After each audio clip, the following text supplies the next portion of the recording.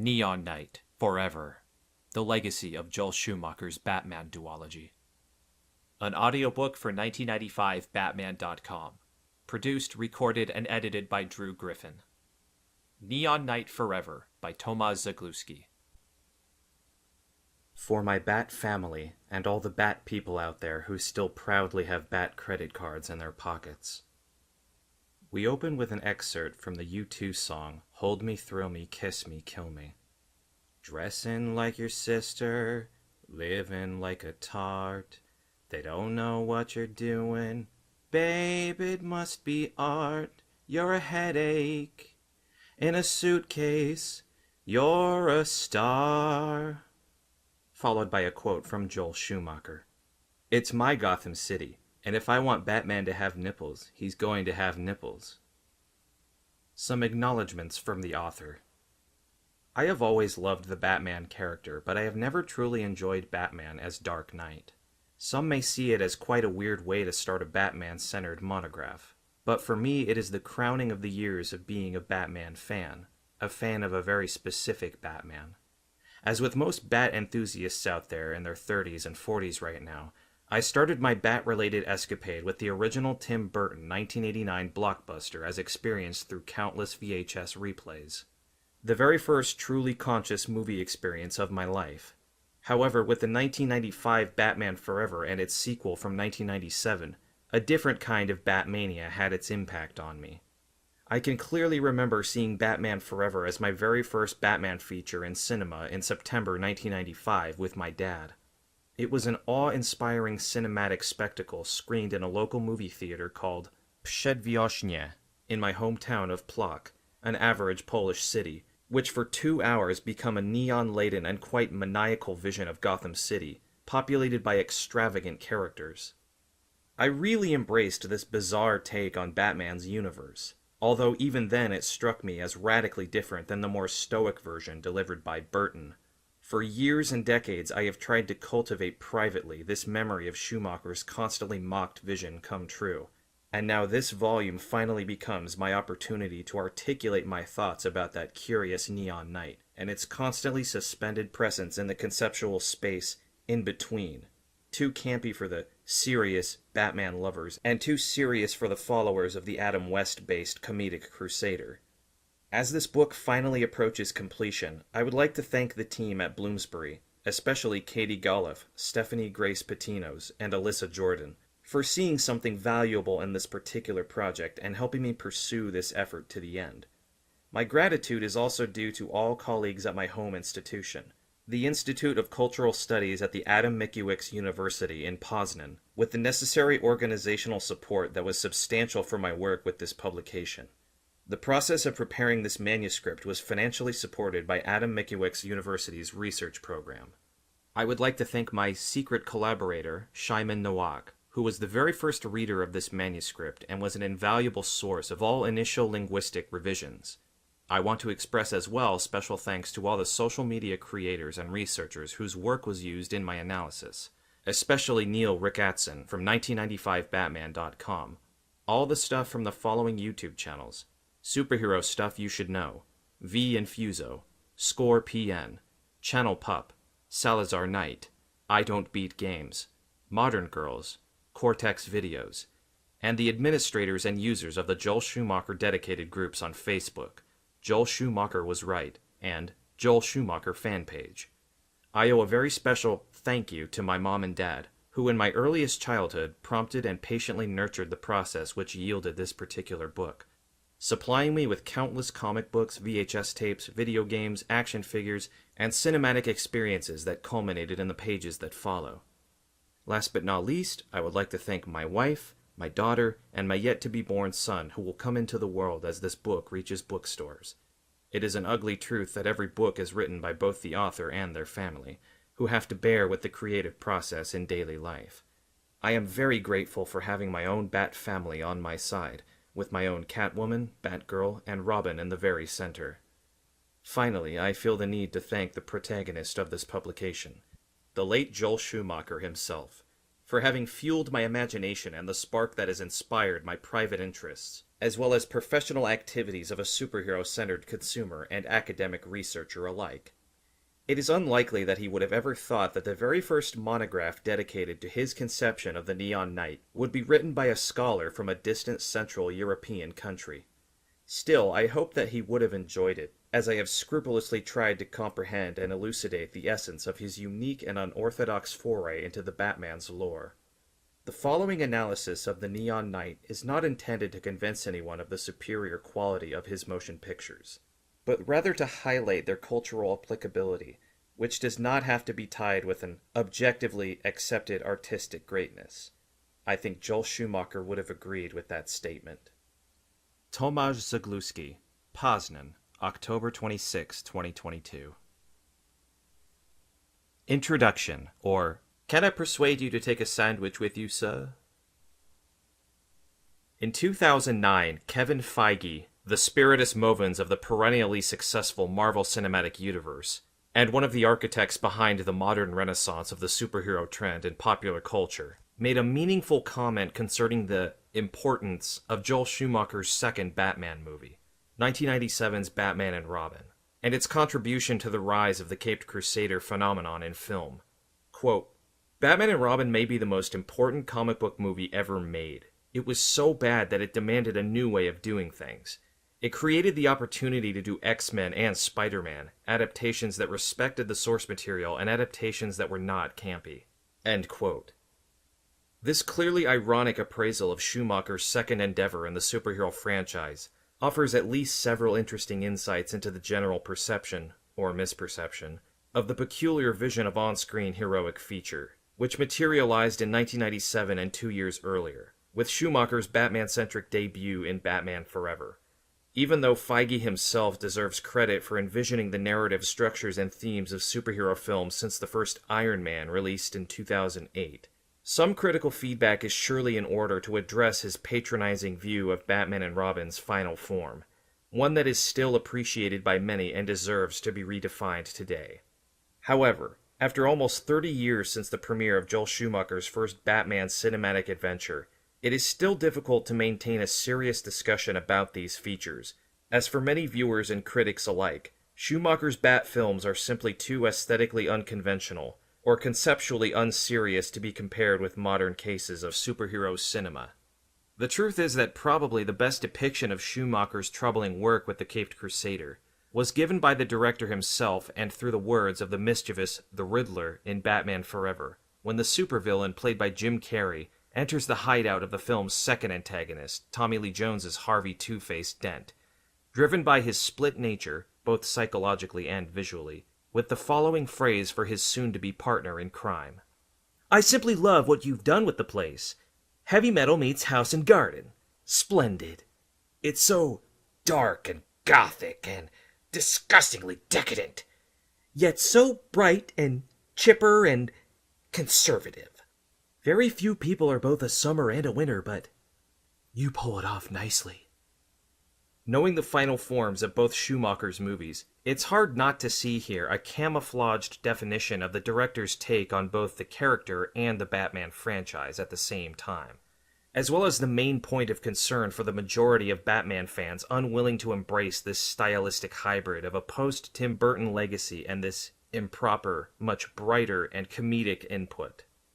Putting Joel Schumacher in the footsteps of Burton in June 1993, after the mammoth financial success of Burton's first Batman in 1989, and the much more controversial yet still profitable Batman Returns from 1992, may be seen today as a nonsensical move for the Warner Brothers studio, as the new director clearly abandoned the depressive and gothic, yet critically welcomed, version of Gotham City and moved into the territory of making Batman fun and colorful again, just as in the infamous Adam West television show in 1966.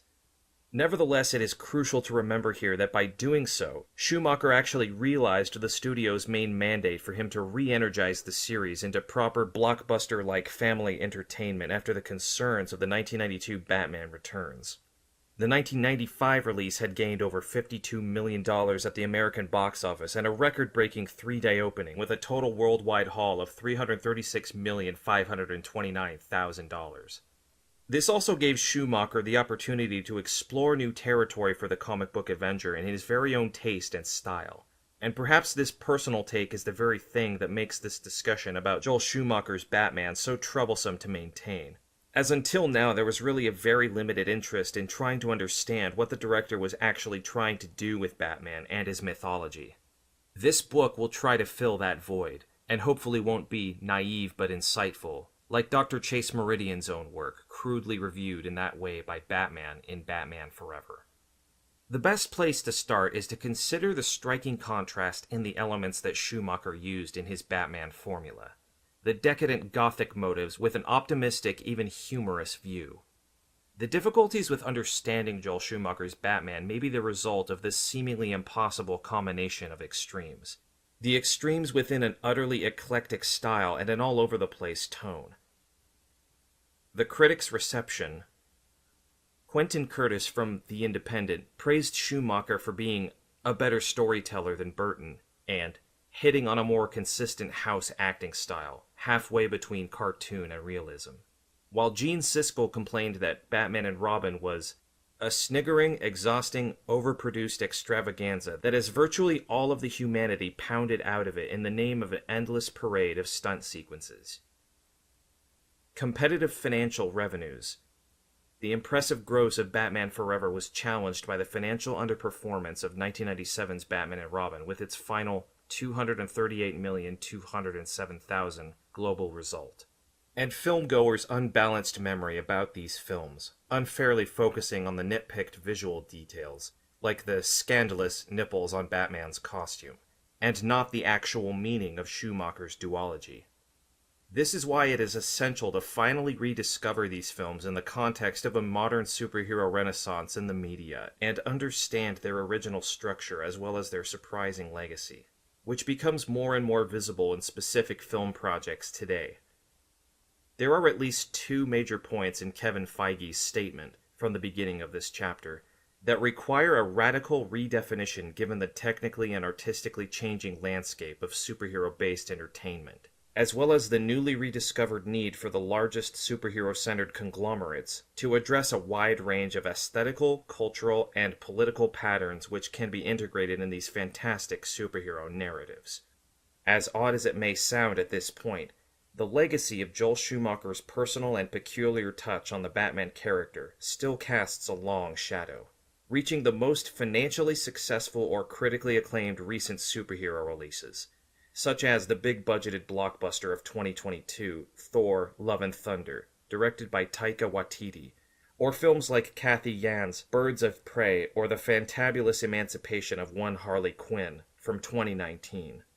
Somewhat more economically modest, yet much more ambitious in terms of the encoded concepts. The first thing that should be asserted in response to Feige's comments about the role of Schumacher's vision is that the new way of doing things had actually come full circle over the years and, apparently, returned to the extravagant modality which was once, in the early 2000s, treated as a misguided strategy of making superhero adventures campy, both visually and or thematically. It is quite unfortunate that Sam Raimi's Spider-Man from 2002 is actually mentioned as an uncampy feature alongside Bryan Singer's much more down-to-earth and serious treatment of X-Men 2000. Especially since today it is genuinely hard to not look at Raimi's effort as a direct continuation of the campy wave of superhero cinema with just a slightly more realistic tone than the one proposed in the disparaged Batman and Robin feature. Another element from Feige's statement which deserves a response here is as difficult as it is compelling to unpack since it involves less visible qualities and clearly subjective reflections about one's notions of good or bad interpretation as well as right or wrong approach towards a given character or the overall concept of superhero narratives, their themes, tone, and finally its visual form. In just a few short sentences, Kevin Feige delivers an almost ideal summary of the general understanding of Joel Schumacher's Batman films by encapsulating all these common assumptions into a single straightforward phrase. It was so bad. It is not difficult to imagine the most popular opinions or beliefs one could gather in a public survey on the contemporary reception of Batman Forever and Batman and Robin.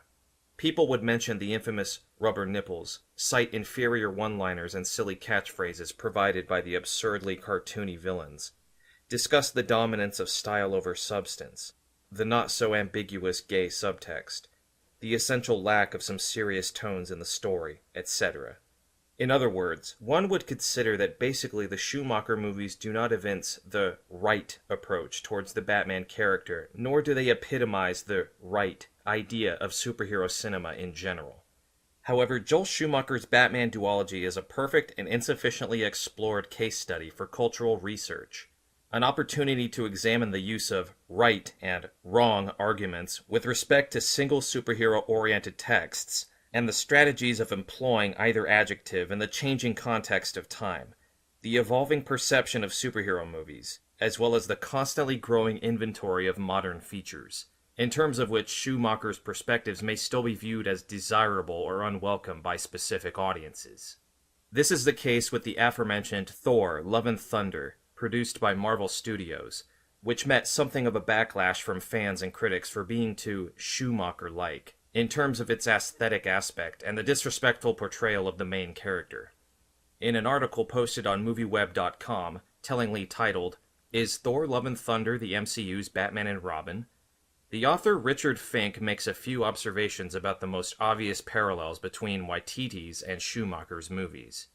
They represent the fourth installments in the ongoing franchise, use the conjunction "and" in the title, and portray the main antagonist as a central villain who is motivated by a loved one's tragic ending, but where both villains eventually realize the errors of their way and finding their humanity. Still, the text formulates several more detailed assumptions and accusations that establish a seemingly tight artistic link between Thor: Love and Thunder and Batman and Robin as a means of direct critique, which it may be worthwhile to quote more extensively. Quote, "Both Batman and Robin and Thor: Love and Thunder were highly anticipated sequels before their releases, and each had huge opening weekends. Yet word of mouth from audiences and critics was less kind. A common complaint about both films is that they essentially doubled down on what made the previous film work without providing anything different. Thor: Love and Thunder increased the comedy of Thor: Ragnarok, with more jokes often giving the vibe of sketch comedy or an improv group tying together the plot, which makes sense considering just how much improvisation went on during production. However, the comedy clashes with the source material that the film is adapting, primarily the dark Gore the God Butcher story and Jane Foster's Mighty Thor storylines from the comics, which are a much more serious affair, aside from both being the fourth solo film for a superhero and being the sequel to a course correction entry. Another interesting element both films share is a strange tonal balance. Batman and Robin and Thor: Love and Thunder both focus on comedic elements while also featuring a major character suffering a life-threatening disease which clashes with the overall tone. A film can juggle a variety of tones, but it does become hard to take the more dramatic moments seriously when the rest of the film has been winking and trying to make the audience laugh. In Batman and Robin, the subplot of Alfred dying feels at odds with the throwback nature toward the 1960s series, while in Thor: Love and Thunder, the cancer storyline seems disconnected from both the loose comedy and the dark main villain, and feels worthy of a story on its own." End quote.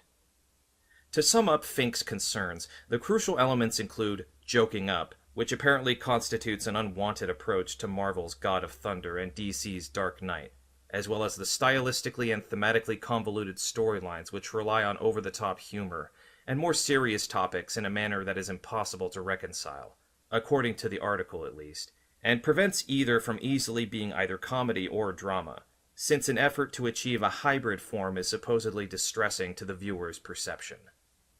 In the broad discourse concerning Thor: Love and Thunder, Fink's text is no exception, especially in social media content such as memes, GIFs, or YouTube comments, which soon after the premiere iterated the critical narrative about the disproportionate mixture of laughs and drama, as well as echoing the overtly negative reception of Waititi's vision of Thor, whom many fans actually found to become a character to laugh at, not laugh with.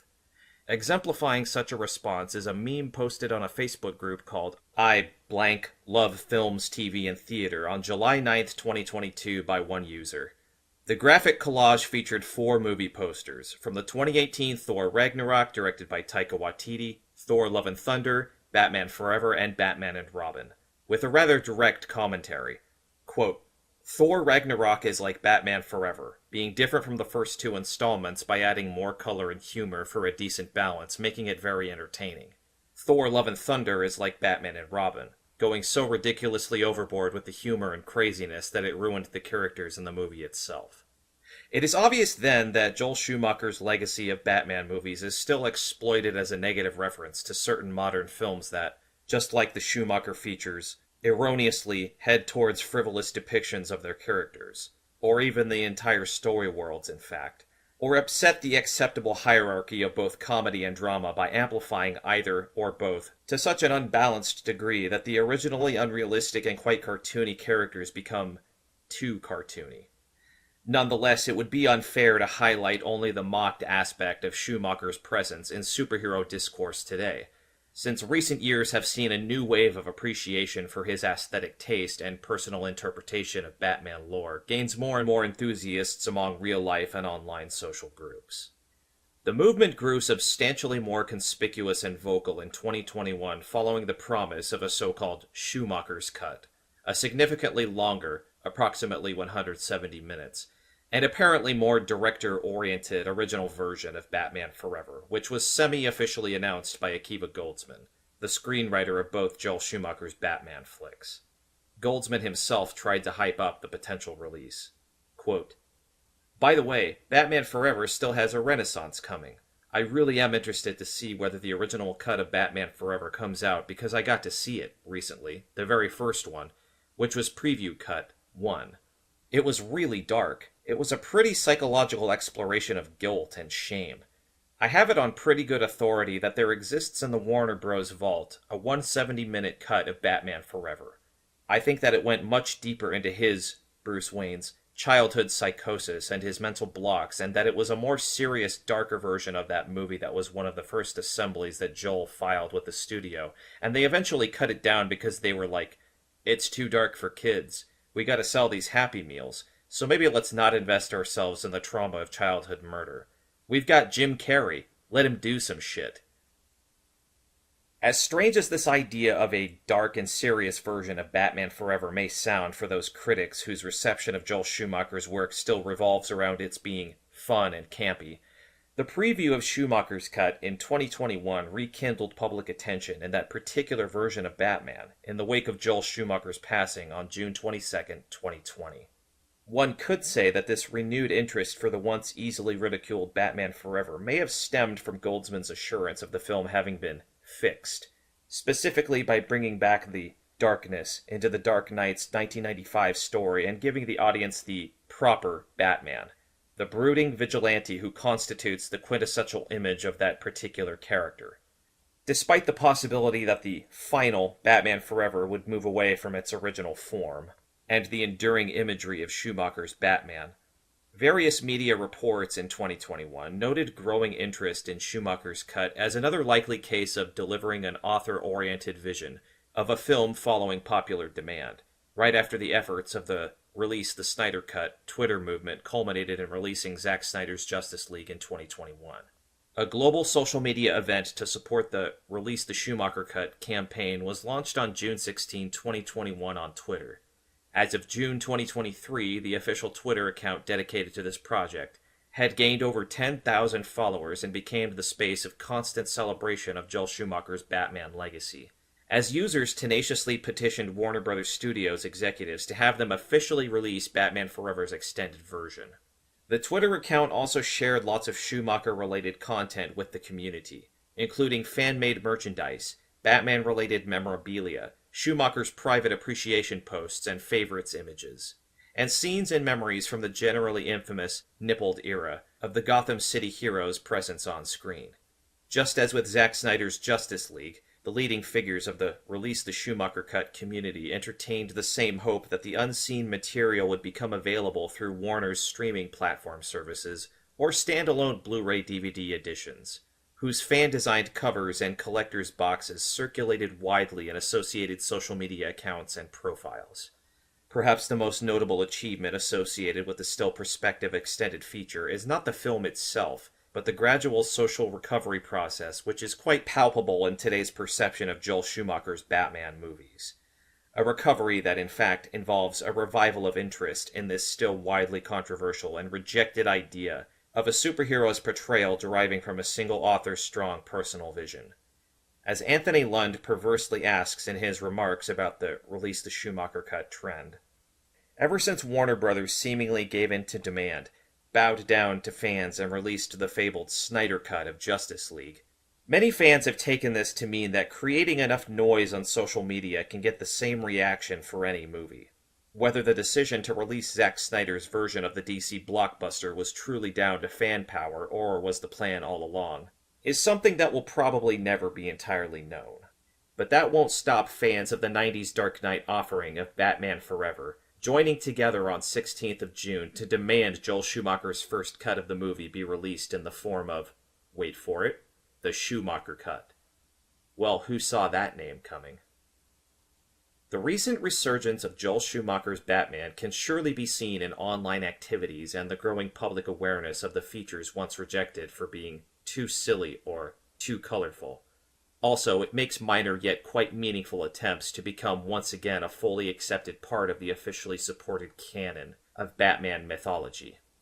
In Detective Comics number 1052, published in February 2022, the regular readers of Batman comics faced a rather unexpected cameo appearance of a secondary character from Schumacher's Dark Knight film features.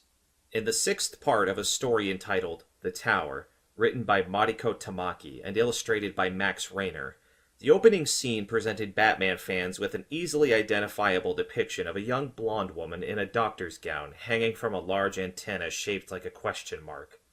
Although the setting was a little rearranged, it was an obvious nod to the perils of Dr. Chase Meridian, played in Schumacher's Batman Forever by the Australian actress Nicole Kidman, who had been in similar plight in the finale of her blockbuster debut.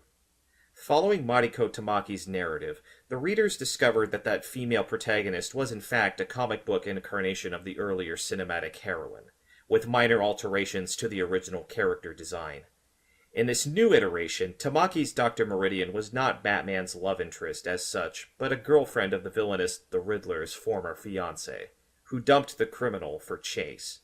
Despite all the necessary updates, the very fact that a mainstream comic book storyline actually reused a seemingly expendable figure from a widely disregarded cinematic work may be seen as yet another indication that elements originating from Schumacher are reclaimed into Batman mythology and may be canonized through artistic decisions and fan reception alike.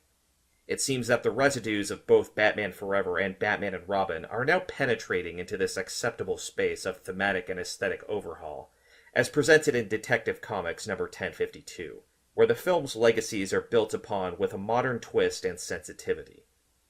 According to a reviewer from CBR.com, this refurbished image of the psychiatrist portrayed by Nicole Kidman certainly meets some of the expectations regarding the relationship between the character and the then version of Batman, played by Val Kilmer, due to the need for a more nuanced interaction.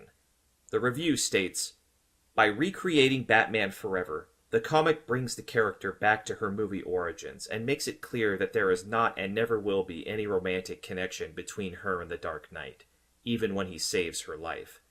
Batman Forever's final choice between Meridian and Robin was a defining moment for that cinematic pairing between her and the Dark Knight and established their romantic relationship. By redefining the motivations between the two in that scene, as well as giving Chase Meridian another, totally separate love interest for it too, it makes it definitively clear that this is not the character from the 1995 movie. This is a modern version of Dr. Chase Meridian for a modern age, and she is the one who defines her own character, not Batman." However, the most likely welcome return of specific characters from Schumacher's Batman era is not the only noteworthy element in the renaissance of public interest in those movies asserted by Akiva Goldsman, as considerable numbers of modern memorabilia and exclusive gadgets yield increasing profits, sustaining the market with Schumacher-related items for his fans. Toy producers, manufacturers of action figures, and suppliers of exclusive collectibles have recognized that there is a sound financial logic of relaunching merchandise connected directly with Batman Forever and/or Batman and Robin. In recent years, the growing legion of Schumacher enthusiasts were able to buy a set of Funko Pop figures, including all the main characters from the Schumacher-directed Batman movies, and even rare variant editions, such as the Riddler, all covered in green and question marks, in the Funko Pop Artist series, or Mr. Freeze's glow-in-the-dark limited edition figurine produced originally for the 2020 Funko Summer Convention. The Funko series was accompanied by other cute items such as Hot Toys Cost Baby 2-pack set including Batman and Robin, re-envisioned in their adorable variety. Yet another line, scheduled to launch in September 2023, is Iron Studios' Minico PVC statues of Val Kilmer's Batman, Chris O'Donnell's Robin, and Jim Carrey's The Riddler. Vehicle enthusiasts may purchase metal die-cast and highly detailed models of the iconic Hans Rudolf Giger-inspired quasi-organic Batmobile from Batman Forever by Jada Toys in 2 different scales, 1x24 with a plastic figure of Kilmer's Dark Knight, or a smaller 1x32 item. For the more demanding and affluent collectors, Hot Wheels trumped Jada Toys with an even bigger Bat car in 1x18 scale and a plethora of additional features. A lighting mode that made the metallic car much more true to screen with its neon-like glow, which brought back the unadulterated, original appearance of a flashy Batmobile from the third cinematic adventure of the 1989-97 era. Still, the absolute must-haves for the most discerning consumers were delivered by superior memorabilia and figure creators Hot Toys Limited and Prime One Studio, who revealed their extremely polished forms of Batman Forever-based statues of Batman's sonar suit from the movie's third act and Robin's original costume, both by Hot Toys, as well as fandom's much-appreciated Panther suit, as worn by Val Kilmer for a substantial amount of his screen time as Batman, by Prime One Studio. These highly expensive and equally desirable art objects, as these masterfully designed items can legitimately be called, premiered in spring 2023 and would be reasonable to assume that even the exorbitant price, approximately $255 for the Hot Toys take and over $1,500 for the Prime One Studios figure, will not deter the most devoted fans, who have patiently looked forward to such impressively made recreations of their childhood. The creator of the YouTube channel Justin's Collection, dedicated to reviews and commentaries on all media-related merchandise, admitted in his video report on the Hot Toys premiere that, quote, "Even though the movie is a little bit campy and a little bit wacky, I grew up watching this film on repeat on VHS, so it does hold a special place in my heart, and thank goodness Hot Toys decided to solicit these figures." This introduction opened with a meaningful quote from Kevin Feige concerning the overall status of Batman and Robin, and perhaps also Batman Forever, which arguably constitutes the direct opposite of all good, acceptable, or contemporary standards espoused today by filmmakers, superhero fans, and professional critics interested in the Caped Crusader, in whichever multimedia format he may appear. The thing that needs to be underscored here, at the very beginning of a book dedicated exclusively to Joel Schumacher's contribution to the superhero formula, erroneously understood as no longer relevant, is that the paradigm of approaching Schumacher's Batman in a never-ending contrast to all other superhero features is in no way efficient, fair, or acceptable today. The core issue in discussing Schumacher movies is that since the very premieres of Batman Forever and Batman and Robin, they have been invariably talked about with diminishing contrast to other Batman pictures or superhero films in general. It is argued that those pictures are not as gothic as Tim Burton's versions of The Dark Knight, not as realistic and serious as the more recently acclaimed Christopher Nolan's Dark Knight trilogy, not as entertaining and universally pleasing as the regular installments of the Marvel Cinematic Universe, or that they are totally campy and outrageously silly, like Adam West's Batman, and so on. When looking at Schumacher's creations by way of contrast to the other, apparently more successful or accurate, reifications of Batman or other heroic cinematic depictions, we may lose sight of the essential and still unresolved question that one needs to ask. What is Joel Schumacher's Batman duology really like? I do believe that, over a quarter of a century after the premiere of Batman Forever, regular cinema goers or even professional cinema researchers are still not sufficiently interested enough to engage with those bizarre yet fascinating cinematic experiments which have so much going for them in terms of artistic and cultural patterns. The necessity for such an examination, as I elucidate in the following chapters, is more pressing than ever given previously noted social media interest and possible financial profits.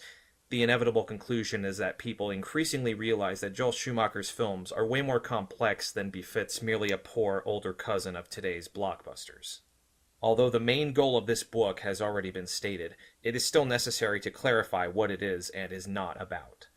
First of all, its primary focus is on Joel Schumacher's Batman films in terms of their contemporary relevance and attractiveness, with the presumption that they constitute original and unorthodox conceptualizations of the superhero figure on screen. Attention will then be drawn to certain behind-the-scenes details of Schumacher's work, as well as the indispensable context of him becoming the director of Batman movies, including an overview of his previous achievements and cinematic portfolio. However, one should not expect the following chapters to provide a comprehensive study of Schumacher's filmography, since this would inevitably call for a separate and much more broader scope, going beyond the Batman-related associations and parallels. The main concern here is to elucidate Schumacher's very own interpretation of Batman by any means of the figure of the Neon Knight, a rival category capable of describing Batman's characteristics alongside other commonly known designations such as the Dark Knight, Camp Knight, or Cute Knight. The first part of this book will unfold an origin story, so as to situate the Neon Knight concept within the vast realm of territories occupied by other knights, which make up a truly impressive cultural, artistic, and political multiverse, accrued from different incarnations of what is nominally a stable persona. Subsequently, the book will go on to examine Schumacher's approach to Batman in the light of certain principal categories which continue to inform criticism of that particular concept. In Chapter 2, Section 2.2 will explore the living comic book category, responsible for the Neon Knight's final appearance, as it fueled Schumacher's vision of the superhero cinema as a living cartoon, replete with bright colors, highly aestheticized imagery, and excessive visual and musical trappings. A further section will address the debate on the Batman content originating with Schumacher, which revolves around three different concerns about his impact on Batman's legacy: the toyetic nature of Schumacher-driven Bat franchise, abortive gamification efforts which produced a number of Schumacher-styled game titles, and finally, the director's alleged personal inclination to not understand the Batman character, manifesting in enhanced sexual overtones in his features, namely the appalling presence of bat nipples in the center of the hero's costume. The goal is to approach those issues from today's perspective, without the initial outrage prevalent in the 1990s media and the barely nascent online feedback, to determine whether the notion that Schumacher was wrong in this treatment of Batman and that he essentially failed to understand the source graphic material correctly is still warranted. In the third and final chapter, I will advance an observation that may be absolutely crucial in these deliberations, bearing the categories of cultural memory and the key role of online communities and digital discourse concerning Schumacher's legacy in mind. One must examine the most recent views regarding the phenomenon discussed here from the standpoint of actual taste, sensibility, and, as Susan Boehm suggested, a nostalgic bond, shared by numerous Schumacher fans today. Thus, one can arrive at truly inspiring deductions about the films, perceive how certain allegations or biases change over time, as well as see how the awareness of themes and forms admissible in a superhero narrative evolve. In the closing remarks, I will give voice to Schumacher's enthusiasts and their conceptual efforts to enliven Schumacher-related discourse. I will therefore highlight all the values and qualities which a substantial group of Batman fans found meaningful, citing various excerpts from online discussions and recent colloquy from which appreciation discourse gradually emerged. The subtitle of this introduction is the opening line delivered by Batman's loyal butler and friend Alfred, played by Michael Gough, in the first few minutes of Batman Forever. Over the years, that particular quote has become a single-sentenced symbol for all that is Schumacher-like in the Batman's mythos, feeble humor and an all-too conspicuous suggestion of a merchandise-oriented narrative backbone that few failed to notice in both Schumacher's films. It feels right to start this exploration of Schumacher's legacy with those particular words, not just because they are the first few words one will hear in his first Bat film, but because it is necessary to confront the two principal assumptions regarding Schumacher's approach: its thematic silliness and shallow commercial motive. However, the intention of this book is not to convince everyone to look at Schumacher's films as deep, serious, or socially relevant. Instead, it will attempt another effort: To explain why exactly, despite all the extravagance and ostentation, those productions deserve a fresh look for being one of the most non-standard and unique versions of a superhero character ever put on screen. The tragedy of the underappreciation of Schumacher's duology lies in its enduring in-betweenness. They are too unorthodox and too bizarre to become general crowd pleasers, whilst being too commercially driven and mainstream to be inducted among underground cult classics. Nevertheless, this peculiar limbo is a major indication that Schumacher's vision sought to venture into spaces that basically no other cinematic incarnations of Batman have ever been interested in entering. It may be encapsulated in one single enigma, and the mother of all Batman-related riddles, which describes the main aspiration of Schumacher's efforts. Why is Batman Forever? Therefore, Alfred's question seems apt once again, since prior to unlocking Batman's forever status, one may grab a snack before my analysis starts to unfold, or, to paraphrase the opening scene from the 1995 Batman Forever yet again, it may be necessary to take a drive-through somewhere along the way. Part 1. The Neon Knight begins. The not-so-dark night as an element in Batman's transmedia multiverse. This part of the book is divided into two sections. Part 1, Section 1. Into the Batverse. From the multiverse of stories to the multiverse of readings. The cover of Detective Comics number 241 from March 1957 could have a regular Batman Stories reader seriously astonished. The drawing created by the artist involved in the issue, Sheldon Moldoff, was a rather peculiar depiction of the Dark Knight, wearing an aggressively red, almost pink in fact, bat costume and looking at a whole collection of other multicolored outfits, in shades of green, yellow, or orange. The cover itself invited a possibly stunned reader to a storyline entitled The Rainbow Batman, and announced by a brief dialogue between the pinkish knight and his faithful companion Robin. Quote, "But, Batman, last night you wore the green costume, and tonight you're wearing the red. Why?" asked Boy Wonder, and his companion responded. "I must, Robin. I must wear a different colored Batman costume each night." The story itself, written by Edmund Hamilton, represents a classic case of what one could call typical Batman text from the 1950s narrative vault, dominated by heartwarming depictions of Batman's fellowship with Robin and virtually sensation-free entertainment. Hamilton then introduces the Boy Wonder during his normal superhero duties, as he escapes from the scene of a robbery and ends up injuring himself. In the subsequent part of the story, the young acrobat continues his search for criminals accompanied by Batman, who begins to don increasingly brighter and colorful suits for his everyday patrols.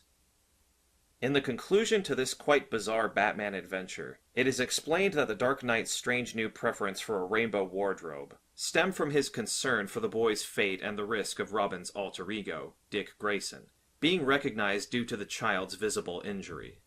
Although the story itself is not really interested in commenting on those new iterations of the Dark Knight, who successively becomes the Red Knight, Yellow Knight, Green Knight, or Orange Knight, nor does it seek to insinuate some possible changes in the standard depiction of the dark attributes, such as loneliness, grittiness, or aggressiveness.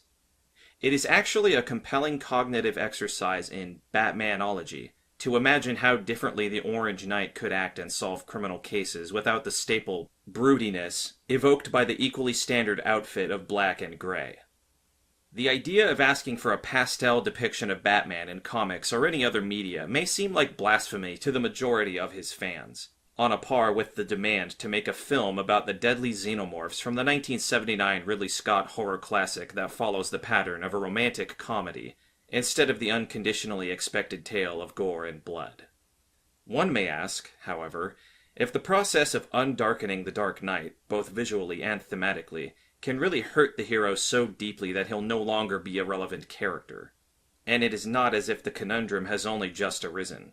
Over the decades since Batman's debut in 1939, there have been distinct movements or currents which challenged the generally accepted darkness of the Dark Knight due to changing political and social climates, the fluctuating interest of the readers and creators, and the necessity of reimagining Batman to match new ages and trends.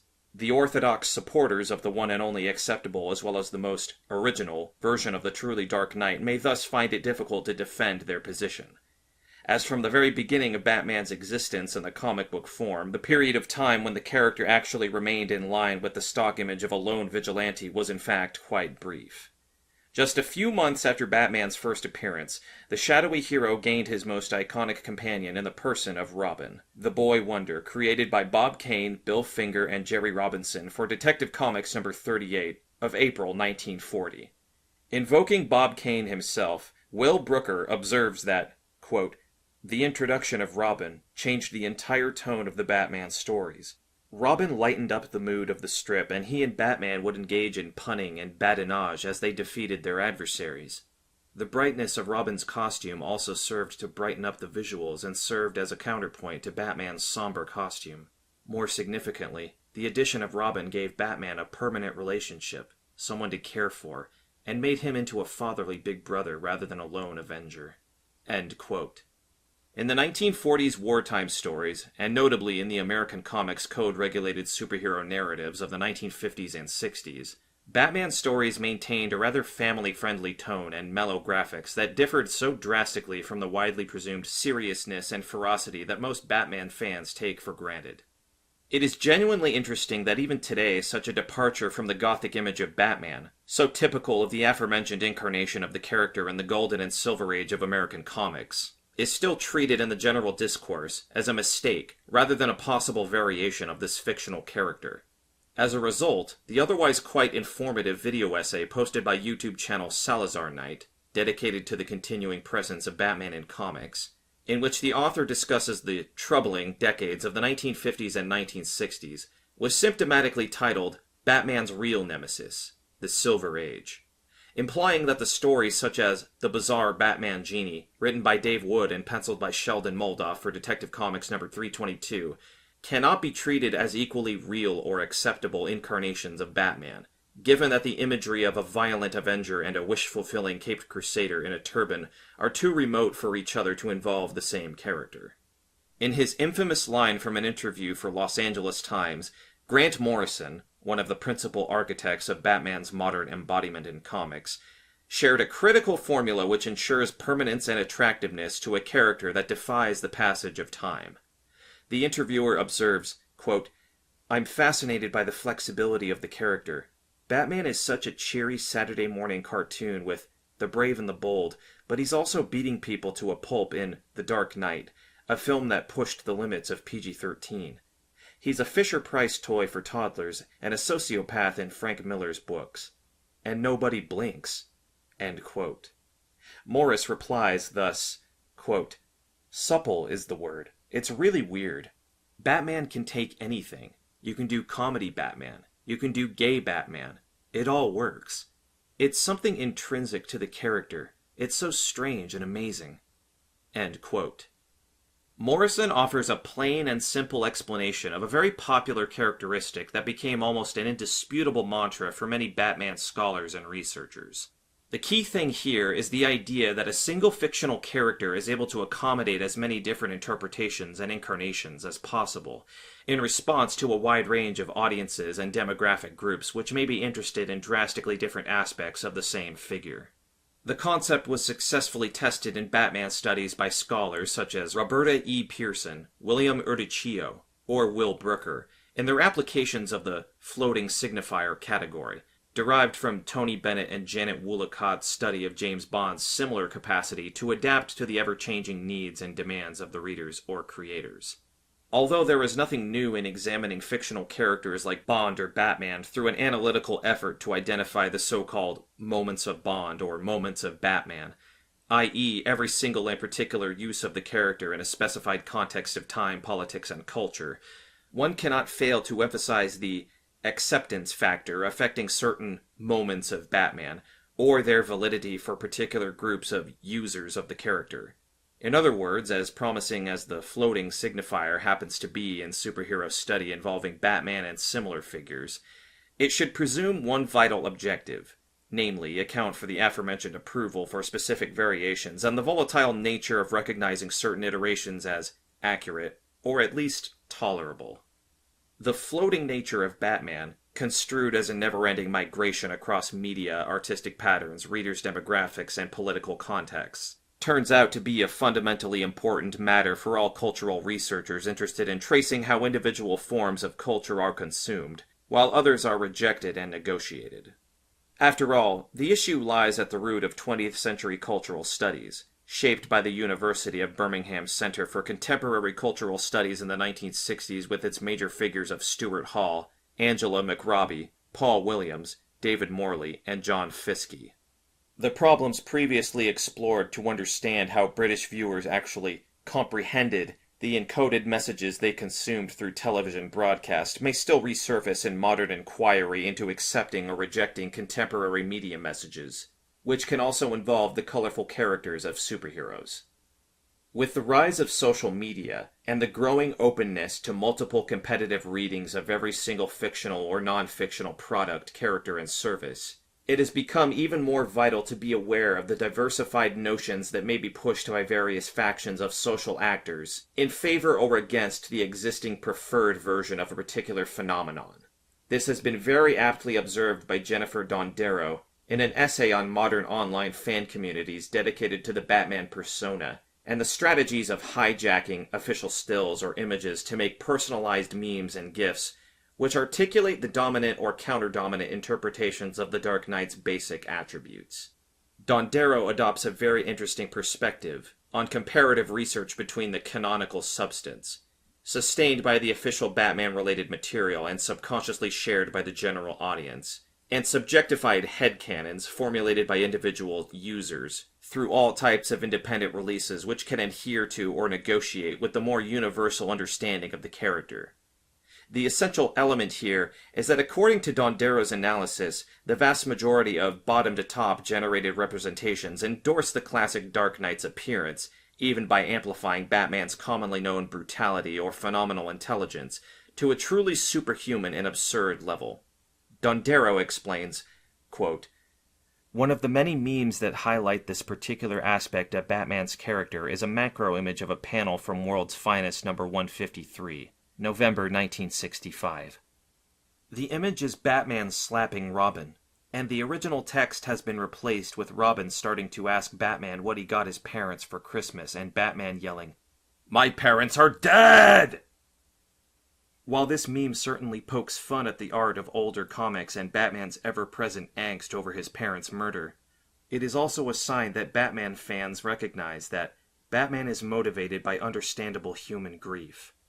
Canonical material and fans like to revisit the idea of Batman as a hero with a tragic past because it is a human motivation we can all recognize.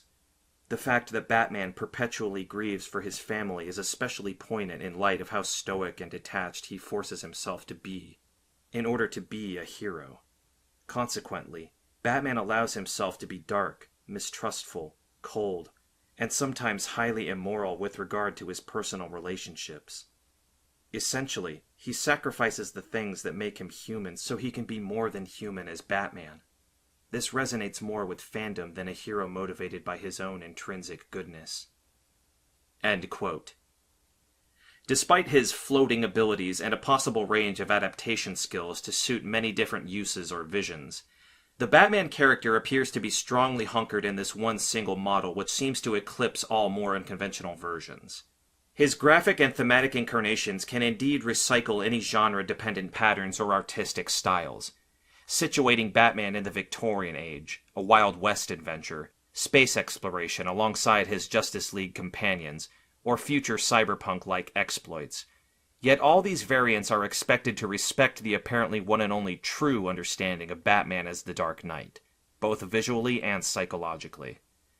As Jeffrey A. Brown rightly notes, Batman constitutes a cultural nexus, a figure that can integrate many competitive readings, which span children's TV series in Batman the Brave and the Bold, and the psychopathic Zack Snyder's vision in Batman v Superman: Dawn of Justice. However, it is tacitly understood that one major iteration represents possibly the most accurate depiction of the character. According to Brown, quote, "The enduring popularity of The Dark Knight Returns has made it a type of de facto Bible for understanding the character. The Dark Knight Returns is still ranked as the best Batman story ever in hundreds of online lists. Moreover, the brooding and resolute persona that Frank Miller solidified for Batman in the mid-1980s remains at the core of the character in most modern depictions. Variations of Batman continue to emerge and find expression, but these alternative Batman always remain on the margins of canonicity. End quote. A question arises at this point. What about all those marginal Batmen and Batwomen out there, who seek their expression of Batman beyond the 1986 canonized interpretations by Frank Miller? What about all the knights that want to avoid the dark element, or at least aspire to broaden its shared meaning with features or qualities that are uncommon for the traditional Dark Knight, both in terms of his appearance and behavior? Is it even feasible to remain the Dark Knight outside the darkness element, or, to draw on Jeffrey A. Brown once more, outside the widely espoused Batman Prime embodiment? Is there a textual and cultural place for an Orange Knight and his colorful companions and followers? The faithful adherents of the canonical Batman concept would argue that the appellation, the Dark Knight, is there for a reason, and the very idea of erasing certain essential qualities of Batman, like the externally and internally projected broodiness or roughness, can simply lead to the erosion of the character itself, resulting in such drastic changes that they may basically undermine the very core of this hero. Still, the real question is whether the multi-level darkness component really translates into the independence and attractiveness of Batman as a fictional character, and how much damage would really be caused by imbuing that dark representation with somewhat brighter elements. Here, one could refer to the most essential and fundamental characterization of the Batman persona by Jim Beard, summarized as follows. Number 1. Batman is Bruce Wayne. Number 2. Bruce Wayne's parents were murdered when he was a boy, inspiring him to become a crime fighter. Number 3. Bruce Wayne dresses in a bat costume and calls himself Batman to fight crime. Number 4. Batman's mental and physical powers are at the peak of human capability. Number 5. Batman is an inventor who has created many devices and vehicles to aid him in his crime fighting. In this particular list, the darkness or grittiness characteristic is conspicuously missing. In other words, one may assume that some factors are even more critical to defining the Batman character than the qualities denoted by the dark attribute, whereas removing them still leaves numerous narrative and/or conceptual building blocks to recognize Batman even outside the influential thematic shadow of Dark Knight Returns. Batman's fluid essence once again inspires diversified optics, as one can cite other substantial conceptualizations of the Dark Knight in which the dark element plays a much more significant role than in Beard's list. This is the case in the greatly influential approach developed by Roberta E. Pearson and William Urruccio in their watershed publication in Batman Studies, where both authors also attempted to define the core idea that makes Batman the character he is. Quote, "His name was the Batman, a dark, mysterious character of the night, stalking the streets, defying criminals with intelligence, athletic powers, and state-of-the-art gadgetry, terrifying enemies who dare cross his path. The Batman had a secret identity, that of Bruce Wayne, wealthy playboy. At a very young age, his parents were killed in the streets of Gotham." End quote. By accentuating the role of night-stalking or terrifying criminals, Pearson and Urruccio certainly draw on the Dark Knight's most canonical understanding, which nonetheless may be more of a cultural variant than a stable and indisputable paradigm since, as already noted, there are even more essential depictions of Batman's defining attributes without the dark component. Moreover, shortly after his graphic debut, the hero created by Bob Kane and Bill Finger gravitated towards less dark narrative patterns. Therefore, one could argue theoretically that the Dark Knight Returns depiction is the anomaly, rather than the bright and happy Silver Age Crusader. It all whittles down to earlier Will Brooker's conclusion that the fictional Batman figure requires a specifically cultural approach to the very idea of authorship, both in the official products and individual interpretations alike, since the effort to formulate the conclusive and definitive understanding of this hero actually reflects users' own taste, expectations, and experiences of a character instead of bringing out inalienable elements of this fictional creation. The issue is also highlighted by Alex S. Romanoli and Gian S. Pagnucci. Quote, What every superhero has is a collection of media over a given number of years that defines who that character is in the socio-cultural context. Some heroes have more prominence than others, of course, but the variation in representation of these characters is what constitutes a canon of superhero literature. It is impossible, however, to include any and all representations of one superhero and claim that one superhero represents the entire canon of superhero literature. Bloom's aesthetic value encompasses that which seems most important when reading literature and/or texts of any kind, whether the story sticks with us. End quote. Once again, the ultimate explanation for the dominance of a given depiction of Batman, namely the Dark Knight, should be considered a strictly cultural as opposed to aesthetic matter in view of its high degree of self-reflexivity and the evidently floating aspect of the character itself, with its unstable set of defining characteristics or connotations. This is even more important than asking about the premise behind canonizing the Dark Knight and marginalizing the rainbow incarnations of Batman, which after all offer a genuinely broad range of possible social or political uses of this hero. As Kevin K. Durand observes in his essay about the hybrid nature of Batman's long-standing presence, the quest to define Batman Prime or the dominant Batman interpretation is ineffective, since it tries to come up with carved-in-stone explanations and impose a hierarchical framework within an organically unstable phenomenon which, as noted earlier, forges its substantial incarnations in response to highly subjective experiences and expectations pinned on the character. All these efforts to designate a selected Batman Prime and then assess all the other variants relative to this core idea merely confine the analytical possibilities within Batman's studies as well as produce unfair assumptions that lead to social conflicts consisting in "my Batman is better than yours" arguments. According to Durand, the crux lies in the very nature of the so-called superhero canon and the manner in which it should be understood by fans and scholars alike to fully embrace the floating capacity of characters like Batman. Instead of the traditional postulation that traits in a fictional canon are supplied by the official texts, nurtured by creators, as well as safeguarded by curator-like fans who protect its stability and completeness, it may be much more efficient, Durand explains, to alter the notion of a canon's nature toward a much more inclusive and culture-conscious modality called a hybrid canon, which transcends the restrictive terms of the official and non-canonical uses. Durand suggests, quote, "With respect to the question of canonical authority, the strength and weakness of any hybrid canon is that no particular instance can claim with much authority that status of authority. This is particularly true with Batman. The canon is so diverse that no particular franchise can claim canonical primacy, while, at the same time, the major moments of which there are many, can all lay claim to primacy. Thus, for these reasons, we must answer the opening question of this essay with a resounding, no, there isn't a definitive Batman. There are, in fact, several." End quote. Durand's proposal once again may seem a virtually destructive assumption for the majority of comic book fandom and superhero readers, who have already grown accustomed to the necessity of controlling and gatekeeping the canon in its essence as a sacred timeline of narrative which encompasses the right versions of heroes and events. Still, it would be interesting to apply Durand's perspective to yet another fundamental term for comic book stories, namely fictional multiverse, which should consistently be approached from the standpoint of cultural acts instead of strictly diegetic patterns.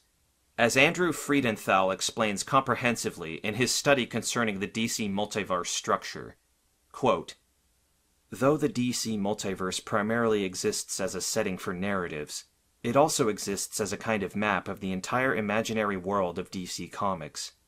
By allowing for multiplicity, the multiverse gives creators the ability to continually flesh out the details of this infinitely expansive imaginary world, creating a massive structure within which endless narrative permutations can take place. It aids the writers, artists, editors, and other creators in maintaining invention, completeness, and consistency. In regard to invention, the multiverse provides the opportunities for creators to chart and explore worlds that differ from our own in ways that the main DC universe, designed to simulate the world outside our windows, does not, save for the existence of superheroes, magic, aliens, and the like. End quote. As a narrative structure, multiverse is an excuse to effect counterfactual and counter-diegetic revisions of certain characters or events within the controlled mainframe of fictional universes of DC or Marvel comics, construed as a self-contained and interconnected set of stories. In Karin Kukkonen's study, this counterstructure of superhero multiverses triggers interesting options, as the multiverse structure can initiate variantization of any given narrative model and, consequently, be an exercise in launching alternative mental models for readers to comprehend and integrate within broader understandings of a specific story world. One may thus assume that the very existence of a multiverse paradigm is a much welcome opportunity for making the traditionally gate-kept superhero patterns, like the Dark Knight standard, more inclusive and aesthetically malleable, due to the growing potential of envisioning a counter-canonical version of Batman who abandons his Dark Knight roots and transitions towards a lightened appearance. This is the inherent promise of creating a multiverse, finally encompassing a possibly infinite number of readings that align with the expectations of a hybrid canon, and demanding a higher degree of revised and personified uses of floating signifiers embodied in superheroes. William Proctor construes multiverse in line with the concept of forking paths, which was conceived by Jorge Luis Borges, as this layout symbolically describes the notion of multiverse in physics, where quantum mechanics is represented by the eponymous garden of forking paths. Quote, "A spatio-temporal labyrinth comprising an infinite series of times, in a growing, dizzying network of divergent, convergent, and parallel times." End quote.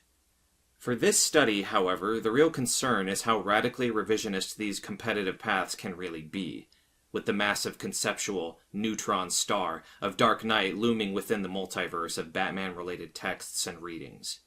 As Terence R. Wanke explains, the logic of revisionism is crucial for superhero readings and readers since, as the author himself notes with respect to Batman, the artistic and economic continuity of the long-lived Caped Crusaders stories in a transmedia environment is shaped by the constant sine wave of competitive understandings of the character, going from one extreme to the other and crossing through multiple intermediate stages in between. This clarifies the cultural and aesthetical aspect of the multiversal model, since its very essence is a promise of eliciting as many possible variants and variations as possible. In this case, catering to the enthusiast of the grim Dark Knight and a more optimistic, rainbow-themed Crusader alike. Outside the strict limitations of the main single timeline or a stock franchise idea, the multiverse offers an opportunity to truly embrace probably the most valid quality of superhero narratives, their neo-oral specificity, a direct upshot of the openness of classical oral culture to radical modifications within the mainframe of a story, due to the changing nature of the storytellers and listeners. In Retcon Game, Retroactive Continuity and the Hyperlinking of America, Andrew J. Friedenthal highlights the fact that modern culture's thoroughly transmedia mode of producing and consuming any given popular story, via diverse media channels, electronic devices, and online communities, actually sustains this mature form of the second oral culture, which derives from Walter Ong's original concept of primary and secondary orality, where the former reflects the manner of participating in the storytelling process in traditional cultures as a dialogue between the audience and the content of a story itself. The key factor here is the acquiescence to all the necessary repetitions and corrections within the narrative that should be permitted due to the evolving nature of that cultural act, including the shifts in social awareness, historical context, or just simply individual expectations towards a presented fiction. Drawing on the classic insight of Umberto Eco, the trick with superheroes as present-day instances of the oral tradition is to discern this continuing tension between their stable attributes and the much more flexible narrative elements, which can and should be susceptible to a shifting set of qualities that a specific costumed character is supposed to manifest in the eyes of the equally variable array of their actual users. The idealistic model of multiversal structure and its properties of a fully inclusive and tolerant paradigm is one thing. The actual application of such a strategy is another. especially as it entails much more complicated negotiations between the acceptable or unacceptable readings, or the already mentioned marginalization, since certain forking paths are relegated to the narrative fringe.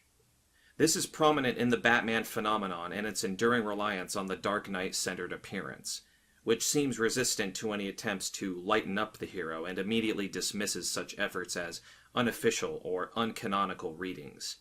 This is the case with the famous Batman TV series made for the ABC network in 1966, inclusive of its iconic campy costume, which, as Richard Reynolds observes in his analysis, was, quote, never intended to form part of the overall Batman-DC continuity, and fans have no problem separating these texts from the structure of continuity and enjoying them in isolation from the canonical works, end quote. The key thing, however, is once again to discern this enduring notion that the not-so-Dark Knight is a travesty, or at least a distant outlier, with respect to the core portrayal of the thoroughly Dark Knight, which does not admit any radical changes in tone or form. Alternatively, the undarkened variants are acceptable in the mainstream as long as they enrich the visual patterns but do not affect thematic interpretation, since, as Drew Morton argues, quote, fans appear to have accepted stylization as an alternative to verisimilitude. However, the limit of the acceptance amongst fans ends where style takes on the negative connotations of camp. End quote. Again, the problem here lies in the strictly hierarchical notion about the true representation of Batman and its secondary readings, which actually goes against the multiversal nature of superhero stories, in which competitive renditions are equally significant in cultural terms. The core Batman can never become an Orange Knight. The essential Batman should never demonstrate a more optimistic approach. He is constantly resistant to the happy, trauma-free, and undarkened persona. Such variations are to be found in the deliberately child-friendly products and media content such as the recent Batman, the Brave and the Bold animated show on Cartoon Network, or the Lego Batman iteration. The very form and appearance of the minifigure automatically encourages a more permissive approach. Still, is it really such an outrage to embrace other iterations as the core reading of Batman? Are the available Rainbow Batman really unable to add to the character's features, so that it may become the multicultural and multi-aesthetic floating signifier which so many scholars and readers are looking for? Today, one readily observes an ongoing race to have the multiverse agenda implemented ubiquitously in corporate products and services, especially those whose franchises and trademarks originate directly from comic book sources. However, the application of the multiverse concept appears quite shallow, being nothing more than a slightly broader classic universe approach, involving an interconnected strategy of combining distinct movie comic book series and groups of characters. As yet, the actual ability of the multiverse to delineate separate paths of readings for specific characters is not manifest.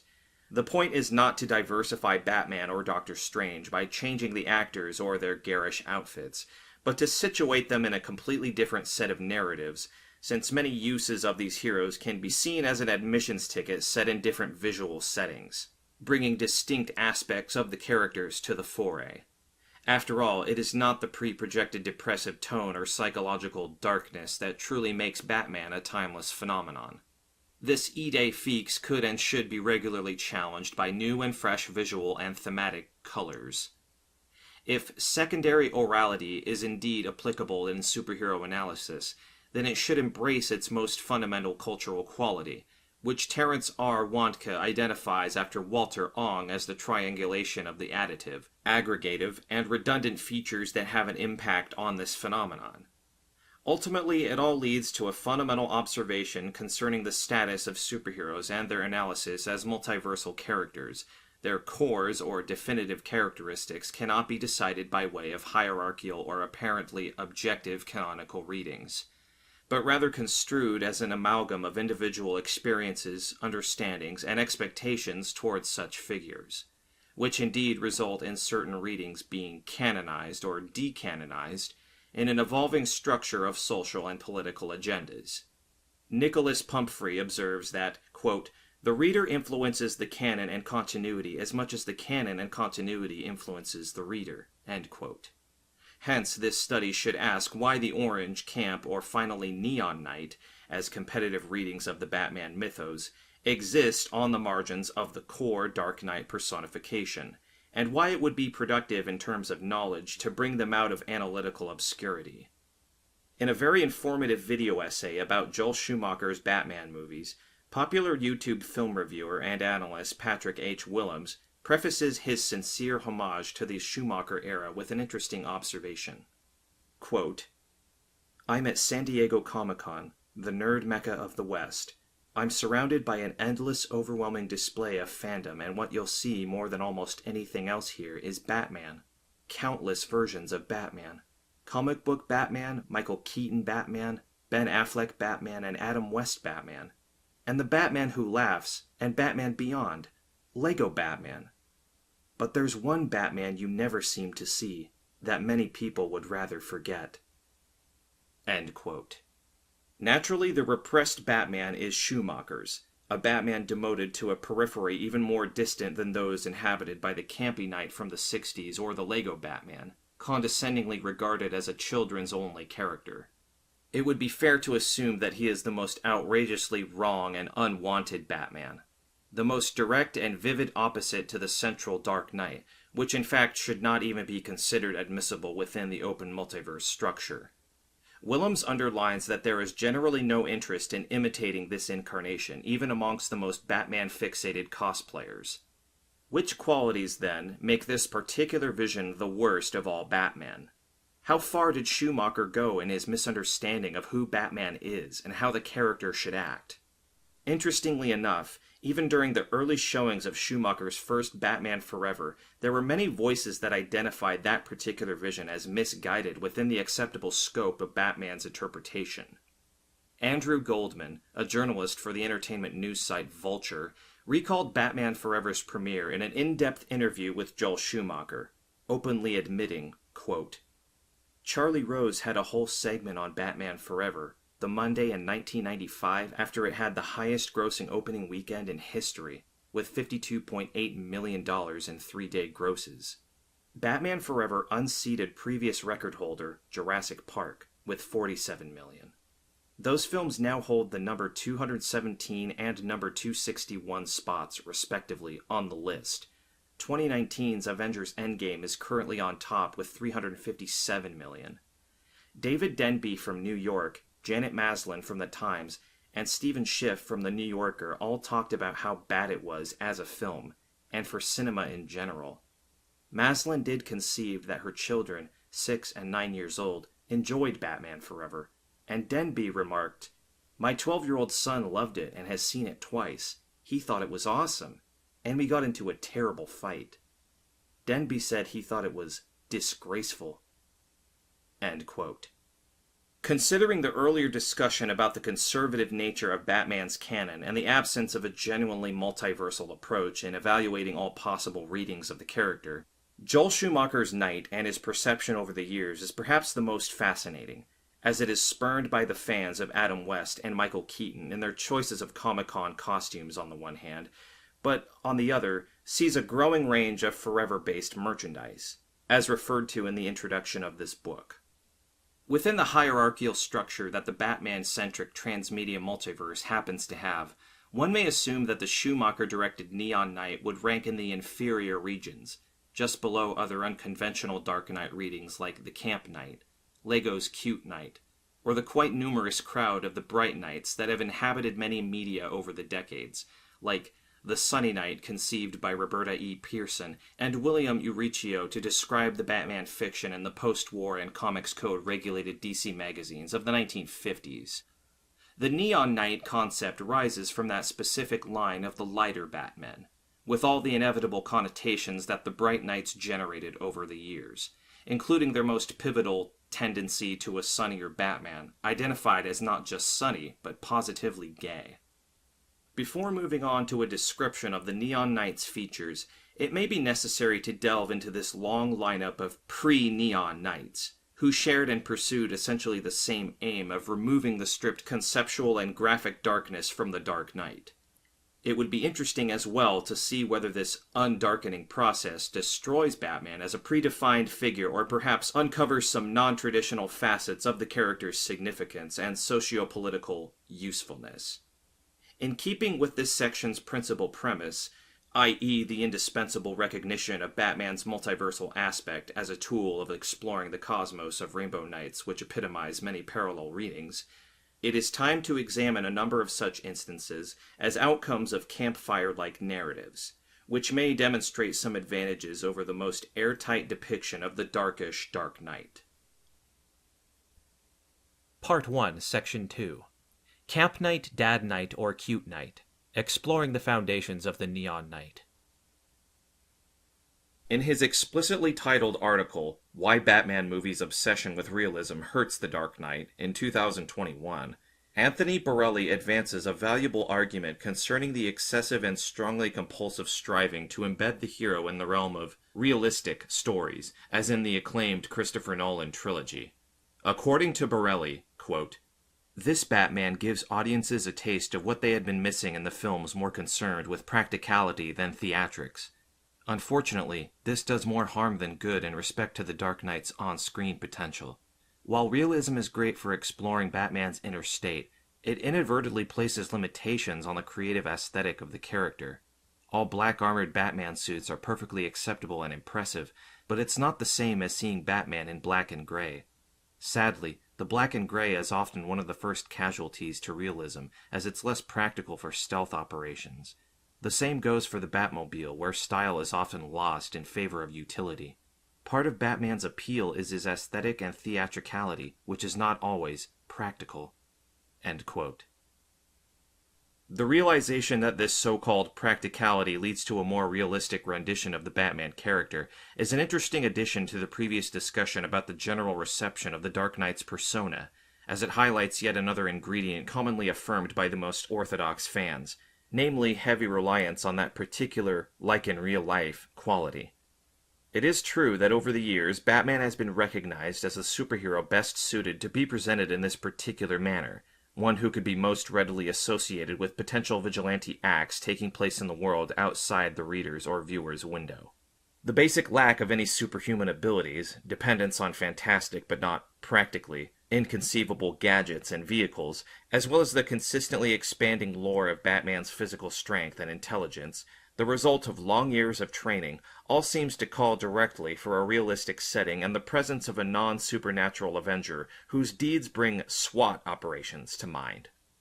Yet another paradox of Batman's creation, as Borelli aptly argues, is the almost organic hybridity of a character who has to reconcile practicality with a significant amount of graphic theatricality resulting from the overly dramatic or even downright cartoonish nature of Batman's superhero exploits, with a gallery of equally outlandish villains to boot. The effort to place Batman in a setting of commonly understood realism, a striving for a verisimilar depiction of Batman's actions and endeavors, or, in other words, their ability to be imagined within the established laws of physical and psychological worlds, can be seen as yet more proof of the Dark Knight's core understanding, whereby the darkness connotes seriousness so as to automatically preclude any forms of silliness that could damage the character's realistic vigilante look. This is openly asserted by Mark S. Reinhardt in his definitive The Batman Filmography, where the author strongly criticizes Joel Schumacher's Batman and Robin for being too remote from the limits of the realistic approach. As Reinhardt puts it, quote, "But as bad as Batman and Robin's formulaic nature is, the film has even bigger problems. Namely, it is completely divorced from any sense of reality. As discussed last chapter, Batman's forever use of computer graphics technology perhaps gave Schumacher and company too much freedom, because it allowed them to stray far beyond the boundaries of what a hero like Batman could do if he were actually a real person. This problem was magnified tenfold in Batman and Robin. Characters are flying through the air at impossible speeds and trajectories, cars are being driven over wildly uneven terrain, and roads suddenly dead-end right in the middle of bridges that look to be 50 stories off of the ground." End quote. This particular section in Reinhardt's work describes in detail how Schumacher's films depart from the expected image of the characters and, in fact, identify the entire narrative and aesthetic ecosystem that the more serious nature of these heroes should involve. As regards Batman and Robin, Reinhardt censures the film's excessively bright and pastel-colored tonality, even more immoderate re-homosexualization of costumes with the notoriously conspicuous rubber nipples, and misguided color palette. Finally, there is a garish quality to Gotham City resulting from accentuated shades of magenta, orange, and lime green. These colors did not seem to match up with the images of the dark, shadow-lined streets of Gotham City. After a comprehensive critique of the look with which Schumacher endowed his Batmen, Reinhardt makes a final statement that could serve as an unequivocal apotheosis of the proper Dark Knight's portrayal. This combination of non-Batman costumes and non-Batman colors made Batman and Robin feel like a non-Batman film. Even so, Schumacher's films are actually far from being the first to be ostracized for flouting Dark Knight's dark look. Nor were they the first to be regarded as acts of softening the character by avoiding brutalism and tonal grittiness. In the history of the Bat-related Bat media, the title of the most tonally challenging and pastel-dominated vision still belongs to the classic Batman TV show, which debuted in 1966, while its Camp Knight became an antecedent to the younger incarnation of the Neon Knight. Chronologically, that particular vision was not the first ever to attempt to deliver an undarkened idea of Batman. As already observed, Batman comics would consistently lighten the mood right after Robin appeared in the 1940s. But for the regular Batman consumer, Adam West's interpretation remains the most iconic portrayal of a lighter vigilante. Throughout the decades since its first release, the ABC show tended to be associated with the notion of camp, which the successive film scholars and critics such as Will Brooker, Roberta E. Pearson, and William Uricchio, Glenn Weldon, and Jeffrey A. Brown repeatedly confirmed, noting that the producer William Dozier often invoked the concept in the sense coined by Susan Sontag, as a serious approach to thematically and visually ridiculous material. Here, however, it is necessary to reconsider the campness of the 1960s Batman as a direct opposition to the widely shared notion of the Dark Knight's serious nature. The essential philosophy behind the show was probably summarized most accurately by its head screenwriter, Lorenzo Semple Jr., whose formula was cited in Batman, a celebration of the classic TV series, an art book by Bob Garcia and Joe Desrees. Quote, I conceive this whole thing being so gorgeously square that it's hip, so far out that it's in. No necessity to make it modern by using teenage slang and whatnot. Indeed, on the contrary. End quote. Semple Jr.'s words reflect the peculiar nature of the show, simultaneously highlighting the hybrid nature of Batman's rendition. It is steeped in the 1960s visual and tonal style, yet it tries to remain a distanced approach toward the tenet of up-to-dateness by keeping Batman in a tension between countercultural spin and a straight superhero fantasy, good and proper. To sustain such a paradox of the show in no way resorts to any sort of realistic flavor. On the contrary, it manifests its penchant for radically unrealistic performance and technical execution quite vulgarly. Again, it would be most fitting to cite one of the 1960s Batman main contributors, namely Jack Center, who was the series' art director. The latter stated in Garcia and Desiree's art book, quote, Our impromptu Batcave was exciting to look at because the true source of it all was a comic book. We wanted credibility, but we didn't want reality. End quote.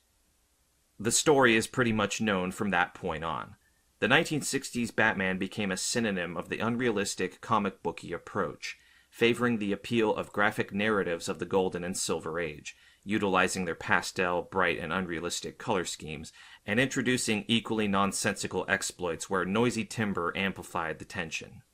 Without doubt, the approach aimed to deliver the not-so-Dark Knight in visual and psychological terms, as Batman's appearance and behavior would not correspond with the paradigm of a serious hero. It was something of an ulterior motive to demonstrate the real possibilities of the newly marketed color TV sets, which is why Batman keenly explored all the aesthetic unrealism one could achieve at the time by designing the film language of the series and the on-screen exploits using every available film trick, including extensive use of Dutch angles, iconic onomatopoeias, characteristic voiceovers that commented on the events in a manner of narratory blocks in comics, or the extremely pop art-like effect in character appearance. Costume designer and wardrobe manager Jan Kemp recalls, quote, "When I received the assignment to work on the Batman series, I decided to get every copy of the Batman comic books that I could lay my hands on. I soon realized this project would require a different approach in regard to costumes, and I decided to give the actors a vivid combination of colors and styles that had not heretofore been used in films or television, and by so doing translate into real life the garish look of the comic book pages. The idea being that television as a medium was stereotyped and that it could only carry certain colors. I claimed, and was later proven right, that we could use all sorts of ultra-violent colors and get away with it." End quote. Still, one could ask about the actual positive corollaries of juxtaposing that Camp Knight with the much more acceptable appearance of the Dark Knight. In other words, why exactly should the Camp Knight be as valid as his most serious and realistic counterpart? Mark S. Reinhardt observed in his own appraisal of the 1960s interpretation that the very introduction of that campy character was a crowning act in a much longer-term strategy within the DC Comics, which actually accelerated the process of softening the character, initiated in 1940s and successfully continued in the 1950s, following Frederick Wertham's critique of the subtextual gayness of Batman and Robin's relationship.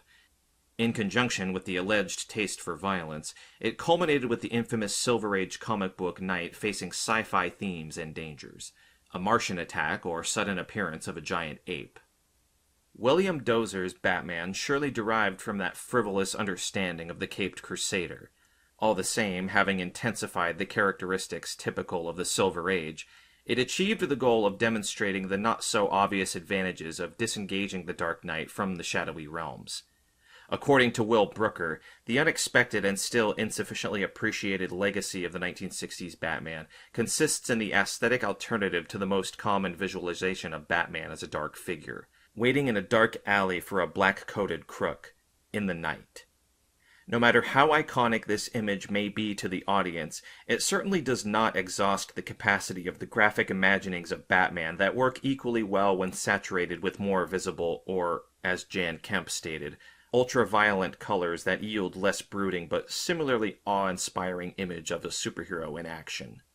The artistic possibilities of portraying Batman's adventures can be readily expanded by making them more graphically abstract or absurd, in a creative and entertaining fashion, than the standard depiction of a gargoyle-like vigilante. Brooker sums it up thus: "An obsessively dark Batman, after all, is potentially flatter than any pop canvas.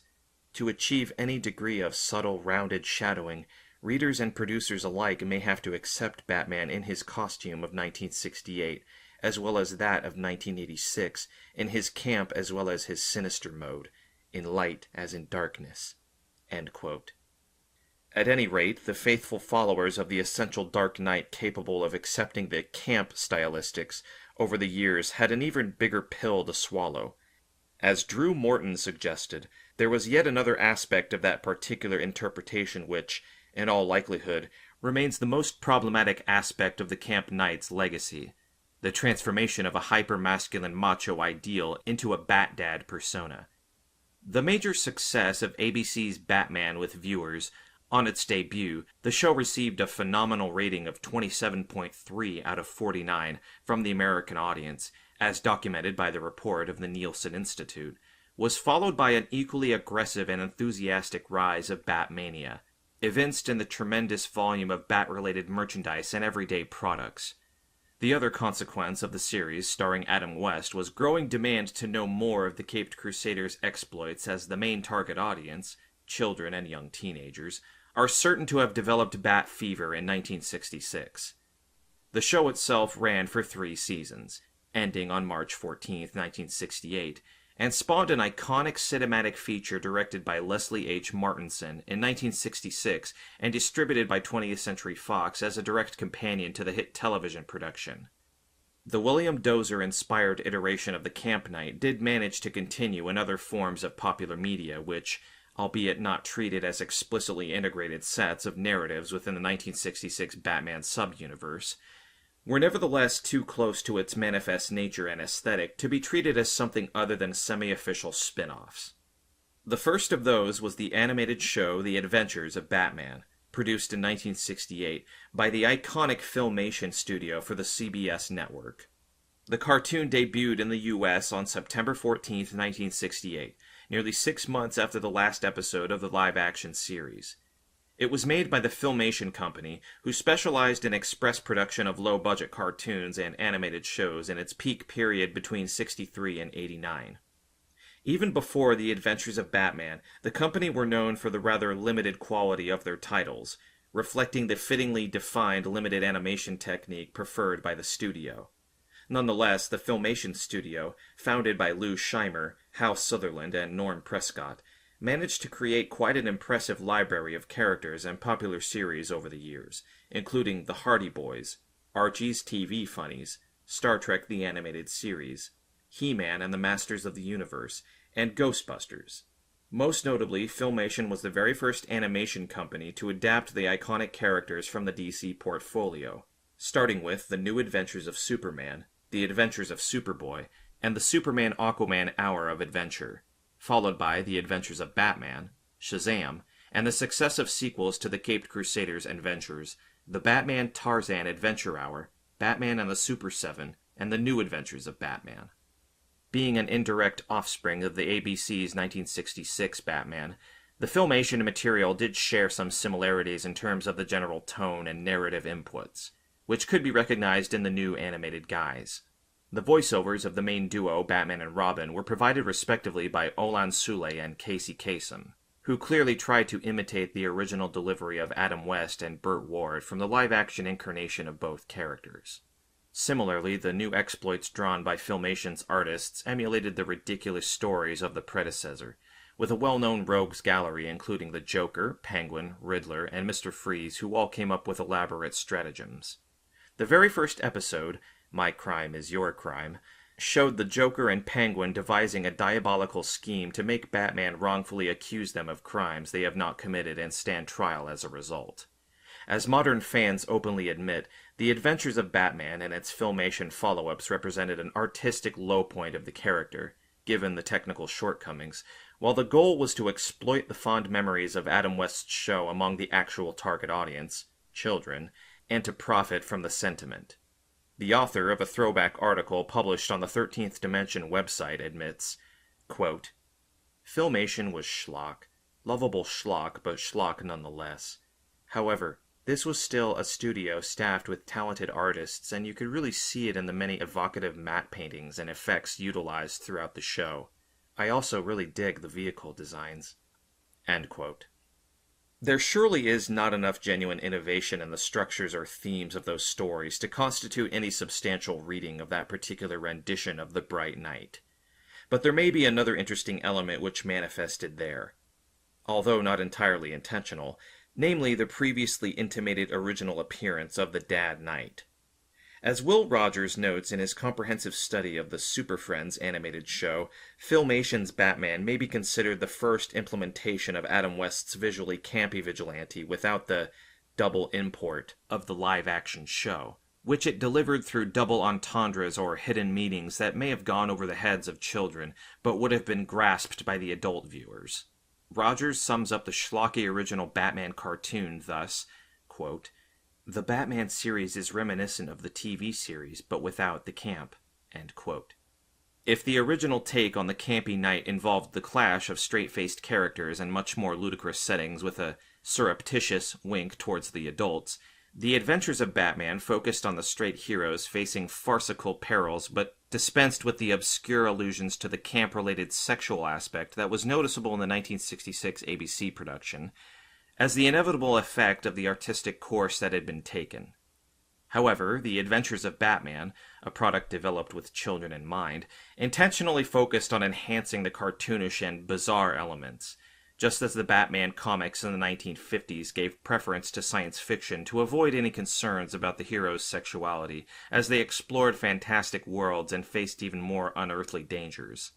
Interestingly enough, when Filmation took over Batman's lore, continued later as part of Hanna-Barbera's cult lineup of various Super Friends, in a series launched in September 1973, the diegetic function of the character shifted tangibly from partner to a parent of Robin's, his young charge and associate in the crime-fighting business. Filmation's contribution, additionally augmented by Hanna-Barbera's tenure over the character in the 1970s, which followed the guidelines of the advocacy group Action for Children's Television, sanctioned an interpretation of the Dad Knight as a responsible and protective persona, always ready to give a moral lesson rather than a brutal punch. That particular portrayal was discussed by Will Rogers, who, in an analysis of the Super Friends series, aptly defined the parenting qualities of the core members of the supergroup. Quote, Superman was a dad who could fly. Batman was a dad with a pointy-eared cowl and a utility belt. Aquaman was a dad who could swim. Wonder Woman was a mom with a lasso, bracelets, and an invisible jet. And Robin was a big brother sidekick. End quote. Thus, the Dad Knight emerged out of the not-so-dark shadows of the Camp Knight, a figure possibly even more remote from the Dark Knight iteration of Batman and much more of a moral mentor than the Batusi-dancing Adam West, who now seemed a vigilante of adequately adult proportions in comparison. The combination of the visually aggressive camp Batman and the overtly children-oriented Dad Knight would yield yet another crusader to close the list of the pre-Neon Knight embodiments, namely the Toy Knight, or as Jeffrey A. Brown recently phrased it, the mysterious action figure of the Cute Knight. The story of the Cute Knight must be seen in relation to the 1966 Camp Knight, as the version of Batman portrayed by Adam West is an indisputable benchmark for many different Bright Knights over the years. With the advent of the future hit television show starring the Caped Crusader, another secondary offshoot appeared in 1966 when Ideal Toys launched a Batman variant of their original Captain Action doll. In the new 9-inch line of 9 plastic superheroes, with Batman, Superman, Aquaman, Captain America, The Phantom, The Lone Ranger, Steve Canyon, Flash Gordon, and Sergeant Fury thrown into the mix as well. Obviously, due to the soaring popularity of the ABC production, the toy Batman was made to resemble the on-screen portrayal of the Crusader, and imply that it was an official reproduction of Adam West's costume look. However, in a study concerning the evolution of Captain Action, Michael Ury observes, quote, Ideal Toys did not include the blue bat-winged gloves that Batman wore in the comics and on television, despite their depiction of the package illustration. The box art also shows Batman wearing his traditional yellow utility belt, which is blue in the Captain Action version. End quote. Although lacking direct correspondence with the depiction in audiovisual or graphic media, the desirability of that particular material form of Batman was boosted by other means, a wide range of extra gadgets and items that translated into extended playtime. As Ury recalls, besides the obvious cowl, uniform, or cape, the package included typical Caped Crusaders devices, the utility belt with a two-way radio, the batarangs, a flashlight, a laser torch, grappling hook, and a bat rope with reel. This original presentation of Toy Batman follows the merchandise-driven logic of converting intellectual property into consumable objects, elucidated by Dan Fleming in his comprehensive study on the process of using film or TV-based figures and sets to negotiate between the structure of the narrative to which a product refers and the user's spontaneous and individual act of playing, whereby they conceive and add new meanings on top of the original media content.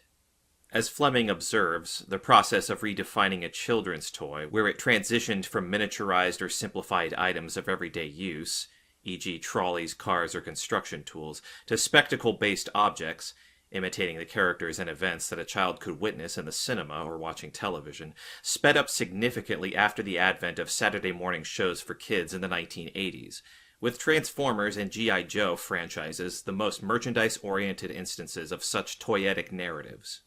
However, the process dates to much earlier times. In his analysis, Fleming looks as far back as 1811, citing the staging of Mother Goose in London, which gave rise to the local phenomenon of William West's toy theater.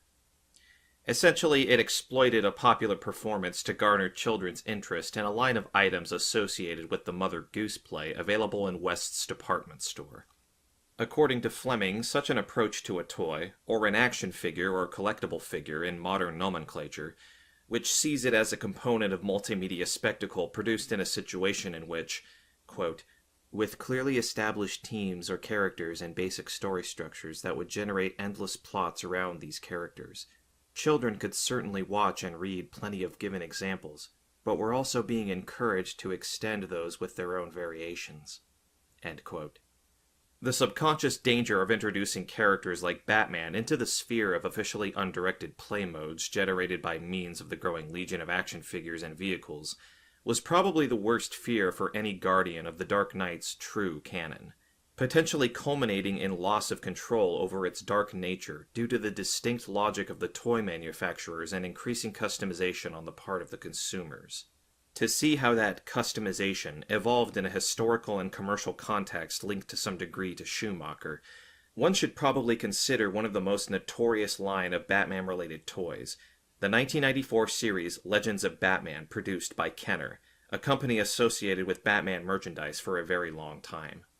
Although Kenner's approach to the plastic-caped Crusader, since the producer launched a massive Batman-centered offensive in 1990 with the Dark Knight collection, always adhered to the logic of multiplying Batman's variations with changing accessories and/or color palettes of the toys. The 1992 range associated with Batman Returns included the lavishly yellow deep-dive scuba-equipped Batman figure and the jungle camo Air Attack Batman. The Legends of Batman epitomized the most far-fetched vision of the plastic Crusader. To name just a few products in the series, there were more accurate Batman depictions, faithful to the contemporary comics and films, such as Night Quest Batman and Night Send Batman, from the respective comic book sagas, and the Crusader Batman, the thoroughly unalloyed representation of the comic book Batman in the classic black and gray costume. Other items were definitely more troublesome for the Dark Knight's purists, as they included the Viking Batman with a giant axe, the Cyborg Batman with Terminator-like prosthetics, the Samurai Batman with an exaggerated Japanese katana, and the Pirate Batman crossing his sword with an equally pirate-esque villain Two-Face in an exclusive 2-pack.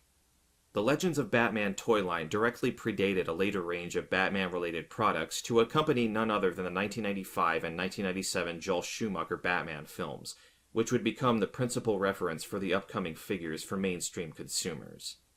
Still, the approach adopted with the Schumacher-inspired toys had originated a little earlier in the history of the Toy Knight. Its chief intention was to be able to develop and market Batman products that went beyond the limited dark personification. As previously noted, the most applicable term in the present-day discourse concerning Batman's manifestations as a toy or a consumer object was advanced by Jeffrey A. Brown in his analysis of the cute aesthetic, now commonly associated with literally every intellectual property that can be portrayed in such a guise. Brown asserts, quote, in an effort to appeal to children and nostalgic adults, superheroes have embraced the aesthetic of cuteness. Despite the contemporary Batman's dominant characterization as grim and gritty, his likeness is everywhere as a friendly image for youngsters. With big eyes and an impish smile, Batman and so many other heroes exist as cuddly plush dolls, friendly Lego characters, silly cartoons, and baby clothes. The cuteness of these variations reconfigures the violent and traumatic side of superheroes like Batman and repositions them as figures in need of our love and support, deserving of cuddles. End quote. With the powerful presence of the Dark Knight's likeness by Funko Pop, Cos Baby, Lego, and Dorbs, the privatization of the erstwhile Batman character is apparently approaching its inevitable end, seeing that, as Brown suggests, the very image of Batman and his material presence assumes a fragile and vulnerable aspect of a not-so-dark vigilante, positioning itself in a striking position to the preferred reading of a hypermasculine brute. This merchandise-driven journey from the early Captain Action-based iterations of Batman through the 1990s stylistically varied Kenner series towards the most recent Festival of the Cute Knights heralds the ultimate and probably most outrageous reading of the not-so-dark knight concept, which involves no less than the rejection of the dark characteristics of Batman as a deadly serious or utterly realistic hero. To draw again on Jeffrey A. Brown, the modern fascination with the cute knights may also be interpreted as willingness to acknowledge and rework the oft-noted element of toxic or hypermasculine ideals that the figures of American superheroes celebrate, whereby the lonely vigilantes witness erosion of their established qualities, being invulnerable or tough in favor of being emotional and cute. According to Brown, quote, "When superhero characters conform to an aesthetic of cuteness, they embody the exact opposite traits valorized in the original superhero style. Their cuteness exaggerates signs of softness, weakness, and helplessness. In gender terms, the cute superhero is repositioned as feminized and infantilized, as sweet and cuddly rather than tough and strong." End quote. This final element of cuteness completes the triad of the knights who appear to be the most remote from the popular image of the Dark Knight, and the trinity of traits which, according to many, should never feature in an accurate depiction of Batman. The Camp Knight's intensity and humorous touch, the Dad Knight's nurturing approach, and the Cute Knight's emotional vulnerability and toyetic flavor no doubt combine to form a complex of the Bright Knight's most unsettling alternatives to the most classic Batman depictions. But do they really qualify to be treated as bad or wrong? The goal of this chapter was to underscore the principal concept of what is commonly referred to as the floating signifier, although it is frequently confined to the numerous depictions of the Dark Knight that maintain the gray and black scheme. The thing is that there genuinely could and should be consent for the Rainbow Batman to be in evidence in all narratives or consumer products, manifesting a wide range of Batman readings that could symbolically reposition the character outside his initial noir setting, in domains which do not have to satirize the figure but enable new thematic, artistic, and commercial exploits. Finally, it needs to be affirmed that there is a Batman for everyone, since the figure proved so flexible in accommodating even the most far-off forms and meanings, while each such incarnation should be considered viable and relatable due to changing historical or participatory contexts.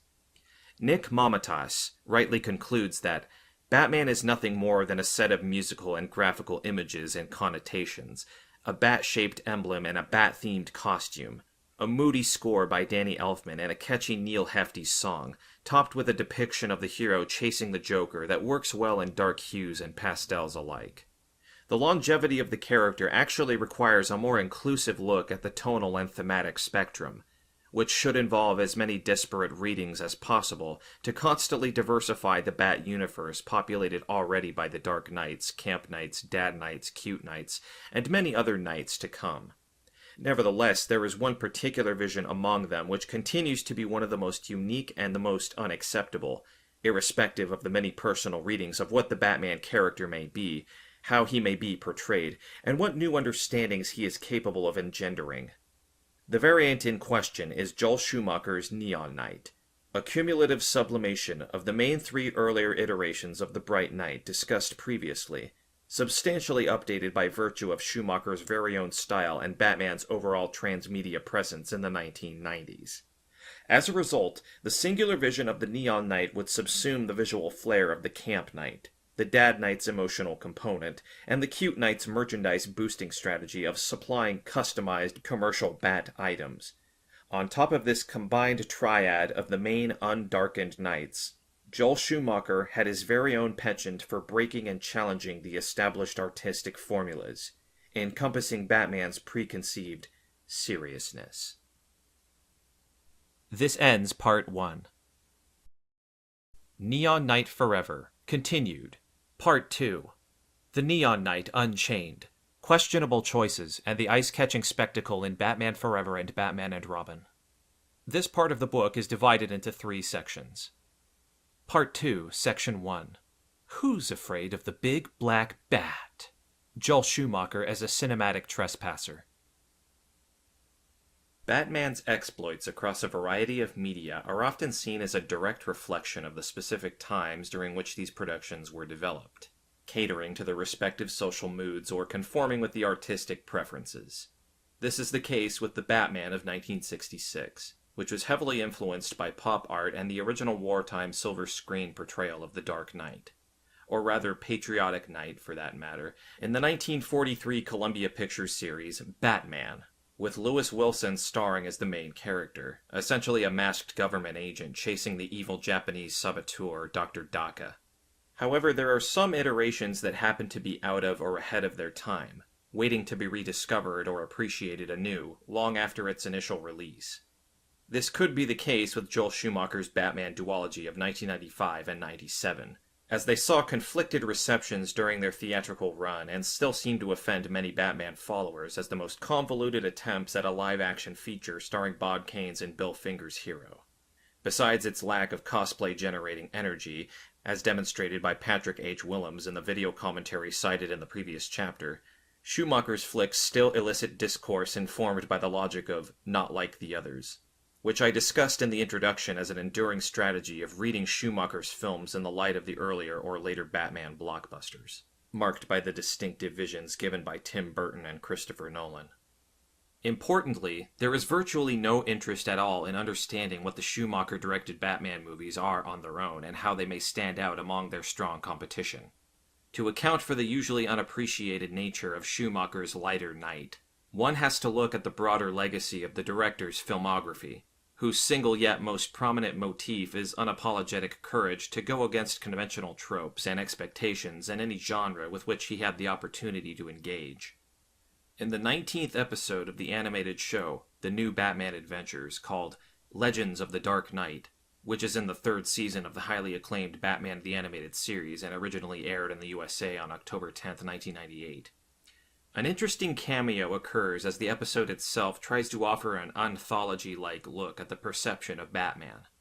The main heroes here are Gotham City kids wandering through Gotham's streets and trying to figure out the true nature of the city's protector by suggesting their own ideas about the definitive representation of Batman, which manifests here with a visual reference towards the aesthetical and conceptual models clearly inspired by the infamous 1960s Batman TV show, and the much harsher and more brutal take obviously inspired by Frank Miller's The Dark Knight Returns from 1986.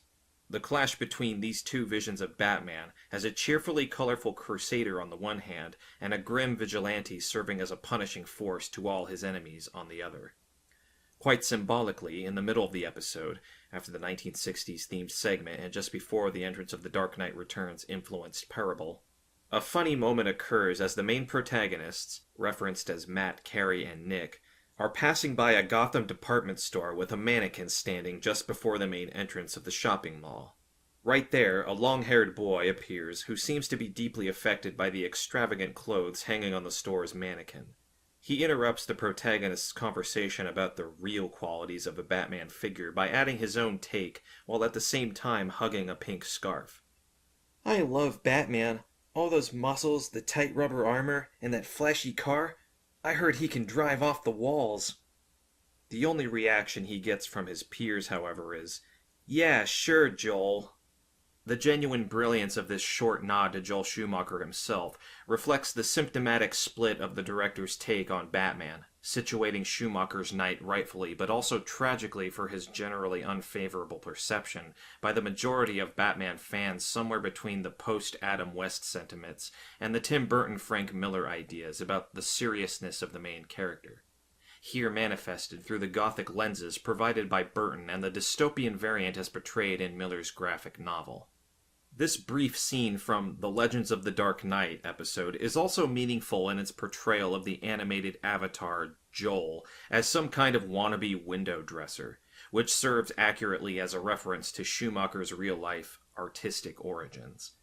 Born on August 29, 1939, Joel Schumacher graduated from Parsons School of Design in 1965 and entered the film business originally as a production and costume designer, with his debut in Play It As It Lays, directed by Frank Perry in 1972.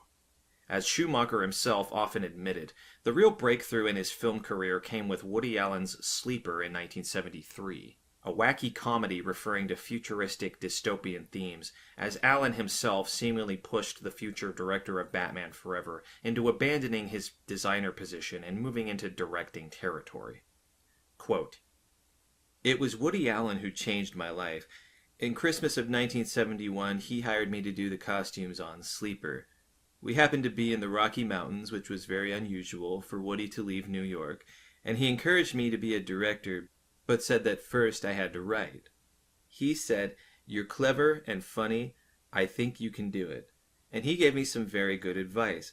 He said the most important thing about writing is that you must finish it, and people must read it. End quote. It seems that Schumacher actually took to heart Allen's comments, and Schumacher's philosophy of making films fundamentally entertaining for the audience became a common leitmotif in his filmography, which is filled with wacky ideas and over-the-top performances aimed primarily at the cinema of attractions vibe, that it should be first aesthetically pleasing. With this particular idea in mind, and at the beginning of Schumacher's retrospection, which will come next, it is even more moving to look now at the widely commented on apology from Schumacher for the final controversial Batman and Robin. Batman and Robin public reception. In 2009, Batman fans received special editions of the classic 4 Batman films, directed respectively by Burton and Schumacher, as part of Batman the Motion Picture Anthology, 1989 to 1997, formatted exclusively for the collector's DVD version. One of the main highlights of these newly re-edited discs was an impressive number of special features and bonus material documenting behind the scenes of the 4 films. The main highlight of each film was a newly produced line of documentary features titled Shadows of the Bat, with specific episodes called Reinventing a Hero for Batman Forever and Batman Unbound for Batman and Robin, with the latter finishing with Schumacher's aforementioned humble and sincere statement. If there's anybody watching this that, let's say, loved Batman Forever and went into Batman and Robin with great anticipation, if I disappointed them in any way, then I really want to apologize, because it wasn't my intention. My intention was just to entertain them. The most euphemistic way to describe Joel Schumacher's movies would be to say that his filmography is full of unconventional features. Despite some generally praised productions, such as The Lost Boys, Falling Down, A Time to Kill, Tigerland, and Phone Booth, it would be difficult to say that his movies were crowd pleasers, since most provoked somewhat concerned reactions from the critics and audiences alike. Aside from those few exceptions, it is difficult to name a Schumacher film that deserves to be called the director's high point, one that would represent the quintessential Schumacher film, whatever this may actually mean. The very fact that there is no simple formula for Schumacher's typical work, and that the director himself is remembered by many mostly as Batman's rubber nipples guy, should not lead to the misconception that his other work had nothing to offer filmgoers. On the contrary, Schumacher's filmography, spanning 23 feature-length films, presents quite a task when trying to single out a title one could define as typical, ordinary, or conventional. After Schumacher's death in 2020, in the rightly titled essay, Remembering Joel Schumacher, a stylish director who was always willing to take chances, Variety's Owen Glaberman made interesting observations on the director's approach to filmmaking, pointing out Schumacher's unwillingness to be restricted by the established aesthetic premises or commercial expediency. Glaberman notes, "In each picture he directed, he tried for something, and it's to his credit that he never let too much caution or good taste rein him in. The best of his films were animated by fluky humanity, an unruly sympathy for outsiders, and a desire to see where their odysseys would take him. Schumacher, at his best, was a rhythmic visual craftsman who knew how to stage a commercial film so that it imprinted itself on your mind's eye. 30 years after seeing Flatliners, I can't shake its burnished look of macabre fluorescence, and 40 years after Schumacher's first film as a director, The Incredible Shrinking Woman, I still relish the contact high I got from the outlandish, gender-flipped spirit of the psychedelic design. Did he become a really good director? At his best, he did. That's because he never stopped taking the chances that make you one." Arguably, this notion of Schumacher as a wayward spokesman for the outsiders might be the best epitaph for a director whose portfolio included such varied yet commonly themed pieces as the 1990 odyssey of a spiraling American yuppie in the gruesome Falling Down, or a disfigured opera singer becoming a haunting stalker in the bombastic and overproduced The Phantom of the Opera. The venture of a group of modern Frankenstein-like medics outside the liminal space of life and death in Flatliners, and a similar journey of young soldiers to the eponymous no man's Tigerland, which exists between the land of their previous carefree life and the anticipated horrors of war. The first thing one notices about Schumacher's works is that sympathy for the lawbreakers and lawbreaking as a mode of living and creating, since, as Glaberman stated, taking chances was probably the underlying strategy in most of his films, result in their discordant reception.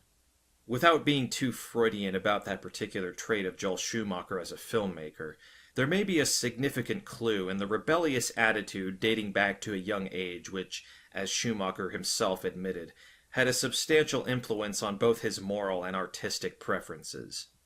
In a very honest and outspoken interview with Vulture journalist Andrew Goldman, Schumacher was asked explicitly how his experiences growing up in 1950s New York had impacted his homosexual and drug-related coming of age at the time.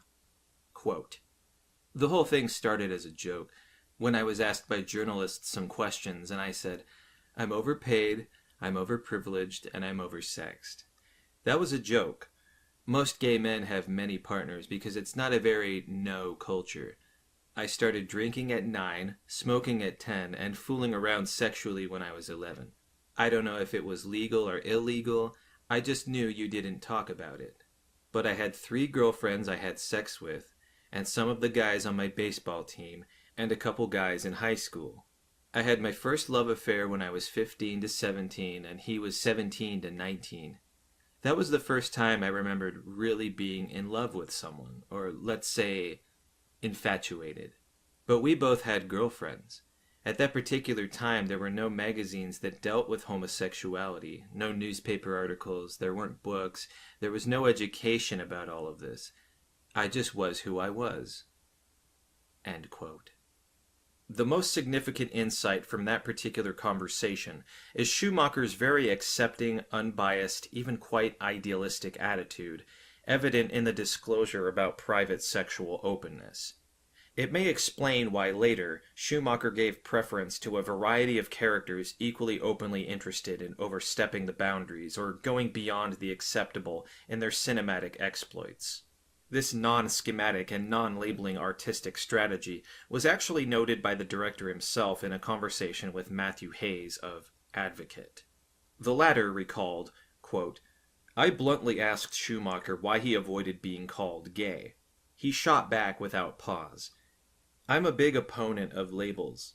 African-American judge, Jewish vice presidential candidate, lesbian congresswoman, transgendered military officer, whatever. I don't recall anyone referring to Bill Clinton as our Caucasian heterosexual WASP male ex-president.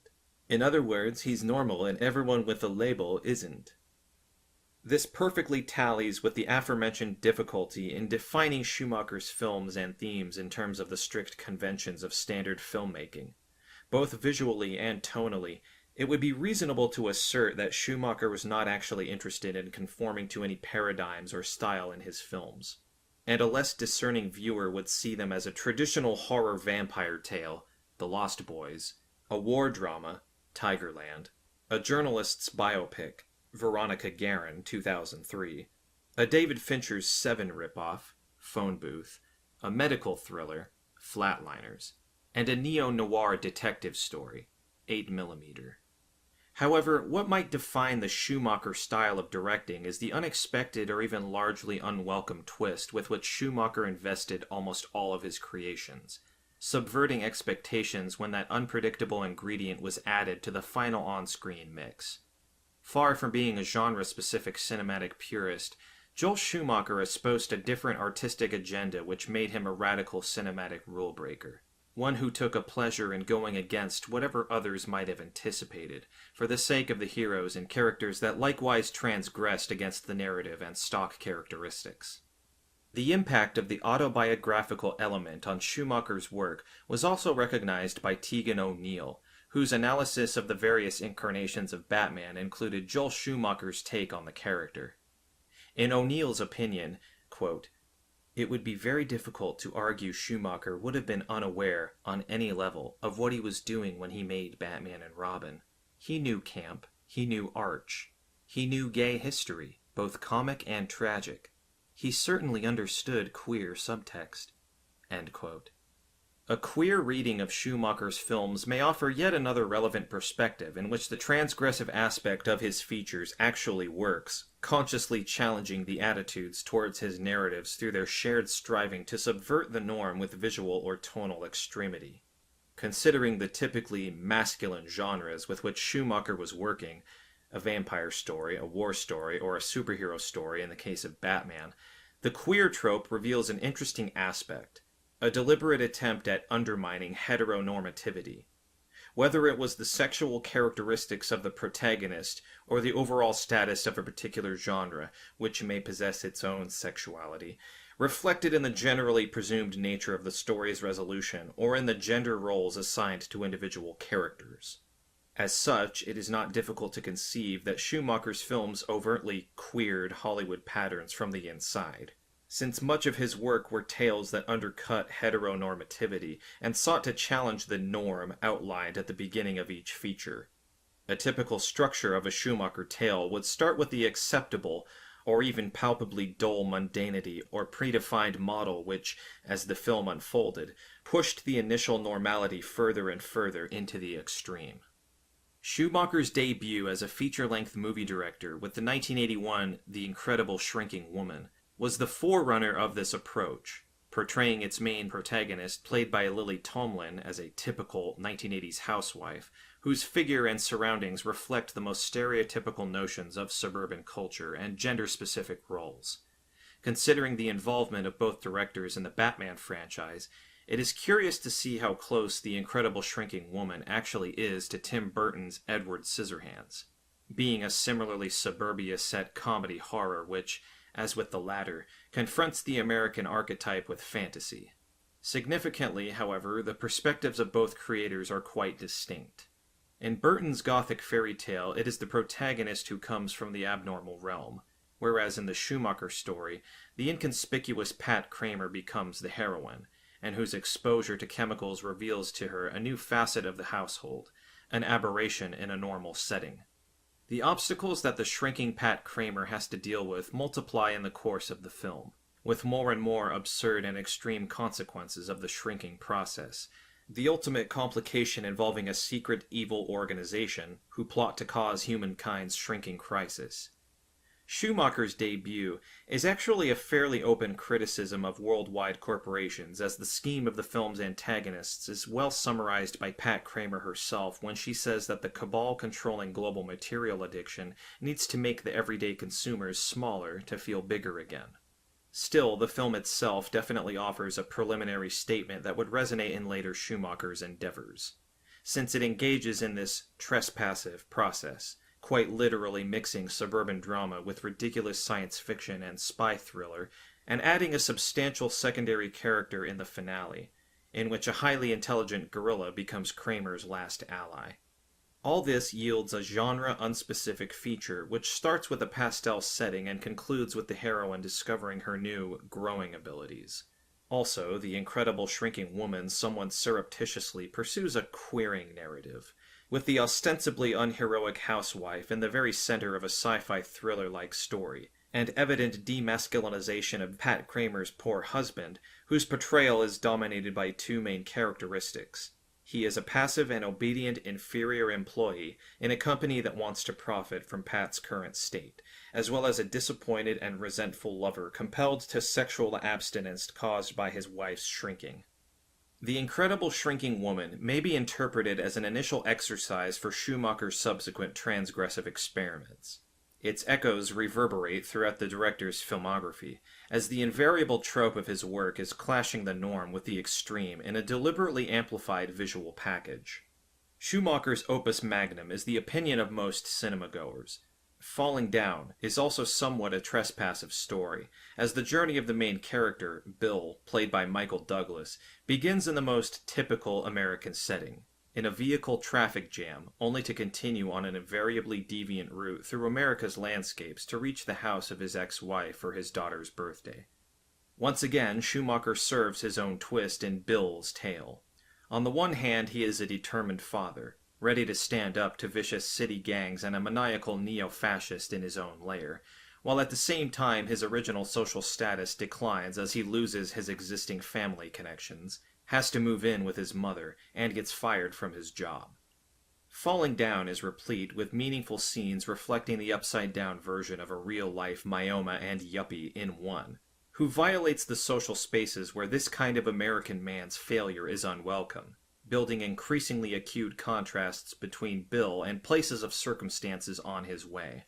In one of the most in-your-face sequences, Bill trespasses on an exclusive golf club and, after a brief quarrel with its wealthy members, he shoots a golf cart, causing one of them to have a heart attack. Ultimately, however, Bill is yet another pitiable, unmanly hero rather than an actual menace, as Schumacher deals the unfortunate soul the final blow in the closing duel with a police officer. The about-to-retire detective, played by Robert Duvall, shoots Bill without knowing that the latter is armed with no more than a toy pistol in his pocket. Schumacher's interest in trespassing, understood as both actual venture into unprecedented spaces and or dealing with a rejected or obscure moral and aesthetic domain, is apparent in virtually all his works, including the more escapist narratives such as The Lost Boys, in which a gang of rock and roll vampires invade a small conservative community to culminate in a Goonies-like finale, with juvenile vampire hunters brutally disposing of the bloodsuckers as red splatters profusely throughout.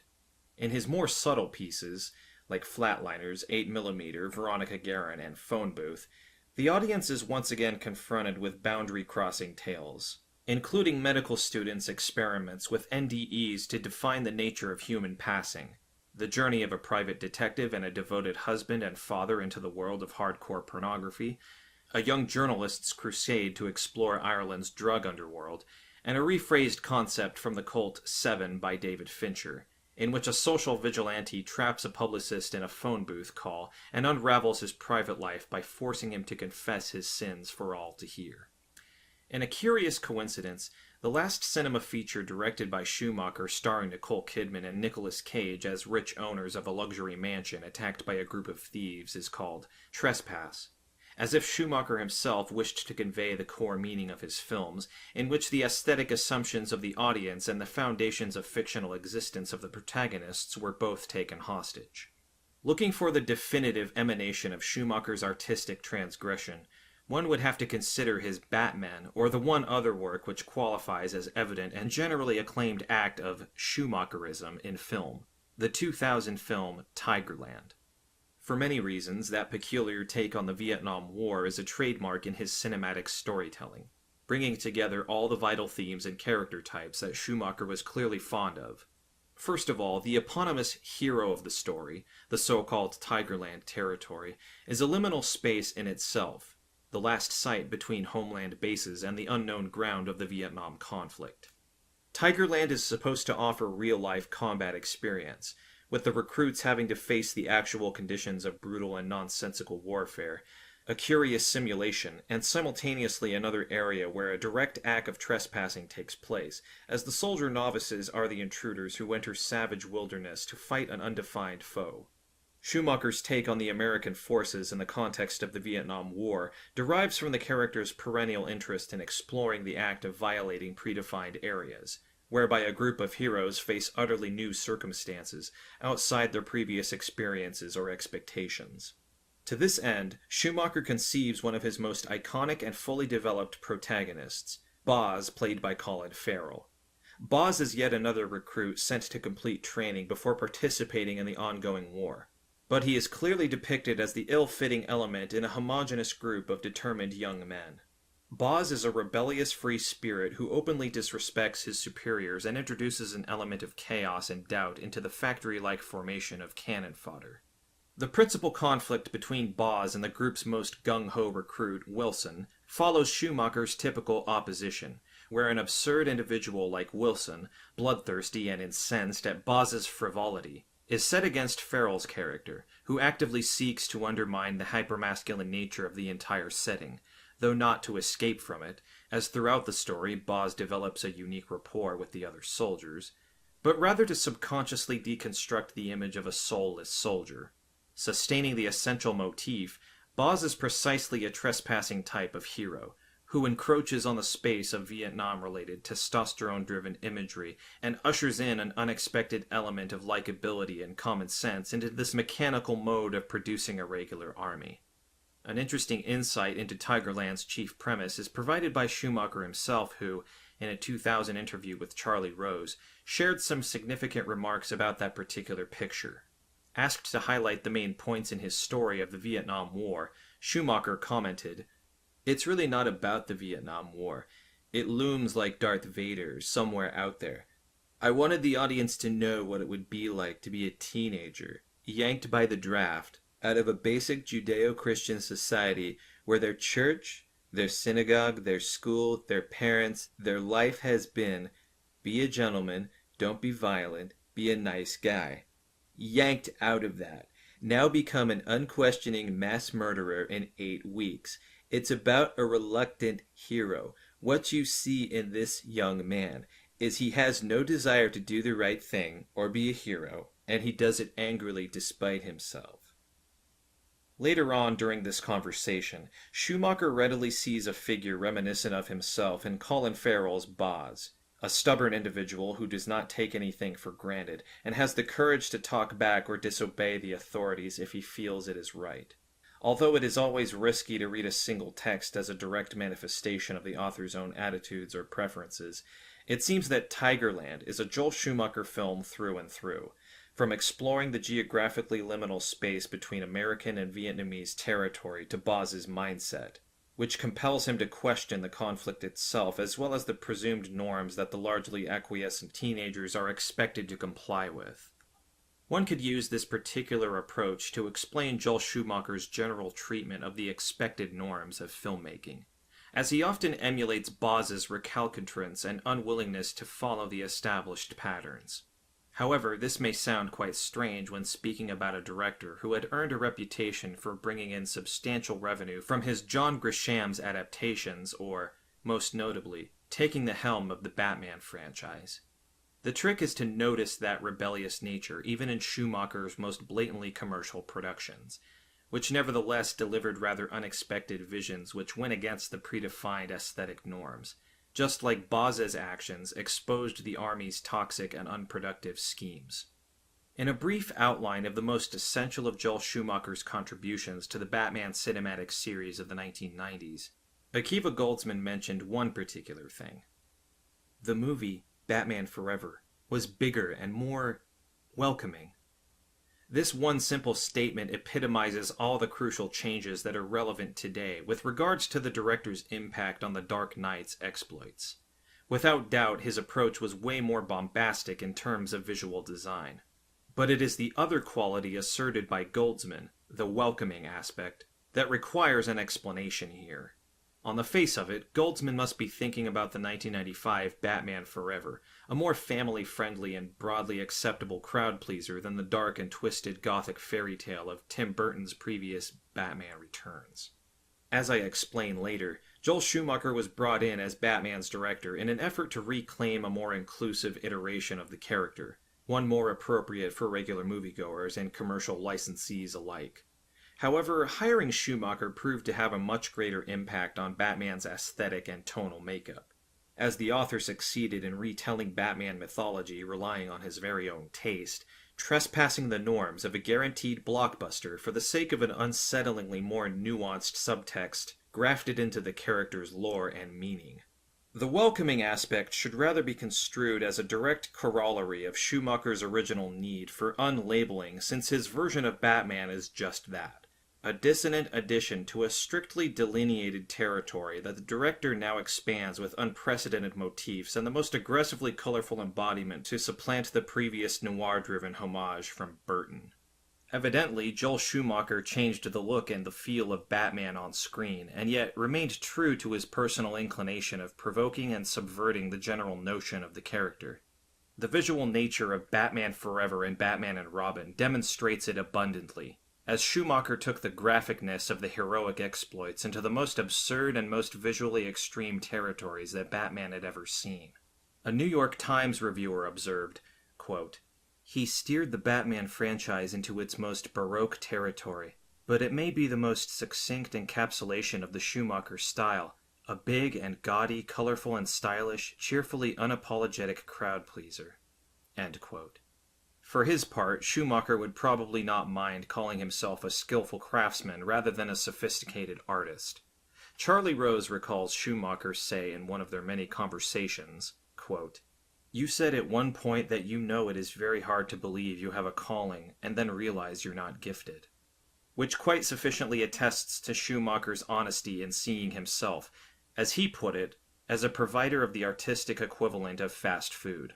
Quote, "There's a menu out there. The great thing about film is that there are Big Macs, and there are little Polish restaurants, there's Thai food, and you know they don't all have to be compared to one another. Sometimes a great Big Mac is just wonderful, and I think that we lose sight of that sometimes." End quote.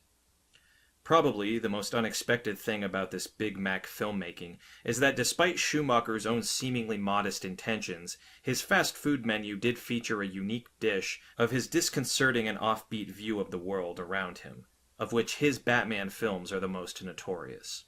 Considering that in his pursuit to undarken the Dark Knight, the director sought to please the audience, one may paraphrase the iconic final statement made by Matthew McConaughey's character in the second successful adaptation of Grisham's court drama in Schumacher's A Time to Kill, 1996.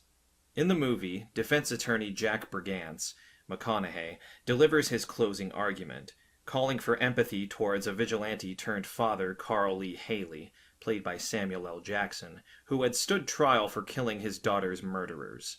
Brigance is trying to sway the largely white jury to acknowledge the tragedy of an African-American girl brutally violated by local hillbillies. Anyone asking for Schumacher's Batman to be recognized could rehash Brigance's brilliant speech.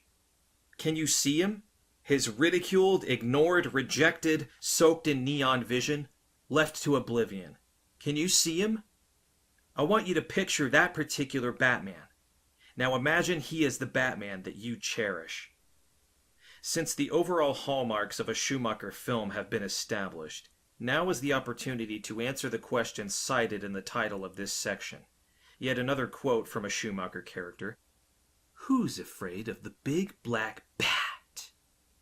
As fear may not be the best way to put it, it is most certainly Joel Schumacher who encourages us to trespass on uncharted Batman territory and solicit some recognition for the unorthodox, tradition-defying vision of this iconic hero outside his most widespread depiction based on visual and psychological darkness.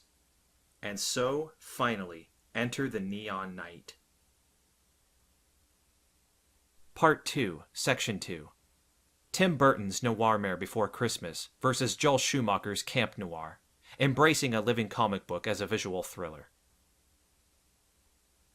If there is one specific scene that has Joel Schumacher's Batman written in screaming capitals all over it and reveals him as an intruder, given the previous iterations of Batman and the Hollywood blockbuster formula, it has to be the final shot of Batman Forever, repeated later in the ending of Batman and Robin, which shows the main protagonists running towards the camera against the background of the sharply illuminated bat signal, to the accompaniment of Elliot Goldenthal's upbeat march.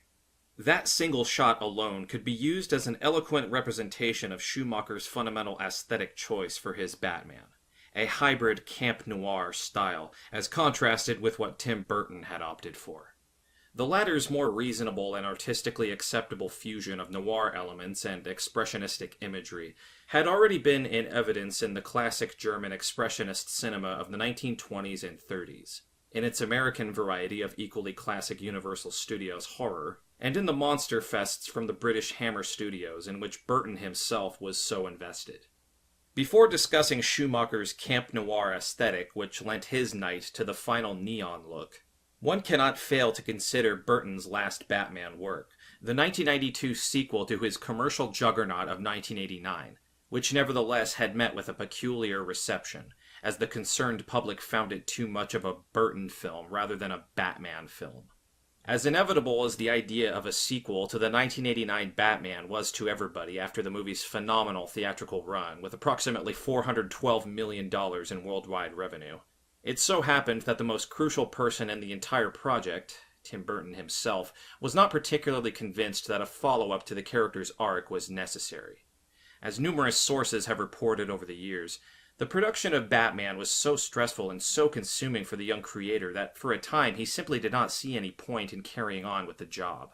Of all involved, Burton himself was probably the most unhappy with how the first film finally turned out. As Mark S. Reinhardt recalls, the bosses at the Warner Brothers studio were so determined to sign Burton on again, as he had now become a fully fledged author following public acclaim for Batman's original noir style, that they decided to lure the director by giving him free rein to do things his way that time. According to Reinhardt, quote, Warner Brothers was able to heighten Burton's interest in directing the Batman sequel by giving him far more creative control over the film that he was allowed to have over Batman. For the Batman sequel, he would be both producer and director. End quote. In time, however, the profound confidence the studio had in making Batman 2 as a Tim Burton movie in every respect eventually proved its handicap. Just as Burtonism had been considered the greatest advantage of the 1989 release and the reason for its appreciation. With regard to the divisive reception of the second installment, Glenn Weldon rightly observes, quote, Batman Returns was destined to become what it ultimately turned out to be, un film de Tim Burton, with Batman in it.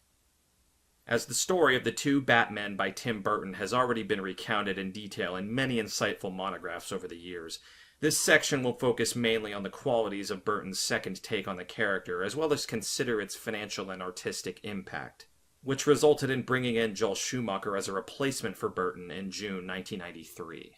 Concerning the prospective sequel, Burton was interested in the opportunity offered by Warner Brothers Studios, whereby they wanted to do things differently this time and strictly follow the director's wishes. Unlike with the first film, when Burton was just a young creative thrown into a tangle of visions of the producers, merchandisers, as well as other members of film's creative team. Significantly enough, Burton made a profound statement in the production to the official Batman Returns official movie book edited by Michael Singer. Quote, So let me begin by just saying that Batman Returns is not really a sequel to Batman. It doesn't pick up where the first film left off.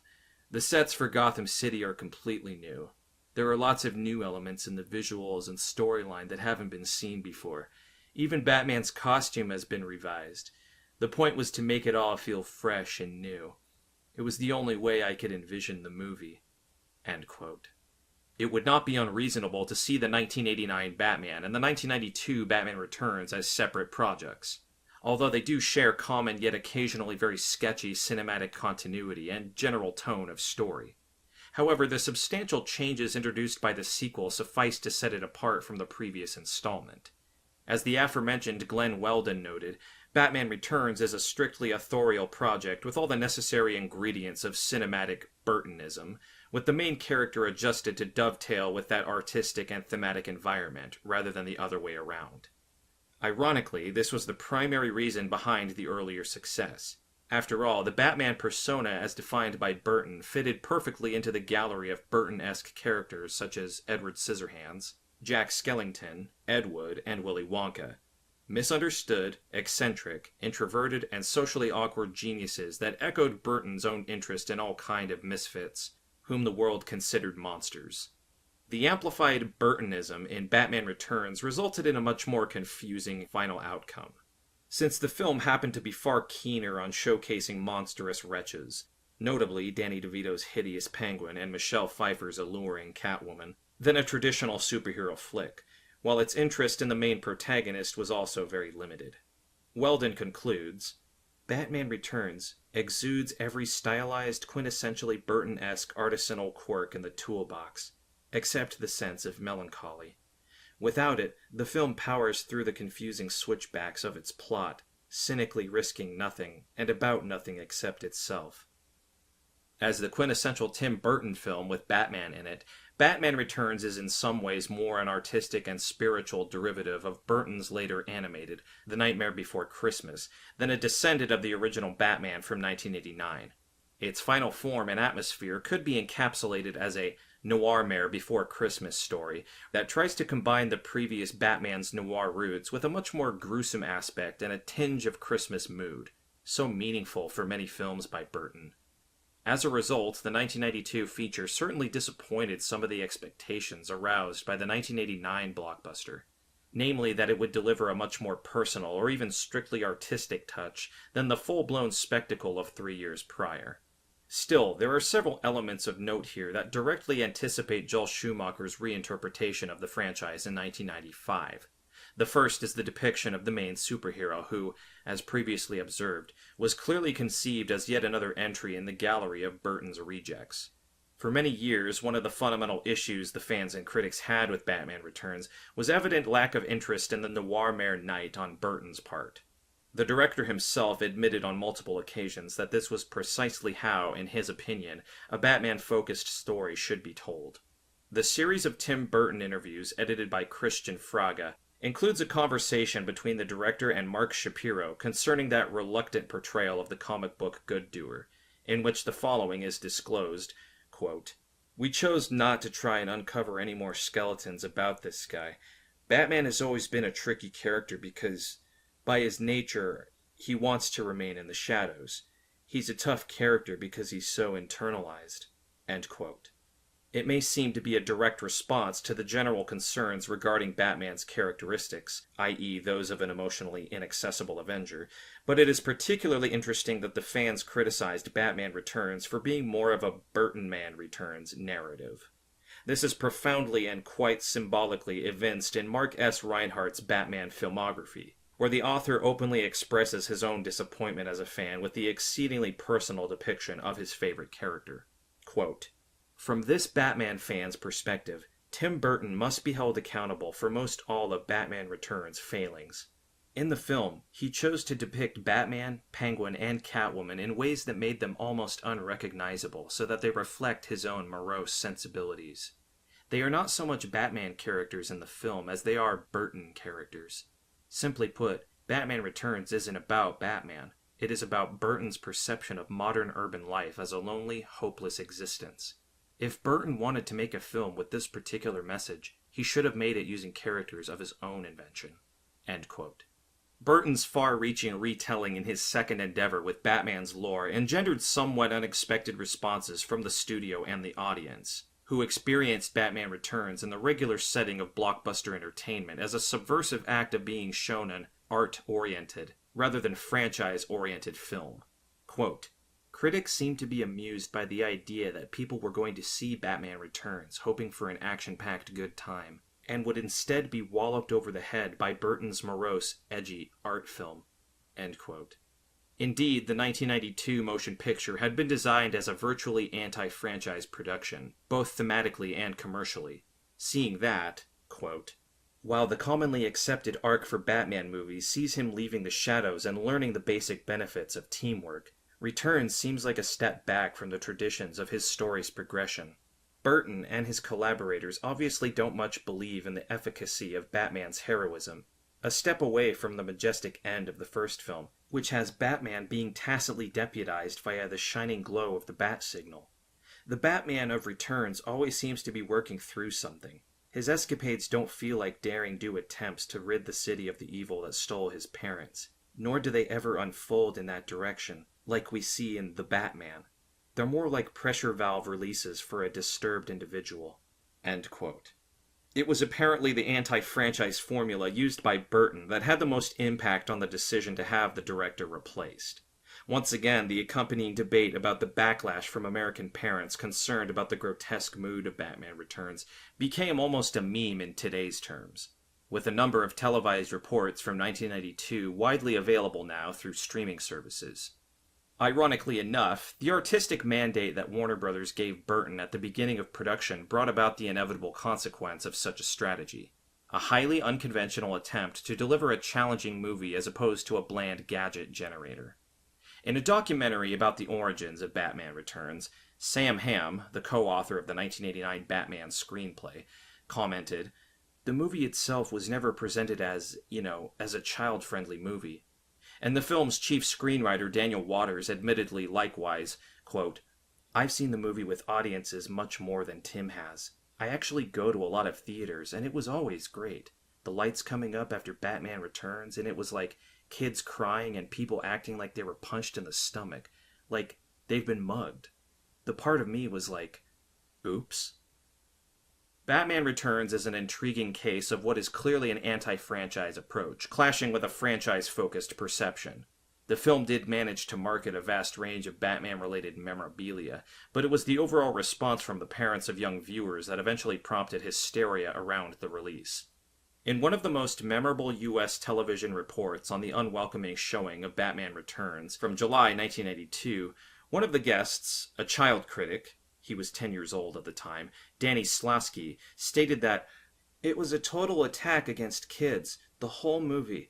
Everything that kids love was being used against them. The same sentiment was expressed sometime later by a guest on the show, allegedly a concerned mother of a young girl. I do think the marketing confused us a little, and a lot of the reason that we went to see it was based on what my memories of Batman were from when I was a child. The whole series of comic books that were very, very defined, good versus evil. It was not a real violence, rather inferred violence, and it was justice and morality. The common denominator here is the fundamental allegation that Burton failed to respect the conventional expectations of Batman's appearance, which, as Zaglewski argued, was anything but child-friendly entertainment. Curiously enough, the 1989 iteration of Batman could have hardly been defined as a movie appropriate for children. With its explicit depictions of Jack Nicholson's Joker's violent acts, though the main reason behind the more widespread approval may have been that the heroes and villains in the 1989 Batman were fairly unambiguous, and the aforementioned opposition of good versus evil was clear.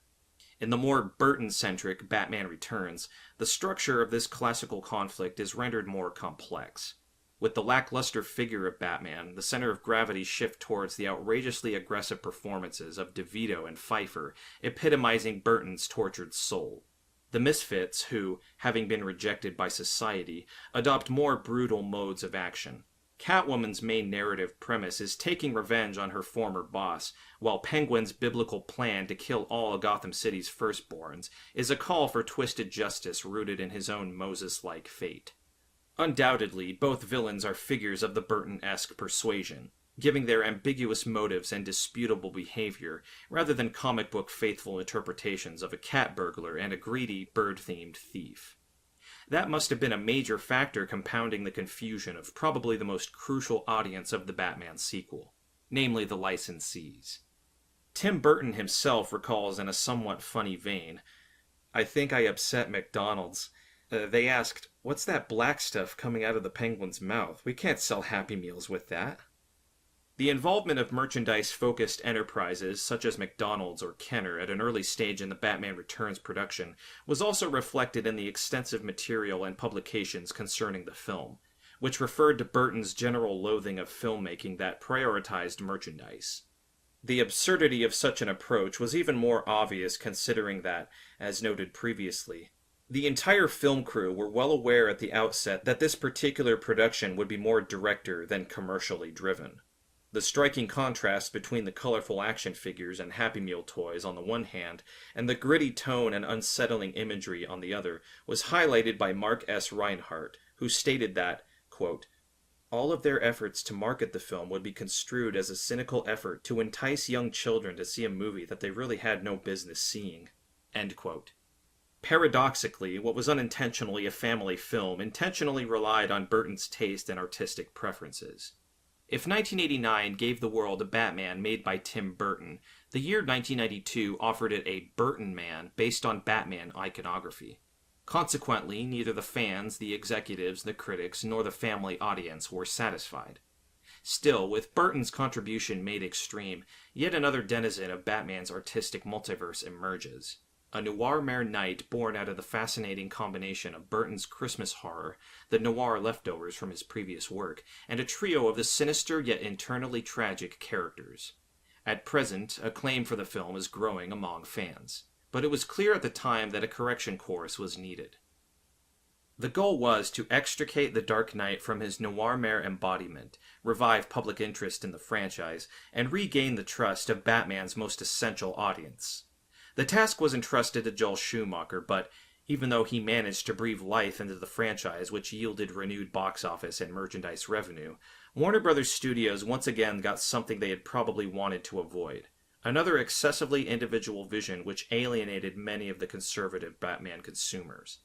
Recently, Michael Keaton, the on-screen Batman in the two Burton movies, reminisced on his meeting with Joel Schumacher. I remember one of the things that I walked away going, oh boy, I can't do this. He asked me, I don't understand why everything has to be so dark and everything's so sad. And I went, oh, wait a minute. Do you know how this guy got to be Batman? Have you read? I mean, it's pretty simple. Right there at the very outset, the most significant attribute of Schumacher's vision of Batman becomes clear. The undarkening process so unimaginable for the majority of Batman fans. And yet, is it such a travesty to even envisage that kind of Batman's appearance? As already stated, Schumacher's idea for Batman, embodied in the Neon Knight, was based on three distinct yet complementary predecessors who had already radically redefined the Dark Knight into much brighter iterations of the character. What if the apparently novel variant created by Schumacher is just another form of hybridization? As the director succeeded in merging the Camp Knight, the Dad Knight, and the Cute Knight, blended in a soupcon of Noir-Mare Knight from Burton's duology, to ultimately arrive at the camp noir style as seen in Batman Forever and Batman and Robin. To appreciate the nuances of the Neon Knight as he turned out, the first thing is to comprehend Schumacher's visual conception for Batman, which attempted to combine highly cartoony and campy influences with the post-Burton-esque neo-Gothic and noir imagery. Commonly in Batman's legacy, the two duologies of Burtonverse and Schumacherverse are often approached as complementary to each other in narrative and aesthetic terms, though Schumacher is treated as a tonally disturbing supplement to the previously established post-expressionistic agenda of Burton's. According to Ben Aldiss, quote, the most glaring difference would be the visuals. Gotham City seemingly regenerated overnight, becoming a garish and cartoony town with no sign of the original quasi-40s noir world. Dialogue and characters are also light-hearted and overblown. Villains like Arnold Schwarzenegger's Mr. Freeze or Jim Carrey's The Riddler acted more silly than sinister, and boasted nonsensical schemes of world domination. Humor was less organic and more campy and on the nose, which unfortunately undercut attempts at drama, i.e. Alfred lying on his deathbed. Perhaps most jarringly, though, Batman inexplicably forgets his reputation as shadowy vigilante by appearing at jungle parties. End quote. Clearly, Schumacher is not merely emulating Burton's visual paradigm for Batman's mythology, but rather elaborating on it, adding another somewhat unlooked-for ingredient, a more comedic, campy, and non-serious overtone, which is even more robust than Burton's grotesque depiction of Joker in 1989. This process of lightening the structures that Burton drenched in the noirish shadows started precisely with the 1995 Batman Forever, perfectly epitomizing that new camp noir aesthetic which sought to balance the campy, the cartoony, and the recent expressionistic iterations into one genuinely explosive artistic mix. Schumacher himself admitted openly in Michael Singer's Batman Forever, the official movie book, I think Tim did a wonderful job with the other movies, but to copy someone isn't really to flatter them. I think it was incumbent upon us to give our own version of the Batman legend, trying to incorporate some of the things Tim started, but also to give it a new, never-before-seen look. Singer adds later, quote, the goal was to bring audiences a new concept of the Batman myth, shimmering with color, shadow, light, and movement. End quote. If one were trying to find an apposite description of the camp noir scheme conceived by Joel Schumacher for his Batman duology, there is yet another term frequently highlighted by the director and numerous observers over the years, the living comic book experience. It follows the interpretations or intuitions of the film crew members, as most of them mention similar events which produce the living comic book in which Schumacher was interested. According to Janet and Lee Batchelor, the screenwriters for Batman Forever, some of the fundamentals in Schumacher's mode of filmmaking were his obsession with color enhancement and the tenet of lots of colors, lots of movement, which would make it possible to achieve comic book quality in a cinematic feature. And yet another insight, this time from Vanille, a makeup artist on Forever, Schumacher's own flamboyant presence was a key and potent factor, causing the film to be more light-hearted and very colorful, very upbeat, and very broad. One of the most crucial members of the crew, production designer Barbara Ling, added to the final style along these lines, quote, The idea, too, is that you're staying with mainly night, so neon becomes a very important element. And creating many influences of neon, the beautiful neon signs of the 20s and 30s, that would have really taken you the look that you see kind of a 42nd Street in old black and white photographs to what Tokyo has now, which is wild graphics on giant proportions. End quote. The graphicness of those living comic books that both Schumacher's Batman are was apparently explicitly demanded daily on the set. Nicole Kidman mentions heightened reality, a byword commonly heard whilst filming Batman Forever, and Barbara Ling corroborates that striving for the comic book feel, quote, "We were very influenced by the comics, which always had these wonderful color washes in the frames. In one panel, the wash would be red, and in the next scene, blue. That was very striking to us, and we felt that it was an important element to capture." End quote. In fact, multiple catchphrases describing the Schumacher look are cited, including post-apocalyptic expressionism, giant graphic elements of graffiti, but all done in ultraviolet paint lit with incandescent lights, visuals in the vein of Frankenstein meets Las Vegas, and psycho-disco flavor. Finally, Michael Goff, who played the faithful butler, Alfred, should perhaps be credited with the most accurate characterization of that living comic book approach as an expansion of Burton's former artistic mannerisms.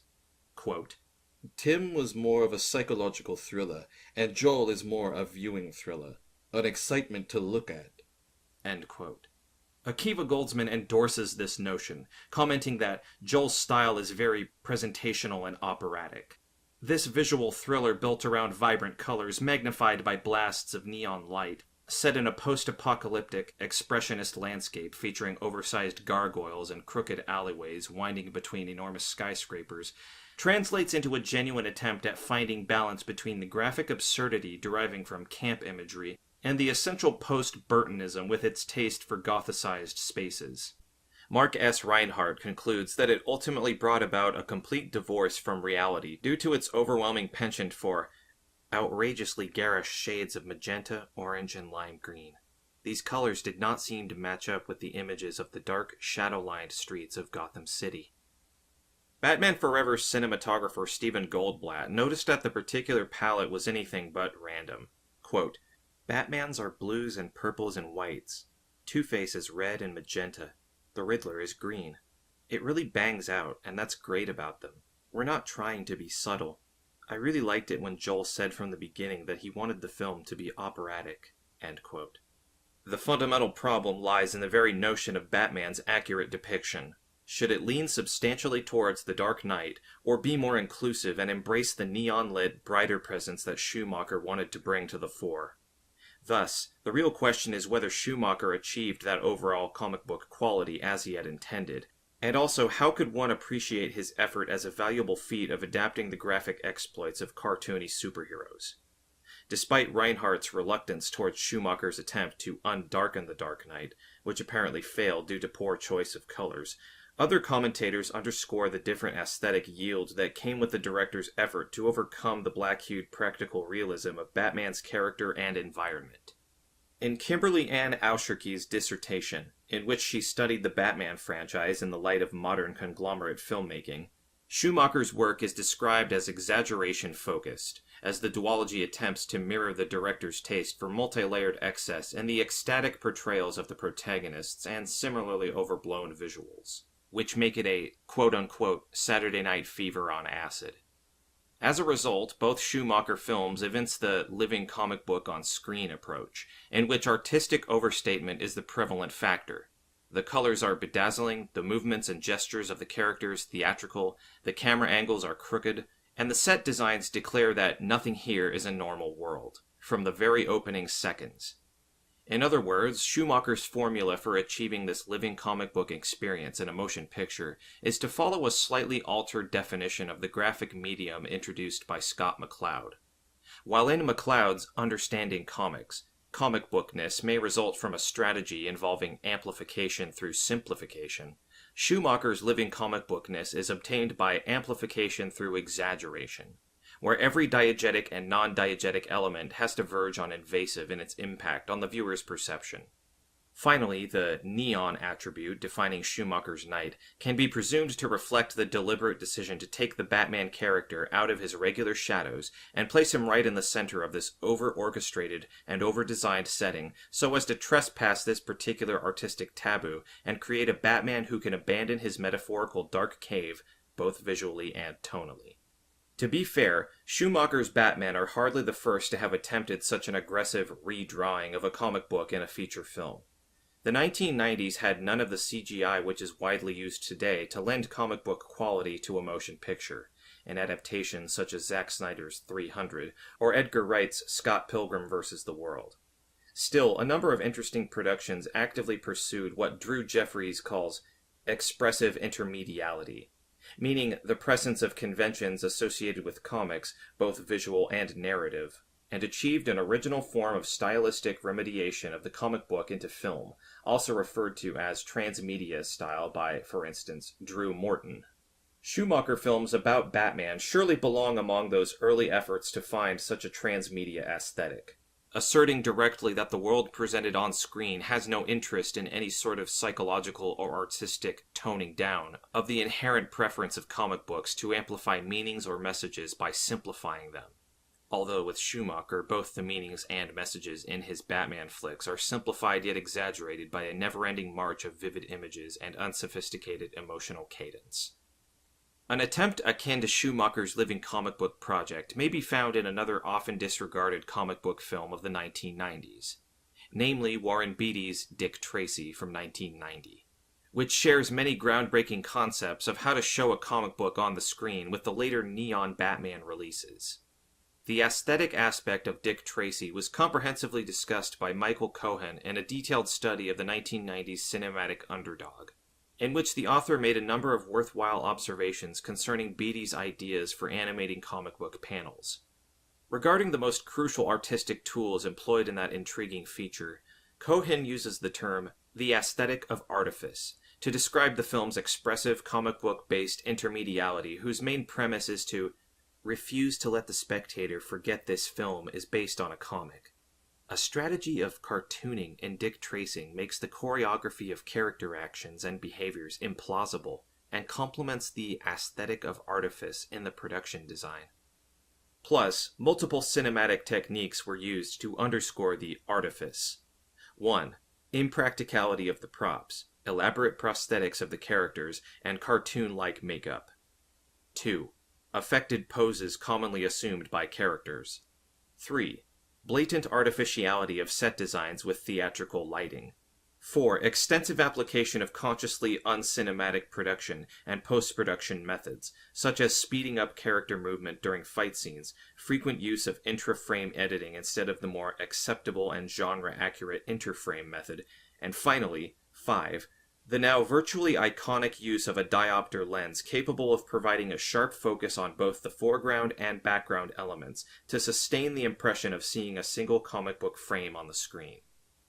Cohen concludes his analysis by recognizing Dick Tracy to have been the result of simplification through amplification filmmaking rooted in comics, an unconventional comic book adaptation which strove to find a way to transmediation. Dick Tracy's aesthetic of artifice was indeed implemented in Joel Schumacher's living comic book project, since a number of Beatty's tricks may be seen in the Neon Batman as well. One of the most significant elements is the overall impracticality of Schumacher's visions. Both Batman Forever and Batman and Robin open with elaborate scenes portraying the protagonists as they set out to fight evil. There is a long focus on the neon-lit Batmobile slowly coming up through the Batcave's floor. Just to stand there for a minute in a glamorous shot is nothing more than a celebration of the image, a moment for the viewer to feast their eyes on the shiny, sinuous surface of a car. Similarly, the over-the-top costumes and gadgets of the superheroes, which Schumacher films are also notorious for, inclusive of the infamous white-themed snow costumes from Batman and Robin's final fight with Arnold Schwarzenegger's Mr. Freeze, exploit the look-over-use approach which aims to ensure visual thrill, as a visual thriller should, where watching a prop makes more sense than having it slowly introduced and explained. Schumacher's Batman films also boast makeup and costume design exaggerations. the most conspicuous of which is the pink facial burn prosthetic of Tommy Lee Jones's Two-Face and the LED illuminated outfit of Mr. Freeze, which would have been pointless in practically oriented storytelling, but do well in the artifice-centered agenda of the living comic book. Other noteworthy elements include the theatrical and highly contrived poses of Schumacher's heroes and villains, indicative of an obvious effort to obtain shots that make one think of a cartoon rather than reality.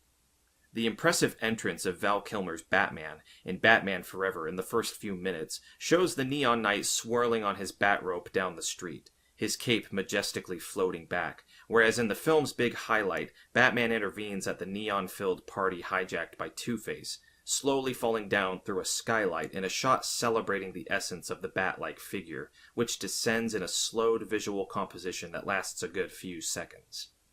The even more absurd scenes in Schumacher's duology, such as George Clooney's Batman swishing his cape to reveal the prostrate form of Mr. Freeze, prioritize the look of almost immobilized characters as in the comic book frame, rather than continuing the cinematic movement of the preceding dynamic chase sequence.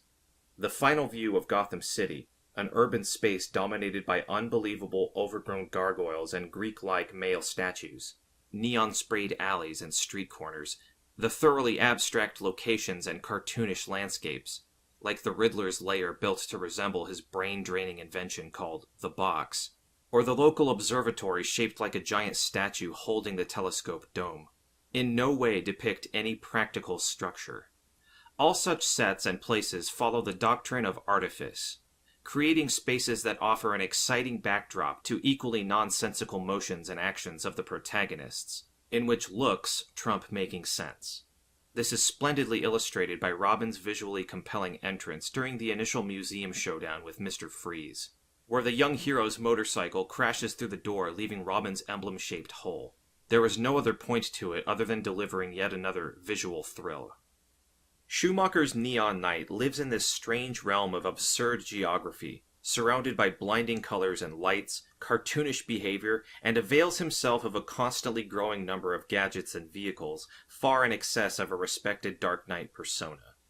Still, does this overhaul of Batman's mythology really damage the visual integrity of the character too much? Is it indeed embarrassing to see a Batman who inhabits a land of unpractical yet visually compelling and teeming locations, in which he is presented as a mythical figure with all the awe-inspiring trappings of a superhero, as opposed to an urban law enforcer? The thing is that even despite the general disapproval arising from the thematic aftermath of the Neon Knight, which will be covered later, Schumacher's living comic book drew a striking dividing line between the viewers who pleaded for a mature, less operatic and cartoony Batman story, and the viewers who were genuinely amazed by the unique ability of those films to make every single image exciting. Just as Tegan O'Neill advised, quote, "Please, do not take my word for it. Just watch it. Turn the volume off if you need. Look at the color. Lean into the Baroque excess. Enjoy the scenery being chewed like the crew refused to feed the actors and hid sandwiches in the wall. The cinematography. Every inch of every frame has been composed almost to obsequiousness. It is frankly a marvel. It anticipates every excess of the digital color era." End quote. The fact is that for Schumacher, each and every shot should be exaggerated, and each and every scene should ensure a blood-pumping transition to another highly energized shot or scene. Schumacher appears to be overly dramatic and representation-focused, as Akiva Goldsman noted, but he is very consistent in this type of dramatic cartoon filmmaking. Take, for instance, Bruce Wayne's somewhat abrupt entry into Dr. Chase Meridian's office as they meet for the first time in Batman Forever. The scene starts with a classic shot of Wayne walking down the hallway with the camera slowly shifting to Dutch angle, while shrill screaming of a woman is heard. A quick succession of shots showing Wayne struggling with the doors to Meridian's office, with Dutch angle throughout, ends with him breaking through the obstacle just to see the doctor, all safe and sound, exercising with a punching bag, while the composition of the scene reverts from Dutch angle as if the crooked, heroic persona of Wayne in action were coming back to a more straight public presence. The living comic book adopted by Schumacher translates into an almost thoroughly immersive cinema experience. in which there is no particular interest in cultivating the substance of the story, but extensive effort goes into enhancing the audio and visual ingredients of cinema. In addition to the visuals, an essential role belongs to Elliot Goldenthal's equally operatic score and the simplified through exaggeration manner of composition. The music written for both Schumacher films fluctuates constantly between the experimental and absurdly atonal compositions like Nigma Variations, an ode to science, from Batman Forever, to the more uplifting and heroic tune of Batman's main theme, which is far more inspiring and pulse-raising than Danny Elfman's moody, atmospheric, and mystical pieces in Tim Burton's films. There is interesting inspiration between Goldenthal's score, as the composer explained, quote, "I was trying to remember myself as like a little child playing with maybe a little Batman toy. I was thinking, what are the children singing? They sing their own scores. If you look and watch kids play, they're composing their own music." Clearly, Schumacher's overall simplification through exaggeration technique was at play in this department as well, as the musical component was to be as informative, exciting, as bare bones as possible. Even so, Goldenthal's music, widely regarded as inferior to the much appreciated contribution of Elfman's, appears to dovetail perfectly with the heroic narrative, along with other classics such as John Williams' Superman theme or Alan Silvestri's The Avengers theme, from the source material of heroic scores by, as Matthew David Young demonstrates, developing variations on the military themes. Goldenthal's leitmotif, more uplifting and less eerie than the Batman theme by Elfman, constitutes another token of the Schumacher-driven shift towards the living comic book experience, where all requisite qualities were amplified to make those features a multisensory thrill. This interpretation of Joel Schumacher's Neon Knight in the light of the aesthetic values he espoused underscores the paradigm of optical and compositional exaggeration, by means of which the depiction of Batman as the Dark Knight could be realigned to obtain a more luminous variation. As it is, Schumacher's involvement in the Batman franchise in 1995 marked a significant change with respect to Burton's earlier interpretation that produced the Noirmare Knight. Instead of an expressionistic Christmas carol, the audience received a psychedelic explosion of light and dark contrasts, which honored the achievement of the previous films but also overcame their exceedingly monochromatic mood. As a result, Schumacher certainly succeeded in exploring the living comic book concept to the full, thus exposing an obvious truth about the main character that many refuse to acknowledge. The truth of his comic book roots and largely unrestricted visual possibilities, which went far beyond the limited realistic approach. That particular director's version of a superhero film as a visual thriller directly drew on the 1960s camp night's colorful vividness, only to elaborate on it and brighten Batman lore with the omnipresent incandescence of the costumes, gadgets, and landscapes, as well as accomplish a neon-lit shift in filmmaking towards the celebration of artifice. Bearing this in mind, one can recall the final riddle of Batman Forever. I see without seeing.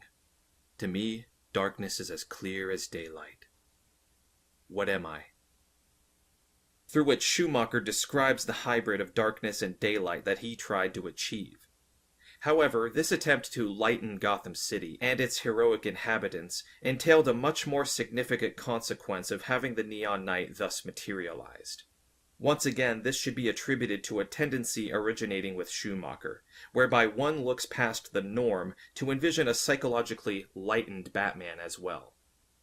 In a conversation with John C. Tibbetts, the director admitted that the most iconic image from his first take on Batman, the spectacular bat signal within a question mark projected in the sky just before the climax of the movie, quote, questions Bruce Wayne and Batman's entire existence, and he poses for him a choice at the end of the movie. End quote. In line with Schumacher's intentions, that symbolic emblem may be read as both a symbolic diegetic nod towards Bruce Wayne's quandary of whether to accept or reject his dual personality, and a much more meta-textual question about what Batman really is or can be, or when Batman stops being Batman, and what makes the Batman icon truly forever. Part 2, Section 3. The Light Knight Rises, the troublesome case of plastic figures, virtual grappling hooks, and rubber nipples.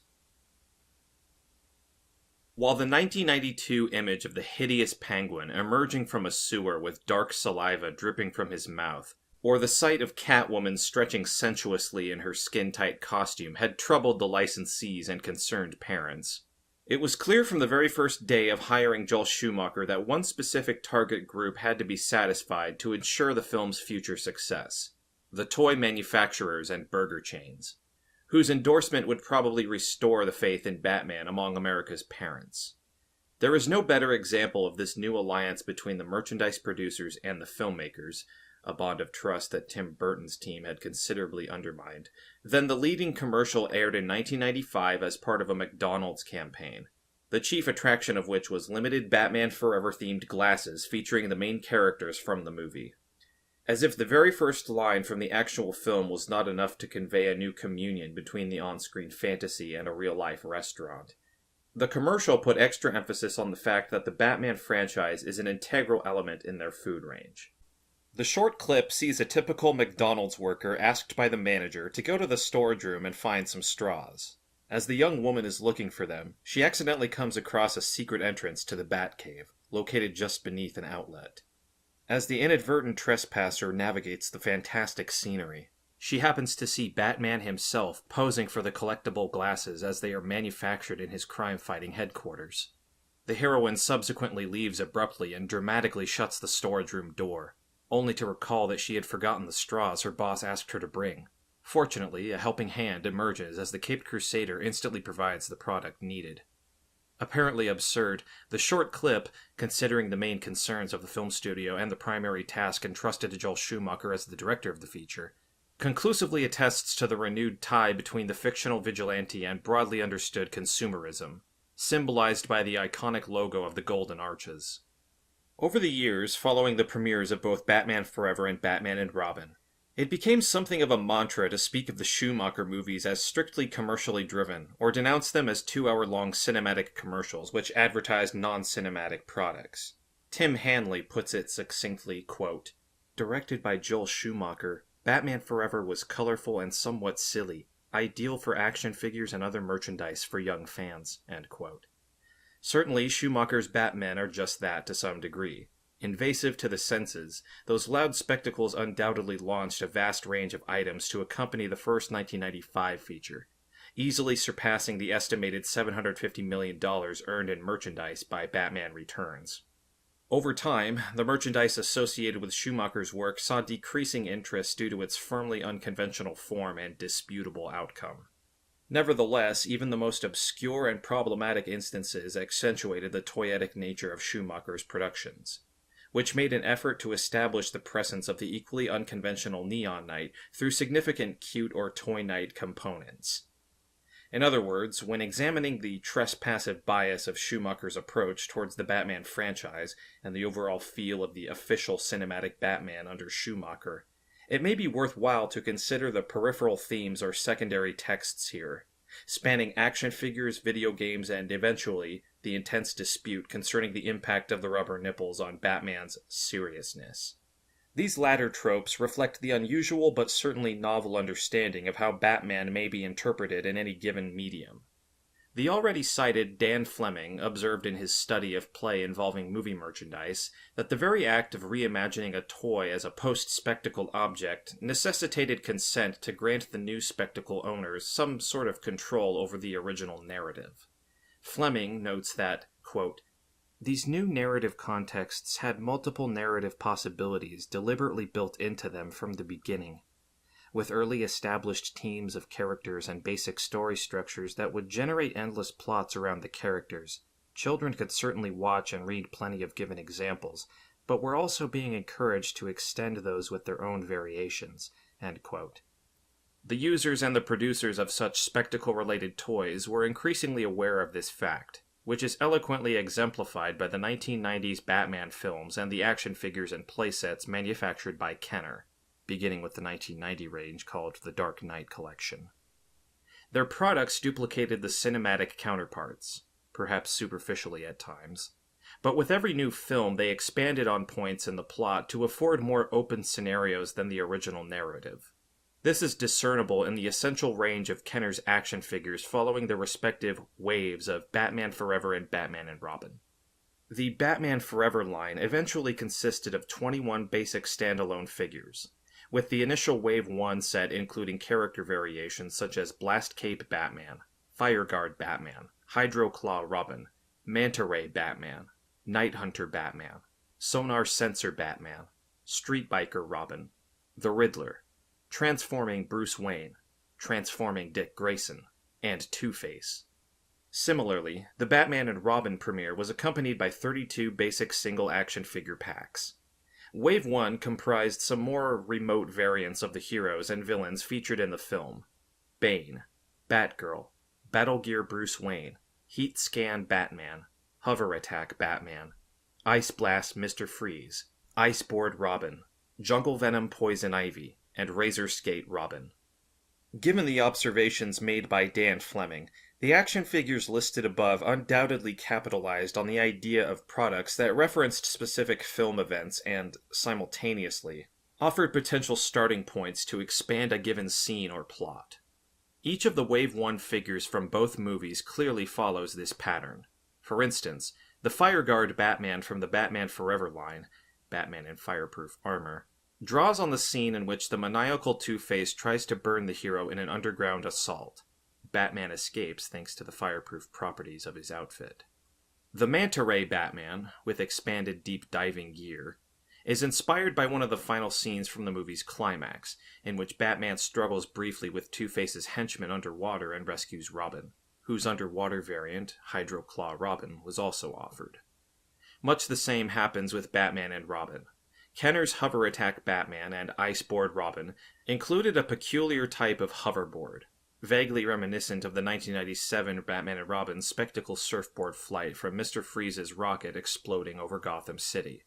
The same pattern is observed with every action figure associated with both features, while some may actually serve as testimonies or mementos of the removed or reinterpreted material.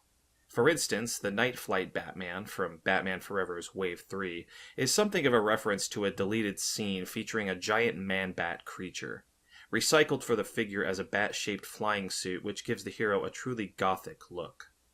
The 1997 Ambush Attack Batman wears a vibrant green costume which may bring to mind the final confrontation with Uma Thurman's Poison Ivy in her plant-controlled lair, where Batman has to fight with the mutant Flora. Every single figure produced in conjunction with both blockbusters clearly evinces what Tyrone Keyes, the design team leader for Kenner in 1997, demurely admitted, quote-unquote, "We took some liberties." Indeed, in terms of design and potential use, the toys did try to not duplicate the appearance of on-screen characters, but treated them as points of departure for further dramatic themes or simply inspiration for cool-looking outfits which would engage the imagination of children to expand on the actual narrative. Within the Neon Knight iteration, the commercial element manifesting in the action figures may be considered to have nurtured the process of cutening the erstwhile Dark Knight image, given Kenner's strategic-level decision to avoid the most traditional representations of Batman, even those depicted in Schumacher's films, for the sake of offering more and more colorful and glitzy plastic versions of the hero. In fact, hardly any item from the Batman Forever or Batman and Robin merchandise lines can be called true to screen. One could perhaps name the so-called Panther suit and the Sonar suit from the 1995 film, which were recreated without major modifications in the Sonar Sensor Batman and the Guardians of Gotham 2-pack set, with Batman and Robin largely as they looked in Batman Forever's finale. This absence of continued representation is even more acute with Schumacher's second Batman. A Batman figure as shown in the film is nowhere to be found, with the probable exception of the fairly far-fetched Hover Attack Batman, based on the standard movie costume, and the 1997 Guardians of Gotham 2-pack, in which the metallic armors of Batman and Robin imitate the ice-themed outfits from the concluding sequences. In line with Schumacher's underlying art concept, it would be legitimate to claim that the trespassing agenda resonates even in the domain of merchandise, focused as it was on commercial outcomes, as the design of toys created for the franchise chose to overlook the traditional Batman embodiment in favor of aesthetic variation. Thus, Batman's plastic likeness obtained increasingly brightened tones and apparel, which departed substantially from the essential darks and grays. Schumacher was actually involved, to some degree, in the early stages of toy development, and that army of green, blue, red, brown, or purple hero figures may be suggestive of the director's indirect acknowledgement that the undarkened Batman he envisioned takes root elsewhere. Interestingly, the routine avoidance of any classical design in the toys Kenner created for Schumacher's films is often mentioned today by numerous fans, who vividly recall the lack of a proper Batman action figure during the Batman Forever and Batman and Robin craze. One of the podcasters of the YouTube channel Superhero Stuff You Should Know reminisced about the Schumacher-related toy range. Quote, "These are pretty cool, but it did bother me as a kid when I would go to the store and, look at these. I had a bunch of Batman Forever figures, but it was like, why can't I just find Batman in the black costume? That's what I wanted." End quote. As cruel as it would have sounded for many of the young fans back then, it was a major element supporting Schumacher's overall intention to deliver his Neon Knight persona, whose best off-screen equivalent would be the Neon Armor Batman, featured in both the 1995 and 1997 lines, portraying the Knight in the eponymous luminescent suit, a look that was in multiple senses lighter than the visualization of the Dark Detective. Presuming that the entirety of the commercial products surrounding Schumacher's Batman were in keeping with his design to overcome the traditional appearance of the Dark Knight, as well as the character's narrative and/or aesthetic schemes, the action figures would qualify among the many other popular products which proved highly controversial due to unexpected mechanics implemented in that Batman-related offers. In a similar way to the toys, concerns about forcing Batman into an unwanted and apparently unproductive domain of brand building were provoked by various video games drawing on Schumacher's Batman duology. In the opinion of many gamers, they are probably the worst attempts to add elements of ergodic entertainment to Batman's exploits. Both Batman Forever and Batman and Robin were accompanied by game releases developed for popular gaming consoles and computer systems available in the 1990s.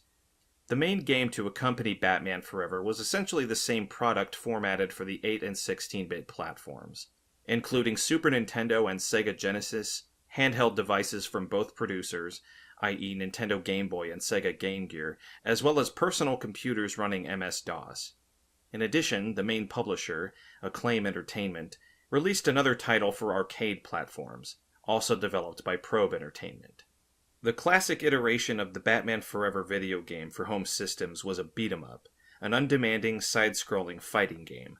A button masher, as some fans called it. One had to use the hit button very frequently during gameplay that consisted of wandering through every level to vanquish all the enemies and complete specific tasks, such as freeing bank hostages on Game Boy's Level 1, which referenced the first minutes of the 1995 film, in which Val Kilmer saves a bank guard, or respectively SNES Genesis first level, with Batman battling an army of the Arkham Asylum's lunatic inmates, which is loosely based on the scripted and filmed, but eventually cut, opening sequence of Two-Face's escape from the psychiatric facility for dangerous criminals.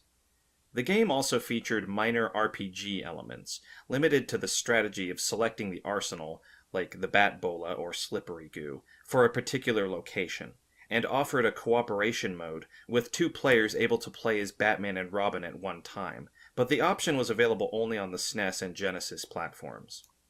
The arcade version, adapted later for the Sony PlayStation and Sega Saturn consoles, had a different quality altogether. Still a beat-em-up, the game was much more elaborate due to its eye-catching settings and exhausting pace, with swarms of endlessly charging enemies suddenly popping out from behind elements of the landscape. On top of this, there was the dizzying presentation of the character's power-up, filling the screen with stroboscopic extravaganza. Both versions, as well as the 1997 Batman and Robin sandbox adventure game, deserve a more detailed discussion. Therefore, the following paragraphs will focus on the first interactive version of Batman Forever, since it epitomizes the concerns about, as well as revealing some encouraging aspects of, the attempts to play up the Neon Knight in the Schumacher era.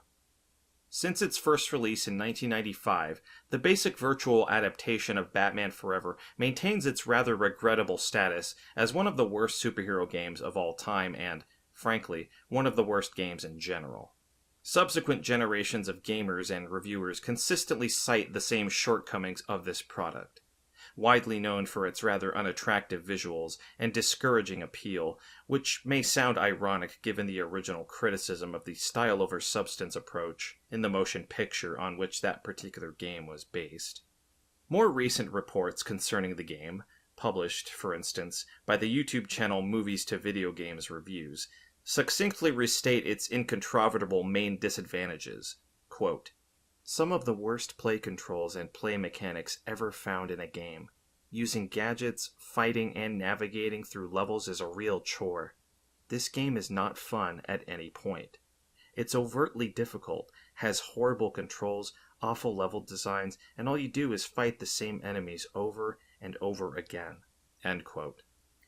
Admittedly, over the years, Batman Forever has gained a reputation for one of the most frustrating gameplays ever created, mostly due to the very unintuitive and unnecessarily complicated system of controlling the character, which makes even basic movements a difficult task.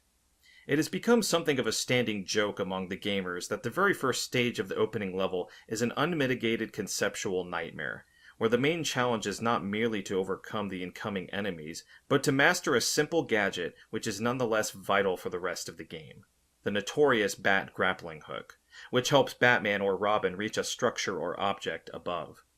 Unfortunately, the counterintuitive combination of buttons required to use the rope, select, and up in a very precise order is exceedingly confusing, while the level gives very little indication about where the grappling hook should be used to get to a higher floor.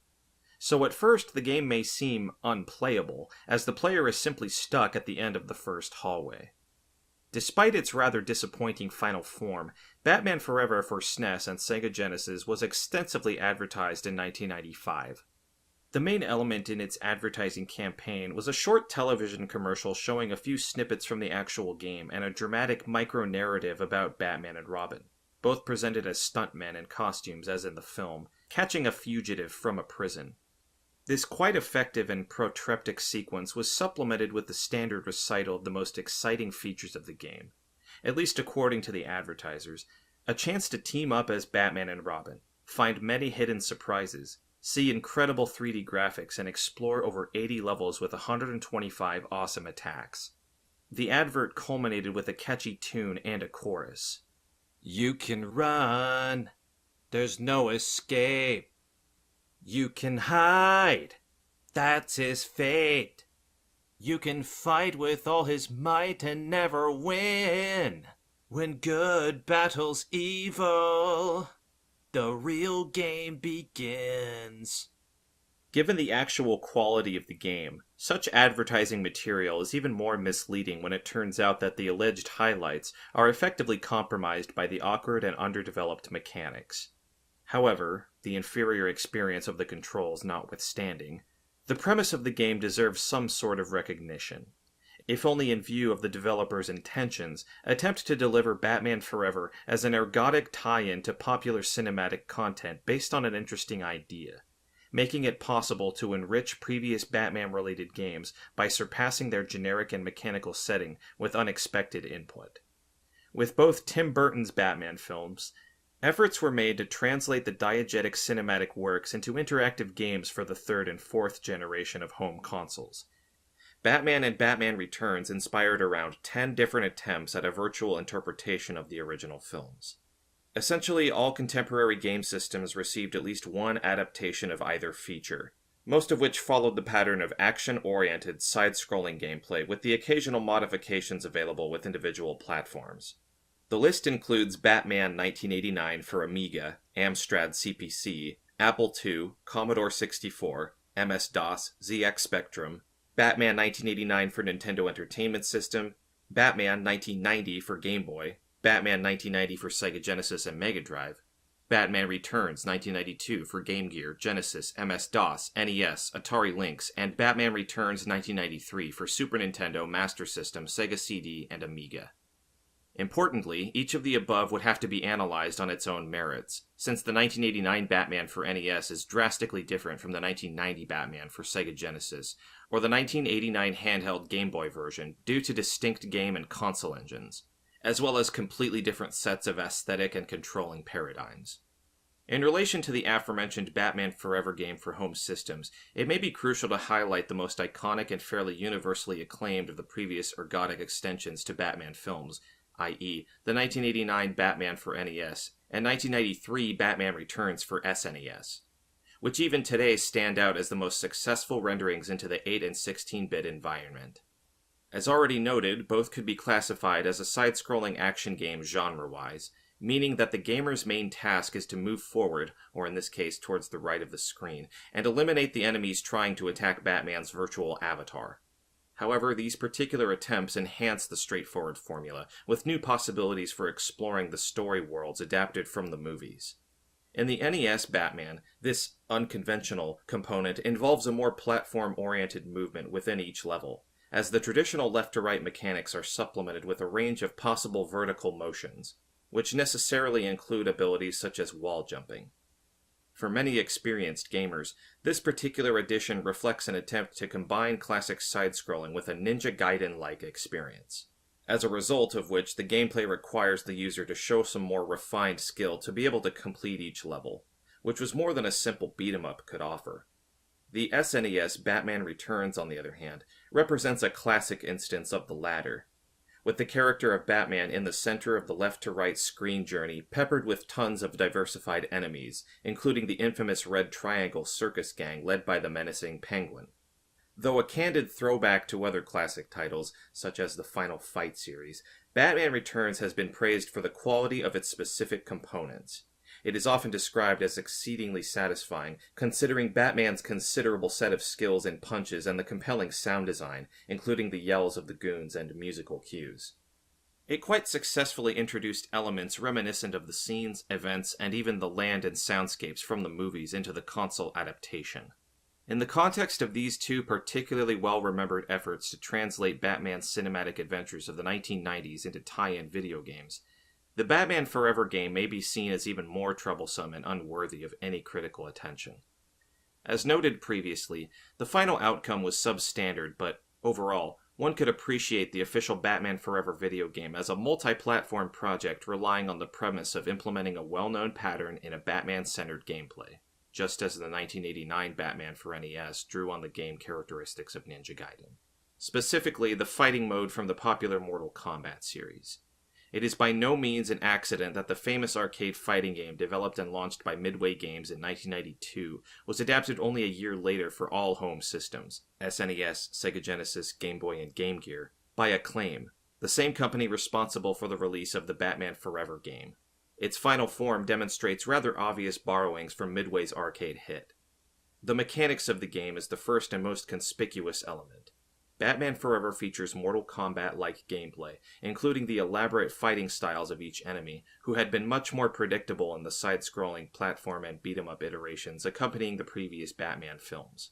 It is also noteworthy that the characters from the Batman narrative resemble Mortal Kombat protagonists, as the developers of Batman Forever relied on the motion capture technology which Midway had used to render on-screen figures as animated sprites, producing a fairly impressive visual outcome with 16-bit gaming consoles. The results of the somewhat unexpected marriage between the two not entirely compatible game settings were disastrous, but the effort of venturing further afield and developing a Batman-dedicated tie-in game with novel characteristics deserves at least modest recognition. Although the infamous Batman Forever game is still ranked among the worst action games ever, a number of critics have recently begun to re-examine that strange conceptual and mechanical hybrid in view of its bold foray into uncharted territory. When it came to bringing Batman Forever to consoles and handhelds, things took a downward slide as Acclaim took over the development duties and tried to make a game that was part Mortal Kombat, part side-scrolling action game. A mix that's about as volatile as it sounds. But as Mortal Kombat was one of, if not the most popular game at the time, I can at least see why they tried to trick people into thinking the two would be at least somewhat similar. Both the plastic and virtual renderings of the content in Batman Forever continue to be rightfully recognized as genuinely problematic or simply misguided, having failed to deliver the expected commercial objects, such as classic molds and costume designs for the Batman action figures, or a competently made video game that would be enjoyable and, even more essentially, simply playable. However, in a broader context, these two cases appear to share a common trait concerned with the general concept of Schumacher's Batman. As already observed, merchandise in the shape of action figures and the video game projects arguably constituted supplementary material in constructing the Neon Knight as an audacious variation that goes way beyond the most commonly accepted versions of the Dark Knight. Instead, what one got was an odd range of nonsensical products, like the rainbow-colored Batman figures with absurd gadgets, or a console game that, besides its crippled engine, was just a bizarre experiment in expanding the scope of gameplay. And yet, those two instances serve as non-diegetic ingredients in Schumacher's version of the Neon Knight as, once again, a variation may be technically flawed or aesthetically objectionable, but is still a counter-proposal to the most obvious conceptions of Batman, even in the strictly commercial settings. In any case, that peculiar set of confusing toys and deficient game designs is a secondary issue to the much more unsettling choices Joel Schumacher made with respect to the movies, accomplishing what is widely considered the most incongruent cinematic portrayal of the Dark Knight, who thus transformed into the Light Knight. As the title of this chapter suggests, the triad of the most often criticized aspects of Schumacher's Batman embodiment is epitomized by three elements that many find to be the most accurate metaphors of his overall vision. The plastic figures, denoting the immoderate marketing and merchandise, virtual punches and grappling hooks, referencing the underwhelming quality of the video games originating with the films, and finally, the most notorious of all, the conspicuous rubber nipples on Batman's movie outfits, which countless critics of Schumacher have cited over the years as a blatant act of misunderstanding the character. Joel Schumacher would explain the rationale behind his artistic choice on many occasions. It was an attempt to forge an on-screen presence of Batman as a continuation of the antique representations of immaculate naked bodies and male torsos. This, however, will not be the main concern of this section, as it may be more productive and innovative to determine what that particular visual manifestation of Batman could have possibly contributed to the character as such, instead of focusing on the much-discussed over-sexualization with a strong homosexual undertone. This specific aspect of Schumacher's interpretation, the inclusion of corporeal detail, circles back to our central question concerning the limited capacity to accept distinct variations or singular interpretations of a beloved fictional character. There is a large repertoire of presumed conventions that an acceptable interpretation should follow to be respected as accurate. Apart from the already discussed properties like the color palette or the general mood of a Batman-centered aesthetic, there is an element which raises objections given the Dark Knight visual paradigm of the hero, for whom prominent rubber nipples are a direct attack on the character's somber appeal.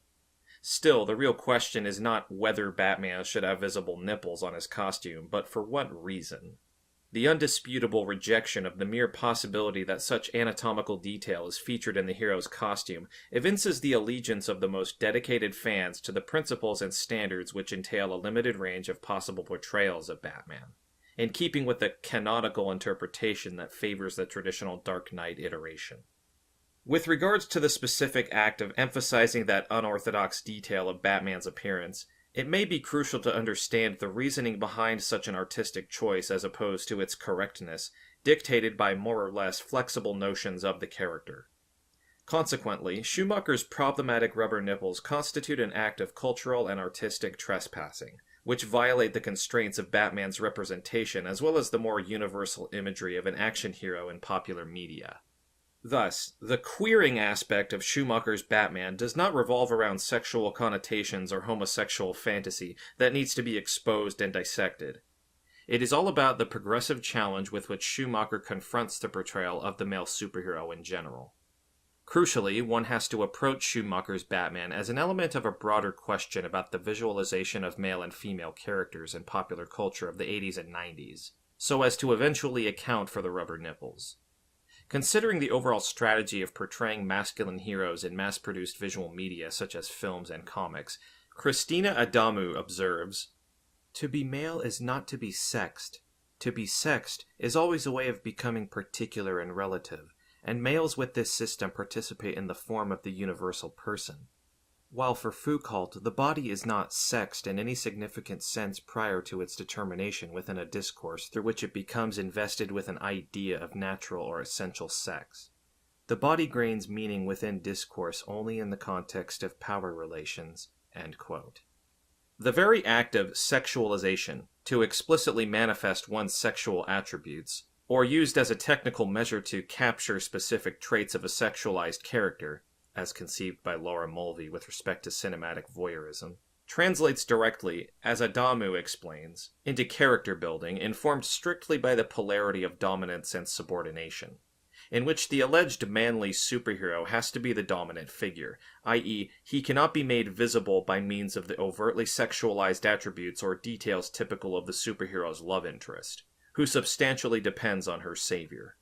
This particular logic is perfectly evinced in the culture and cult of the 1980s and 1990s action genre, whose main protagonists are masculine but not as sexualized as their female companions who, even though similarly athletic, demonstrate visual sexual attributes in their tight costumes.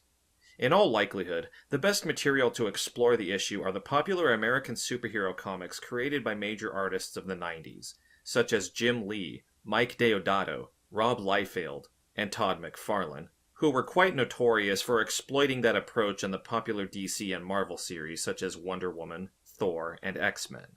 A strong opposition between the physically attractive male characters with excessive muscle and sexually attractive female characters with overabundant erotic appeal shaped a general landscape for a similar division in portraying both genders in any form of popular fiction in the 90s, including even animated shows for children such as Teenage Mutant Ninja Turtles, where the female protagonist who accompanies the Turtles, April O'Neil, displays a tempting cleavage.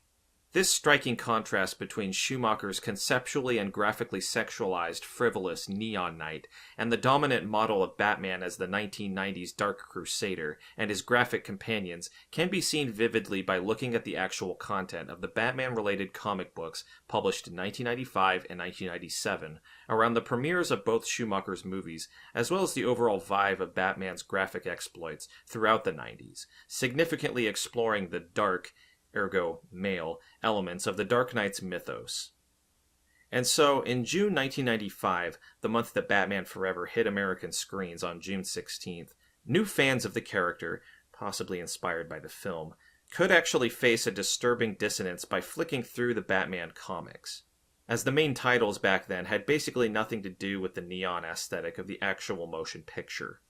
Instead, the most important Batman comic book magazines of that time, Batman, Shadow of the Bat, and Legends of the Dark Knight, were presenting stories such as Black Spider, A Web of Scars, Batman number 519, by Doug Moench and Kelly Jones, introducing a new antagonist to the series known as the titular Black Spider in a noir-driven setting magnified by the character's hyper-expressionistic style of Jones's artwork. In the 72nd issue of The Legends of the Dark Knight, in a storyline entitled Werewolf by James Robinson and John Watkiss, Gotham's hero was portrayed in yet another horror-themed narrative facing the savage Wolfman himself. And finally, in the 39th episode of the Shadow of the Bat series, Alan Grant and Kevin Walker were confronting Batman with a zombie-like figure of Solomon Grundy in once again a rather moody, hard-boiled detective thriller story. Solomon Grundy, One Night in Slaughter Swamp, with Grundy as an additional horror-like monster in the Batman's Rogues catalog. Schumacher's more campy Batman was certainly not the same Batman that one would find in the DC Comics portfolio in 1995, with the leading graphic interpretation of the character seen more as a shadowy figure and not the full-blown hero that the Gotham citizens could cheerfully welcome. Like in Batman Forever's Nigmatech heist scene with one of the guests pointing towards Batman breaking through the roof with an ecstatic, "Batman! Ah!" A similar thing can be observed in June 1997, which exemplified perhaps an even more astonishing contrast between the seemingly happy-go-lucky portrayal of George Clooney's exploits as Batman in his chase for an ice pun-delivering Mr. Freeze with his toyetic costume and the actual content of Batman's comics, like Batman number 543 by Doug Moench and Kelly Jones, telling a chilling story of a new murderer in Gotham known as Faceless, whose main agenda was to impersonate his poor victims through elaborate disguises. Batman The Long Halloween, however, published in June 1997, illustrates even more perfectly this parting of ways between Schumacher's films and Batman's comics, clearly uninterested in following the Neon Knight's more queer idea for the character, but rather intensifying once again this Dark Knight's agenda instead. June 1997 marked the 7th issue of this acclaimed and widely celebrated miniseries by Jeff Loeb and Tim Sale, the ultimate Batman detective story highly influenced by the noir novels by Raymond Chandler and mob drama classics like Mario Puzo's The Godfather, making yet another detour from the campiness of Batman and Robin into a much more serious epic about Gotham's criminal underworld. And even after the specific periods of June 1995 and 97, it is obvious that the graphic Batman and Schumacher's Batman were following different conceptual paths, with the comic book series clearly more interested in Batman as the Dark Knight persona, both visually and thematically.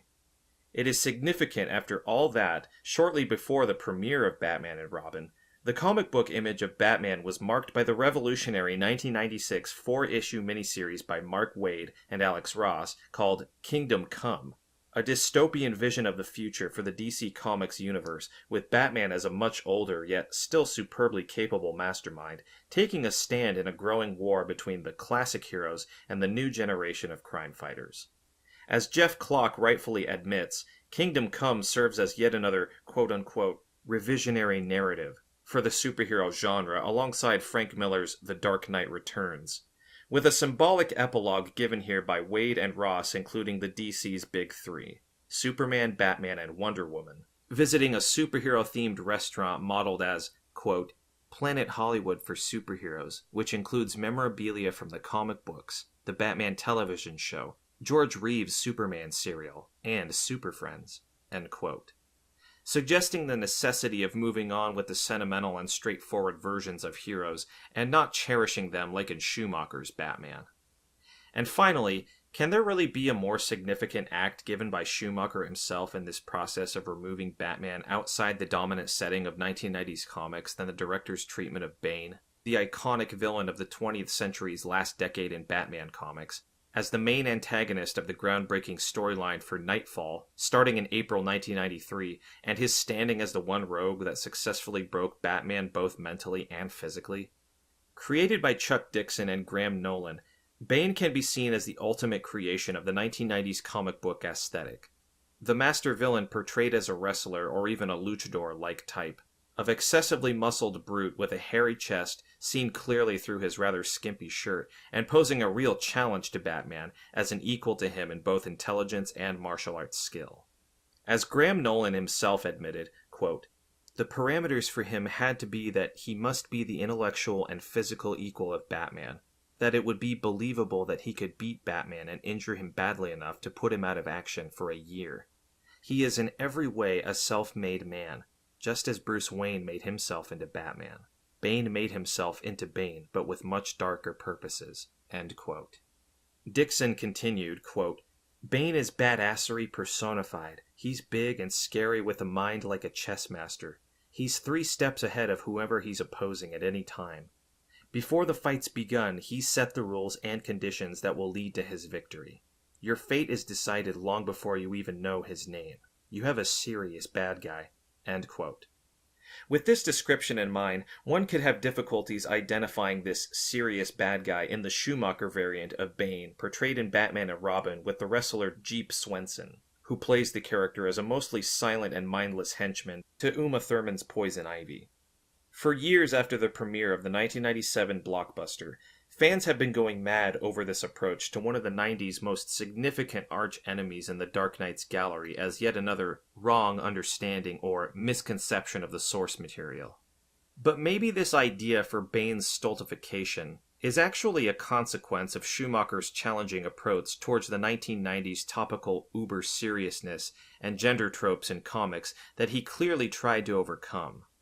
With this queering aspect aimed towards Batman's most serious opponent in the 1990s comics, Jeep Swenson himself is giving here probably the best justification of this Bane Poison Ivy flipped and gender-swapped hierarchy as, quote, almost like the relationship between George and Lenny in Of Mice and Men, with the more diminutive person taking charge and telling the bigger one how to think, end quote.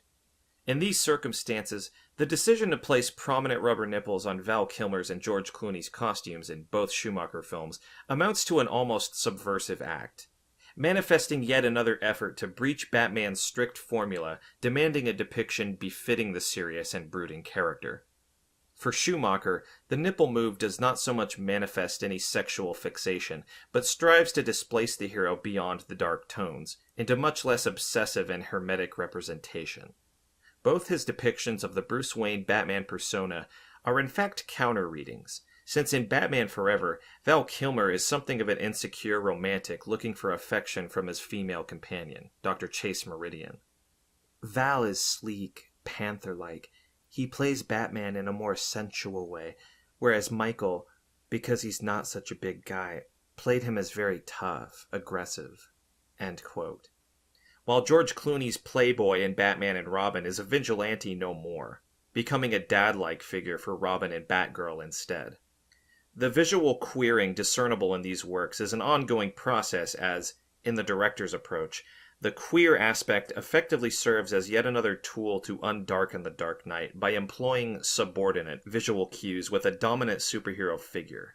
Consequently, Schumacher exploits the aesthetic presence of Batman as an opportunity to contravene the traditional code of depicting the character, altering the standard motifs of an athletic, unsexualized physicality by sudden and unexpected visual intrusion, such as the hysterical close-ups of butts and crotches in both films. This sexing up of Batman's appearance as well as his increasingly diversified range of fancy toyetic gadgets and vehicles leads to what Larry Dudenhofer considers a symptomatic representation in Schumacher's first film. Quote, "How do Batman and Robin realign the spatio-visual coordinates of the diegesis, and also remove the question mark that the Riddler traces over the bat signal, to cast into doubt their intelligence, their masculine determination, and the cultural eminence of their brand? They inundate the screen with sexier tools, weapons, and vehicles, with Robin steering a sleeker Batboat to the shores of Claw Island, and Batman flying a new Batwing across the waters, one that can transform into a submersible." The nippling of Schumacher's Neon Knight goes much farther than merely breaking the visual standards of portrayal applicable to that hero. Besides a notable yet seemingly pointless effort to maintain a gender-accurate depiction, one could rightfully argue that this controversy has little to do with the essential realignment of the Dark Knight into the Camp Knight, Cute Knight, or Dad Knight derivative. At this point, however, one needs to refer to the earlier Dad Knight, who appeared in the low-budget Filmation cartoons. Schumacher's visually non-dominant vigilante leaves the comfortable shadows both aesthetically and thematically, since Schumacher is bold enough to commit possibly the gravest offense towards the Dark Knight by posing another vital riddle. Can Batman actually be happy? To underscore this dramatic turn in Batman's characterization, one may consider another range of tie-in products, the official soundtracks to both Schumacher movies, whose promotional keynotes included two sentimental love ballads. Kiss from a Rose by Seal, written for Batman Forever, and Gotham City by R. Kelly for Batman and Robin.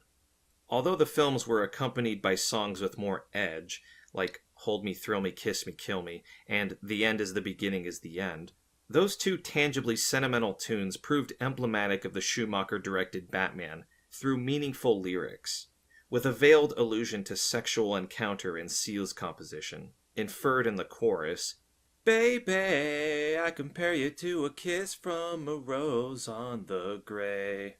Oh, the more I get of you, stranger it feels, yeah.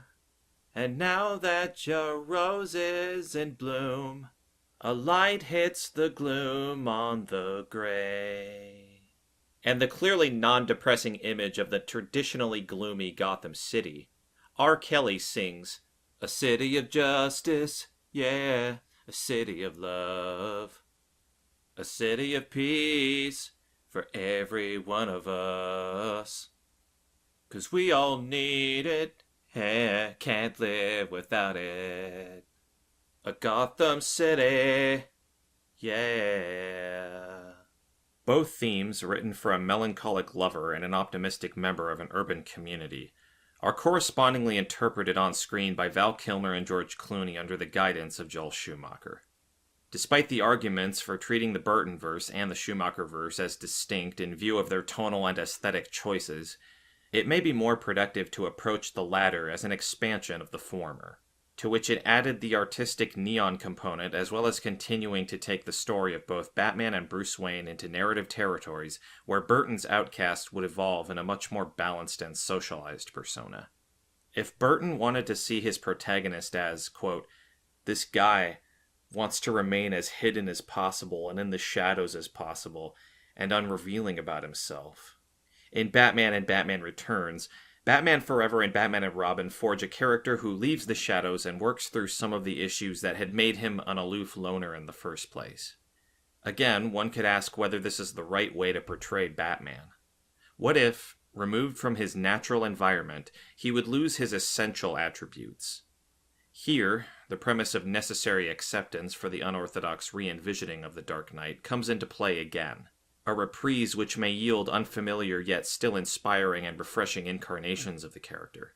This is precisely the case with Schumacher's films, which may be disparaged for how their themes were ultimately executed, but it would be unfair to deny the director the right to look for his own taste of the character, even though it may be situated outside the mandatory domain of Batman's previous installments. Questionably, Joel Schumacher's Batman is the one who resonates with Joel Schumacher as an individual, especially considering what the screenwriters for Batman Forever, Janet and Lee Batchelor, share. Quote, Tim is a very gentle, erudite man. He's quiet, he seems a little shy. He's full of enthusiasm, and there's a childlike quality in the very best sense that comes out in all of his work. Joel has that to a certain extent, too, although he manifests himself differently. He's a New Yorker and just looking more like a cosmopolitan guy. Batchelor's remark about his cosmopolitan input offers an interesting clue, implying a much more inclusive approach in working with the character and conceiving Batman as a less psychologically hermetic and more socialized individual. This is an essential element that links Batman Forever and Batman and Robin. An effort to envision both Batman and Bruce Wayne as living parts of their private and public ecosystems. A definite step forward in comparison to Burton's much more socially awkward persona. In Batman Forever, the post-Burton lone Avenger finally develops a relationship with his partner in trade when Robin appears, which Schumacher conveys in two significant shots, showing Robin reach for Batman's hand after the confrontation with Two-Face, and the reversed gesture in Batman's climactic dive to save his companion in the Riddler's lair. In addition, there is the character's refreshing experience of genuine love involving Dr. Meridian. After all, Kilmer's Bruce confesses to Alfred in one scene, "I've never been in love before, Alfred," as a further illustration of the slow progression in Batman's emotional makeup. With the dominant trope in Schumacher's Batman films as the main hero's journey to abandon, figuratively speaking, his mental and emotional Batcave and open himself up to other people, which one can see as the shift from Burton's shy impersonation to Schumacher's cosmopolitanism.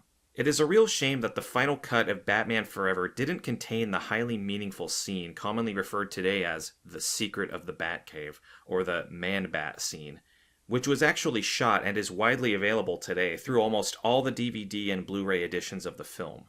This cut material comes from the third act of the movie and shows Bruce Wayne healing after the previous brutal raid by the Riddler and Two-Face in Wayne Manor. As Bruce is trying to regain his strength after being shot by Two-Face, he enters a hidden part of his hideout that appears to be the exact place that young Bruce had fallen years ago and decided to accept his vengeful mission. The fallen hero then finds here his father's journal, a red book that was mentioned earlier in the film as Thomas Wayne's private memoir, which ended with the tragic deaths of Dr. Wayne and his wife.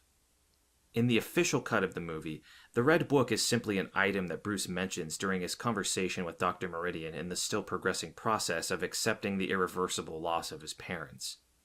The more elaborate scene that was eventually cut from the movie, however, gives a much more complex storyline as Wayne, just before heading to his final confrontation with the Riddler and Two-Face, gains here a chance to confront his inner demons and the fears that are destabilizing his personality throughout the film. Looking at the last entry written in the journal by his father, Bruce finds the following sentence. "Bruce insists on seeing a movie tonight, but Martha and I have our hearts set on Zorro, so Bruce's cartoon will have to wait until next week." This simple yet quite revolutionary idea planted by the screenwriters of Batman Forever gives Batman a final resolution to all his guilt and broodiness following Wayne's incorrect assumption that he was responsible for his parents' tragic fate. Moreover, by finally facing Bruce Wayne's past and rediscovering the actual origin of his Batman persona, Schumacher is letting Batman leave his grim personality and guilt-driven understanding of his mission so dominant in the traditional Dark Knight's depictions. Visually, this moment of heading into a new understanding of his finally balanced character is portrayed here by an astounding encounter between Wayne and a giant man-sized bat creature emerging majestically from the cave's darkness. In just one brief yet iconic moment, Bruce and the bat face each other, with both figures spreading out their arms, wings in an act of almost perfect reflection. This communion between man and bat is probably the most significant, but paradoxically not existing in the final theatrical footage. The moment of the Schumacher-helmed cinematic curatorship over Batman as the Dark Knight is finally able to leave here his dark attitude of being a vengeful crusader for a much more affirmative and optimistic idea of actually enjoying being Batman. With Wayne leaving the cave after this revelation with a smile on his face, it's not hard to interpret this whole sequence as a breakthrough in the entire Batman cinematic franchise mythology, as the hero realizes that he should not be seen anymore as an effect of his inner rage, but rather his inner need to bring hope and justice.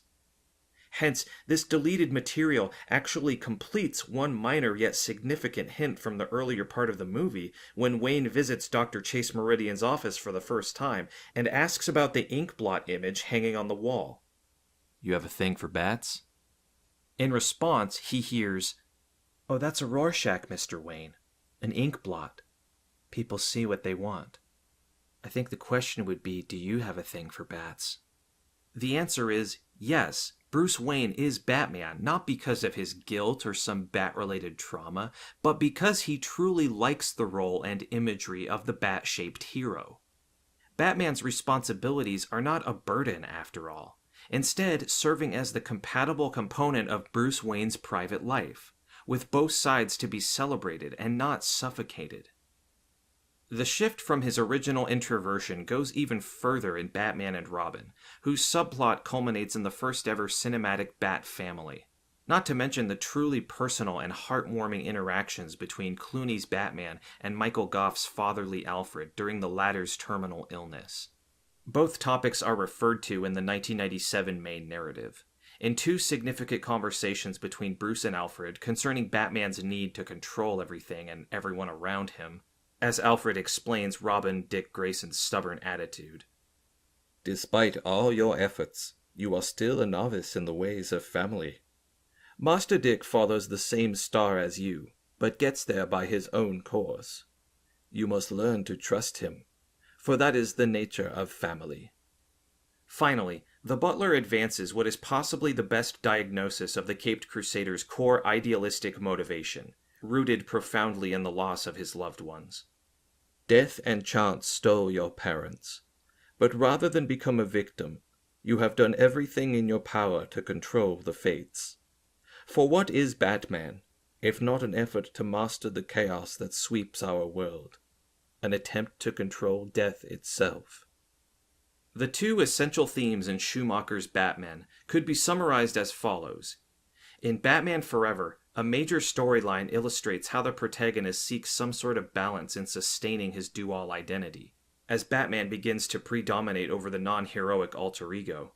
Whereas in Batman and Robin, the undarkened knight is finally shown as an individual who had already transcended his traumatic motivation and pursues his vigilante quest not out of revenge, but rather as a consciously assumed duty to ensure Gotham City's well-being.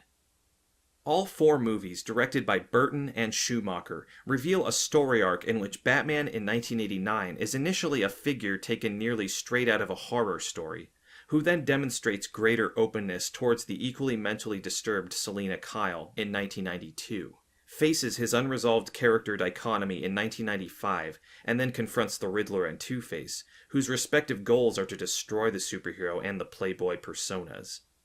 Ultimately, it focuses on Bruce Wayne Batman as a bona fide protector of his newly found Bat family in 1997, while the subplot of Alfred's imminent passing marks Bruce's symbolical transition from someone who needs wise assistance to someone who realizes that now his young protégés require his support and mentoring.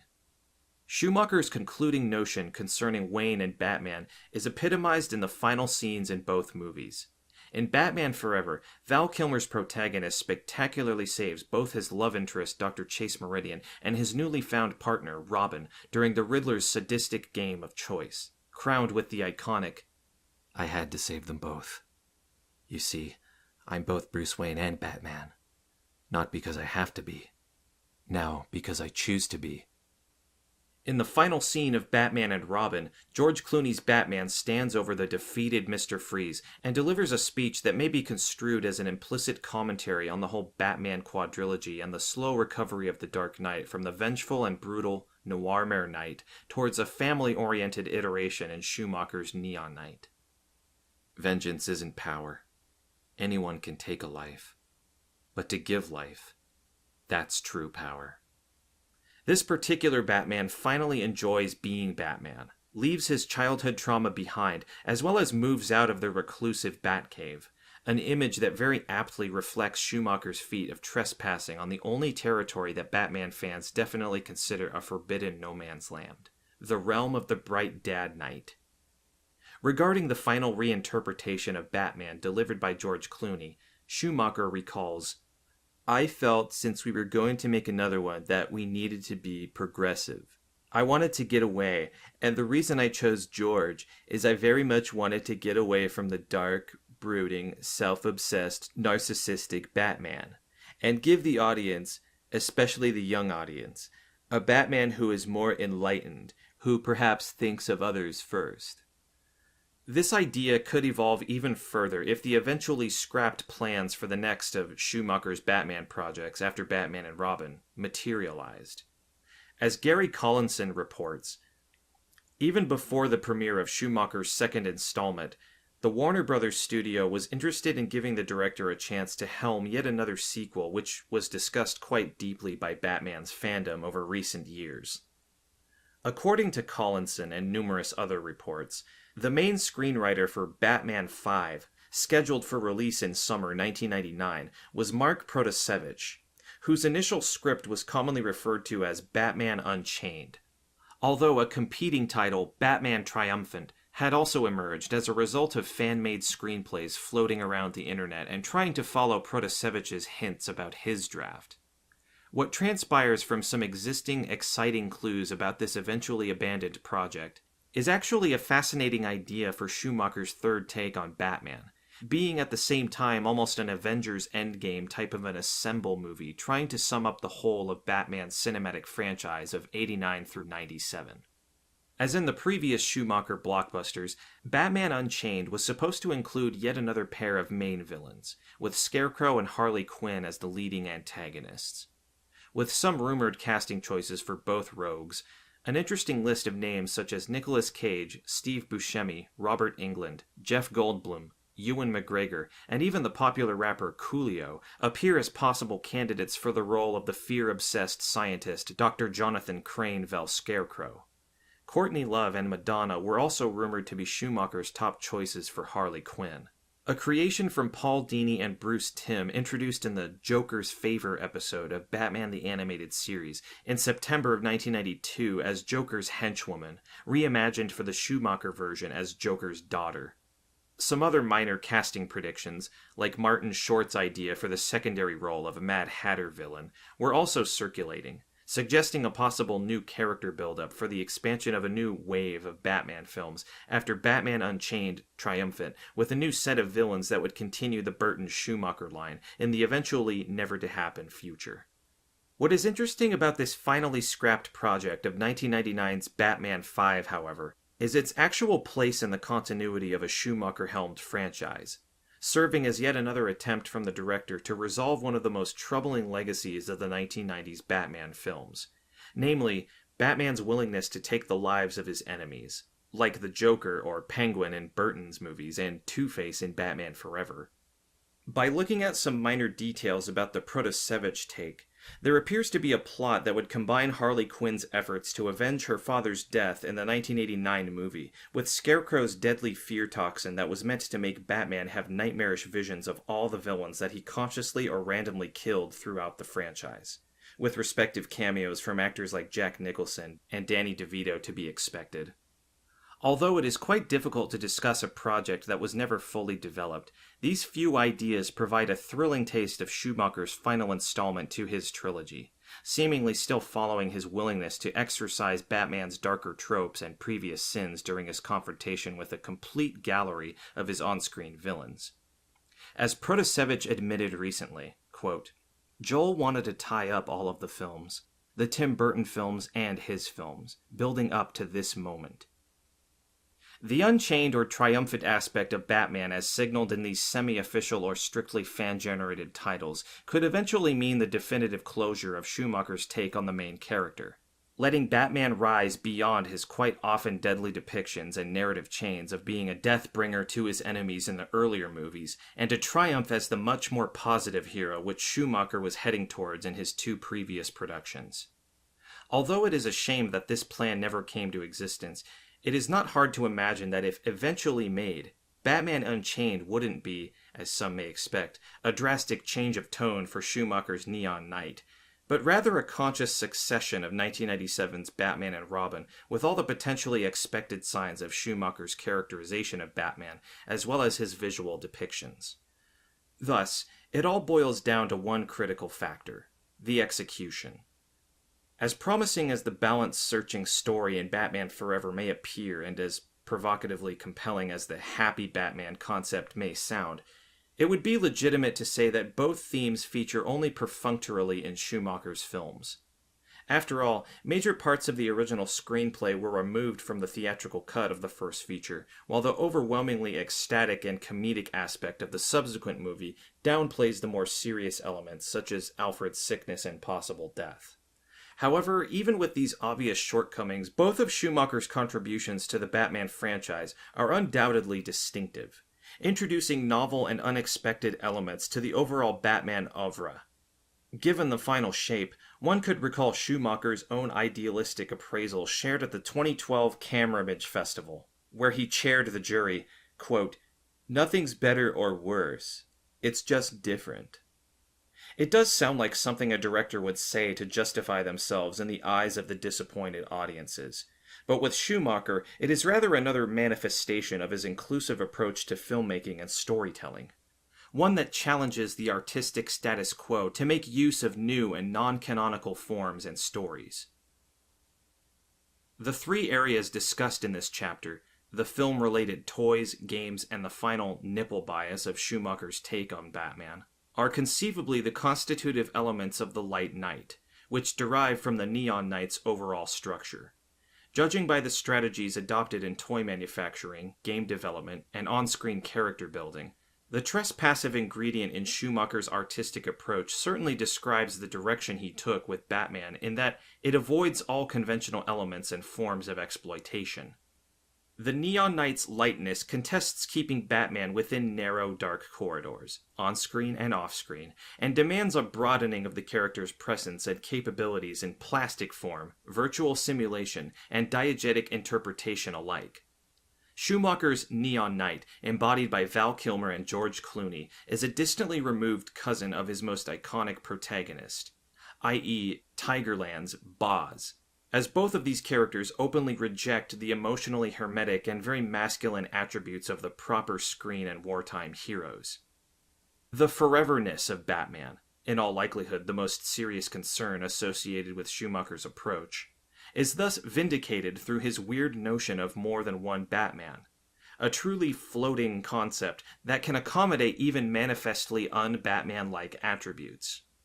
On the other hand, this may be indicative of the main problem with his films, since, quote, "Schumacher's Batman is fundamentally a different kind of man, a grown-up who moved past the limitations of revenge as a singular motivation and into a more holistic understanding of justice. This Batman had it both ways, too. He got to be emotionally available and got to look fabulous while doing it." End quote. Still, the good thing is that, albeit initially underestimated, the radically different Batman eventually managed to garner significant praise for his conceptual otherness. Regrettably, the most substantial acclaim it received coincided with the death of Joel Schumacher on June 22, 2020. This ends Part 2. Neon Knight Forever, continued. Part 3, The Neon Knight Triumphant, Modern Perceptions of Joel Schumacher's Batman Duology. This part of the book is divided into 2 sections. Part 3, Section 1. It's so bad it's almost good. Fandom's online discourse after Joel Schumacher's passing. When on June 22, 2020, Joel Schumacher passed away from undisclosed cancer at the age of 80, social media, as well as various journals and magazines dedicated to arts and popular culture, witnessed quite a deluge of appreciation posts as well as reminiscences from professional critics. What they shared was a rather unexpected number of fond memories and more objective insights into Schumacher's legacy, whose return to favor should be attributed to his unconventional approach, referred to in previous chapters. The analyses across news sites and entertainment periodicals on Schumacher drew readers' attention with titles such as Joel Schumacher and the Non-Crisis of Infinite Batmans, which followed up with Batman Forever and Batman and Robin have been punchlines since the 90s, but the director's death reminds us that everyone has their own Dark Knight. Other websites, for instance CBR.com and BatmanOnline.com, asserted in their tributes that Batman Forever is still the Dark Knight's most underrated movie, or asked why Batman and Robin is the underrated gem of the Batman franchise.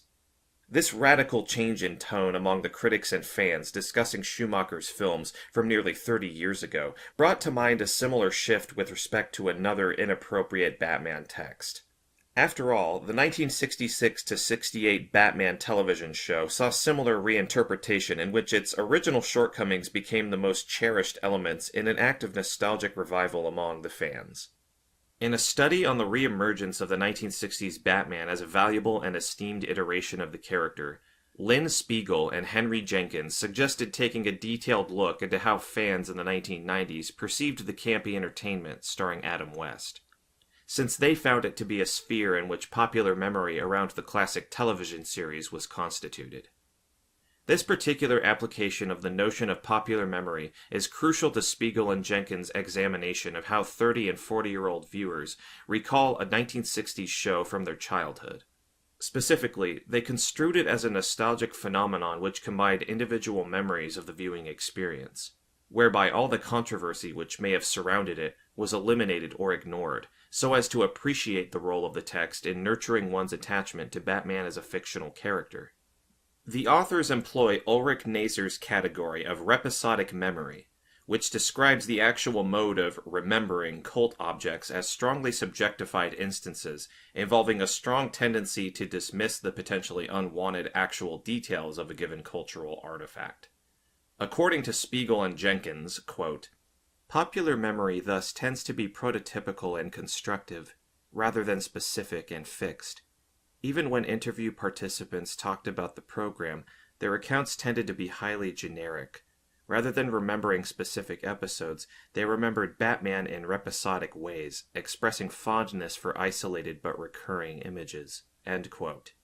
As a result, Spiegel and Jenkins observed highly interesting reevaluations among adult fans of Batman, who looked back at their childhood fascination with substantially greater approval than one could have expected in view of the dominant media presence of Tim Burton's much darker Dark Knight in the last decade of the 20th century.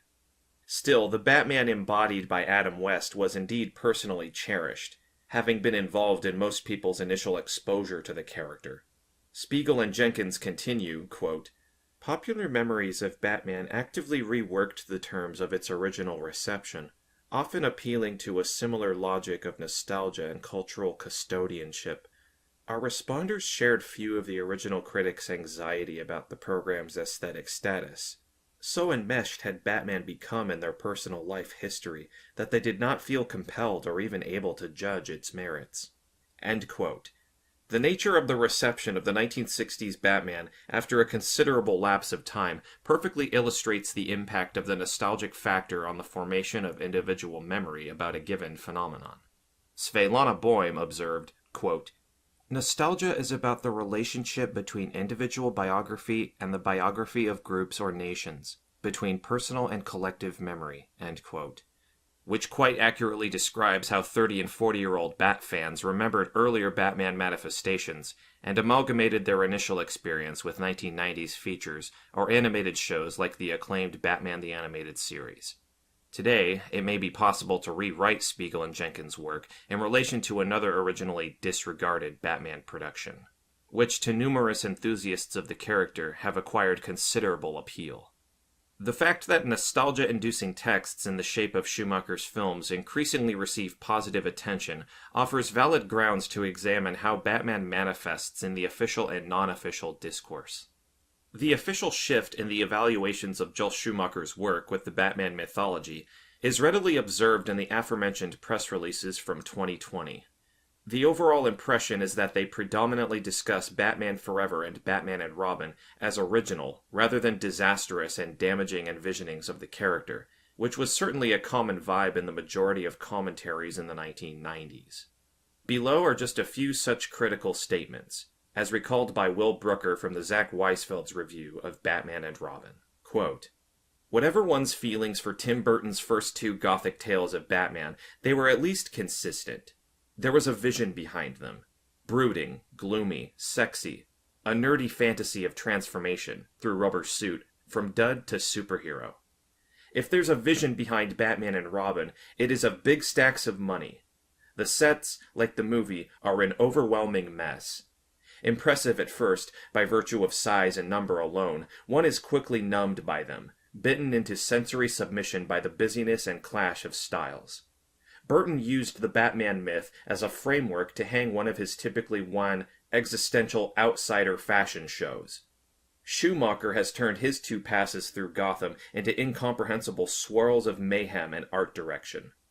It's only as an exercise in set design that Batman and Robin succeeds, though it's all so over the top that it's more of an exercise in what not to do than anything else. Schumacher has chosen to light his film with outlandishly garish neons and brilliant blues and pinks, which unfortunately make this look more like some ridiculous Batman on Ice escapade than anything else." End quote. The evident paradigm was to reject all Schumacher-specific traits. The clash of styles, outlandishly garish neons, or ridiculous Batman, are the indisputably wrong elements of that Dark Knight interpretation, followed by a reference to the much more accurate depiction in the vein of brooding, gloomy, sexy, that this kind of story ostensibly called for. To be fair, a number of the more recent publications concerned with superhero cinema still find fault with Schumacher's work, as his movies continue to be widely and readily considered as instances of the wrong filmmaking in that genre. For instance, in A Brief History of Comic Book Movies from 2017, Wheeler Winston Dixon and Richard Graham find Batman and Robin to be, quote-unquote, desperately on the edge of straight-out parody, while Liam Burke's The Pocket Essential Superhero Movies from 2008 passes the following verdict, quote, "Public Enemy #1 would have to be Joel Schumacher, who, following on from Batman Forever's mystifying box office popularity, turned in an overproduced neon nightmare loosely resembling something a dog might throw up after ingesting too many glow sticks and tinsel." End quote.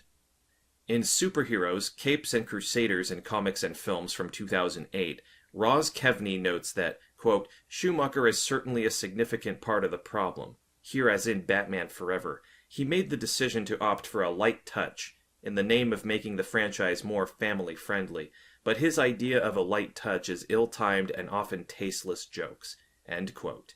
The dislike of Schumacher's Batman consistently invokes the same assortment of allegations: too bright and too silly, while more pertinent remarks on deficient technical execution are mixed with general misgivings about the necessity of forcing Batman into the neon nightmare aesthetic. However, the tone shifted radically in post-2020 reflection, as critics and fans alike re-evaluated the reasoning behind the glow sticks embellishing the Dark Knight's appearance. The outraged voices of the professional film critics were reinforced by the growing legions of displeased fans, who, just when Batman and Robin premiered, finally received a powerful tool in websites and online forums to manifest their deep concerns about the Neon Knight. Since all major grievances of the most committed fan critics were cited in the works of scholars such as Will Brooker or Glenn Weldon, it will suffice to quote just one symptomatic vituperation from a forum debate entitled "Bring Me the Head of Joel Schumacher," which encapsulates the fierce resistance provoked by Schumacher's radical revision of the franchise. "Shoemaker, you little pissant!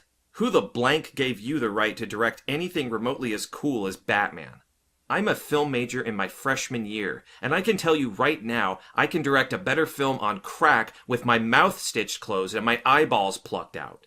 I don't know what the blank you were thinking. Pick up a Batman comic, you asinine fool? Does Gotham City look like Club Expo to you? Do you see any neon? What the blank? And nipples? This isn't a blanking joke. Batman isn't some two-bit circus freak like your bearded lady of a mother.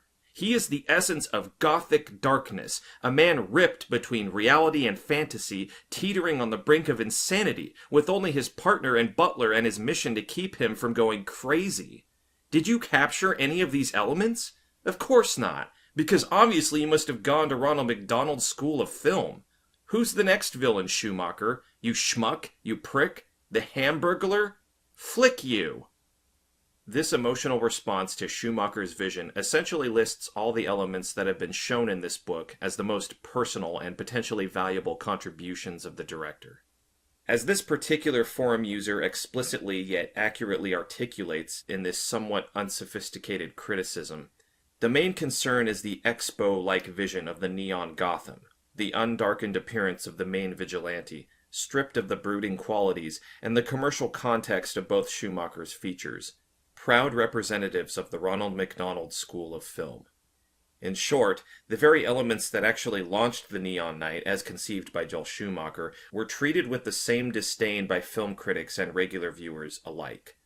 The process of neonizing Batman and his environment, as well as the framework of the neon-lit storytelling, were clearly perceived as objectionable and pointless messing about with the essence of such elements, leading to the inevitable eradication of the compelling and serious qualities in Batman's cinematic lore. Such a notion is still strongly apparent in the many retrospections of Schumacher's legacy, but importantly significant departures from that excessively negative discourse can be observed. The appreciative commentaries became even more prominent following the director's passing. To elucidate this new approach towards the previously unappreciated elements of Schumacher's duology, one should delve, with due caution, into the abundant domain of semi-professional or strictly fandom news sites and web pages, commonly edited by fans-turned-online journalists, scoopers, and newscasters. Interestingly, more insightful observations mingle there with an inclination typical of the milieu, namely to hype up the content and opt for less analytical and more emotional approaches to a given topic. In fact, such news sites perfectly demonstrate how popular memory is shaped among the most involved readers and followers of popular culture. Schumacher's problematic Batman films and their recognition in this particular type of modern online criticism clearly displays the aforementioned pattern of developing nostalgic notions relating to a given phenomenon, conceptions negotiated between historical concerns of the earlier critical response and the episodic memory of today's editors and readers, in which Batman Forever and Batman and Robin appear to possess significant nostalgic potential. You can say that again. The hindsight perspective on Schumacher's works, notably those published after the director's passing, may reveal how problematic elements in the movies actually inspire new interpretations, marked by considerable approval for the Neon Knight idea. In the majority of the appreciative comments and articles online, the common motif is highlighting the otherness of Schumacher's approach to the Batman franchise. One of the most representative among many of those is John Shin's commentary published on June 24, 2020 on CBR.com entitled "Batman Forever is still the Dark Knight's most underrated movie." The author's principal assertion is as follows. With director Joel Schumacher's passing, it may be time for a re-evaluation of his much-maligned Batman Forever. The result was a campy, visually sumptuous take on the characters, with thrilling action sequences and standout performances from Jim Carrey and Tommy Lee Jones. Visually, it is one of the most stunning Batman movies. Some have criticized the movie's dialogue, but given its campy nature, it is fitting. Along with this, the excellent performances from Carrey and Jones pick up any slack. Though it has earned a bad reputation compared to other Batman films, the movie has enough strong points that it's worth a reappraisal. Shin underlines that the greatest asset of Schumacher's feature is its stunning quality, achieved through the overall design of the diegetic world as well as superior acting, which the author clearly considers to be integral parts of the Schumacher-orchestrated environment. Once denigrated as lunatic, the on-screen behavior of the villains and heroes is another component that the commentators often appreciate for its goofiness, instead of rejecting it for its over-the-top theatricality. The two main antagonists of Schumacher's movies, Jim Carrey's The Riddler and Uma Thurman's Poison Ivy, seem to gain increasing appreciation now, as the editor of the online entertainment news website, Collider, Brecken Hunter Wellborn observes, "There may be other campy supervillains, but there are none who embody the joys of camp as fully as Poison Ivy. Ivy's camp pleasures reside in her self-aware performance of femininity, which suggests that gender itself is just a performance. Through her exaggerated, spectacularized enactment of hyper-femininity, Ivy makes a farce of gender. 25 years since Batman and Robin's release, Poison Ivy remains the definitive camp supervillain icon." A similar reassessment of Carrey's The Riddler is made by John Holmes from MovieWeb. "If we were to cull Jim Carrey's overacting as the Riddler from Batman Forever's world, a place already burdened with bad dialogue and overall ridiculous performances, then there would be much less warranted gold for us to look back on the film altogether. Jim Carrey's take on the Riddler isn't disappointing, not at all, but rather a product of something much larger, a garish cog in a very loud clock. His input is, in every sense of the word, chaotic, and a movie as chaotic and high energy as Batman Forever required that." Even Val Kilmer's portrayal of Bruce Wayne in Batman Forever, once universally denounced as bland and uninspired, draws more interest now, with, for instance, Christian Colby Eltel reconsidering his performance in the tellingly titled Batman Forever is actually a better Batman movie than people remember. Quote, "Batman Forever may be remembered mostly for its over-the-top comic book storyline, but Val Kilmer's Batman Bruce Wayne is also memorable for displaying the character's internal struggles. The chemistry between him and Chase is also slightly more open and effective than the relationships in Burton's films, especially in terms of understanding his dual identity." End quote. Recent commentaries on Schumacher's Batman legacy constitute truly intriguing material, because almost every flaw noted in 1995 and 1997 is nowadays rehashed into an actual advantage in those productions over later incarnations of the hero in cinema. In fact, a separate section in this chapter would be required to cover the renewed appreciation for Batman and Robin, which recognizes that the film's bizarre form and tonal silliness are entertaining rather than embarrassing. For example, Rosie Knight from Nerdist openly admits in Why Batman and Robin is the Underrated Gem of the Batman Franchise, quote, "Batman and Robin is in fact a celebration of everything great about the wacky origins of the Caped Crusader. Though it's in no way perfect, it's actually a wonderfully fun exploration of Bat lore and a love-filled homage to the colorful capers of Batman 66. Nothing's too ridiculous for Schumacher and screenwriter Akiva Goldsman's Gotham. And there's such reckless joy to be found in that. A truly fun vision of Batman's world where heroes can surf through the atmosphere and villains can kill you with a kiss after making you fight your best bud for the right to receive that deadly smooch. What's not to love about Batman and Robin?" It is particularly interesting that the fans and critics concur as to the very nature of Batman and Robin. While Batman Forever maintains a more serious story, many reviewers happen to actually enjoy the wackiness of Schumacher's second feature since, quote, "perfection isn't necessary. Thankfully, recent years have been kinder to this film. Since the franchise got back on track, most people look back at Batman and Robin and laugh. And why shouldn't we? Most of it was intended to be funny. That's right. You didn't think Arnold's ice puns were meant to be serious, did you? End quote. A similar sentiment is expressed by the author of Martin's Movie Review, whose comment about the 1997 film also offers a very relevant observation regarding its welcoming or non-exclusive aspect. Quote, I'm not saying that Batman and Robin is great. It's far from that. But it's not horrible. It's actually the perfect introduction to the world of Gotham City for children under the age of 10. That's a huge demographic the last time I checked. Why can't it be respected on that level? The whole idea of one particular group of people claiming ownership over Batman is absurd anyway. The character doesn't belong to anybody. There's dozens of different versions and interpretations on page and screen spanning over 75 years, which means everyone in the world has their Batman. End quote. In short, this realigned approach recognizes Schumacher's innovative style and execution, while its outcomes are acknowledged as a legitimate variant of superhero-centric cinematic production. Perhaps the most impressive and unexpected upshot of the revived discourse surrounding Schumacher after 2020 is that one now discerns and values the much more inclusive, both aesthetically and thematically, vision of the Neon Knight, which used to be universally spurned. Today, this aspect is given sincere praise throughout mainstream geek culture websites and in the online activities and statements of film aficionados.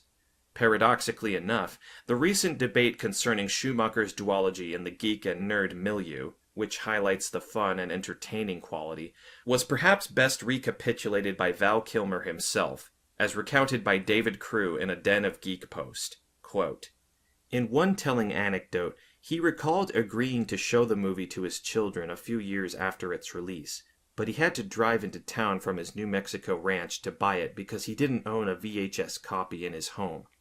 After the film started, his children quietly shuffled out one by one within the first 20 minutes, and Kilmer found himself watching the rest of the movie alone, quote-unquote, like a chump. His review, quote-unquote, I mean, it's so bad it's almost good. Part 3, Section 2. Schumacher was right. Social media appreciation for the Neon Knight. Even before Joel Schumacher died, social media platforms saw quite a wave of appreciation discourse dedicated towards the director and his impact on the Batman character. In 2015, the suggestively titled Joel Schumacher Was Right fan page was created on Facebook. A general description of that community explicitly stated, "This is a Joel Schumacher appreciation page." Over the years, the community practiced exactly that, recognizing Joel Schumacher's achievement by sharing specific scenes or stills, largely from his Batman films, uploading all sorts of fan-generated content, graphic art, remade movie posters, memorabilia collections and mashups, combining earlier publicity content with other visual material, including depictions styled on Batman the Animated Series, or film posters for the 2022 The Batman by Matt Reeves, redone to resemble Batman Forever, posting information about new merchandise and comments about the films. The Joel Schumacher Was Right social media circle, obviously structured as a congregation of Neon Knights believers and disciples, was later followed by a more generic appreciation community established in January 2020. The Joel Schumacher fan page greeted users as follows. Welcome everybody to the fan page dedicated to my favorite director of all time. Here you will find pictures, movie scenes, trailers, soundtracks, trivia, and everything related to this amazing and eclectic director, whose filmography has touched on almost every genre of cinema. Comedy, horror, comics, action, musical, drama, fantasy, thriller, and romantic movies. His amazing career also spans through music videos and TV serials, and it confirms the fact that Joel Schumacher is one of the most eclectic directors of all times.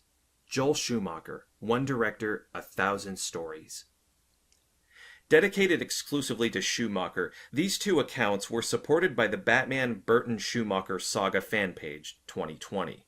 Another attempt to build an appreciation and nostalgia-driven habitat which combined the legacies of the Burtonverse and Schumacherverse as a joint venture, celebrating the entirety of the Noirmare Knight and the Neon Knight material as well as their conceptual derivatives. Outside Facebook, other online resources and venues were created by Neon Knight fans and followers with Schumacher's legacy in mind. Here, one cannot fail to mention two of the most invested websites and YouTube channels run by Neil Rickatzen. 1995batman.com, launched in February 2018, and 1997batman.com, launched in June 2020. The official description of Rickatzen's documentary undertaking reads, "Welcome to 1995batman.com, a website devoted to the 1995 Joel Schumacher film Batman Forever. The aim of this site is to document, share, and preserve as much paraphernalia to do with the film, and I'll be posting vintage magazine articles, video segments, movie merchandise reviews, and more over the coming years." Rickatzen's effort is an impressive project, aiming to provide a highly diverse and insightful look at Neon Knight-related items and texts, including detailed discussions about specific action figures from Kenner and all kinds of additional merchandise, including figure mugs by Applause, playing cards by U.S. Playing Card Company, and detailed product reviews, describing, for instance, Batman Forever's Batboat model from Eagle Moss Batman Automobilia collection. Specific concepts and/or additions of Schumacher's films are even more astutely explored in Rickatzen's comments about the possible final form and substance of the Schumacher cut. Not unlike a genuine curator, the author collects and showcases all media press coverage of Schumacher's Batman over the years. This committed and highly acclaimed endeavor certainly qualifies as one of the most important and comprehensive attempts at establishing an appreciation discourse devoted to Schumacher. Rickatzen's 1995 Batman YouTube channel, with several thousand subscribers, is his most meaningful accomplishment. Besides such Schumacher-oriented online environments, there are numerous other individual posts, comments, video essays, and online discussions that may be identified as substantial elements of the discourse through which Joel Schumacher and his artistic legacy are appreciated. In an overview of such content, it would be worthwhile to describe the main categories or discursive patterns so as to reveal the most significant points in the debate and, consequently, highlight the main assets of the director's artistic unconventionalism, which produced the striking interpretation of Batman as the Neon Knight.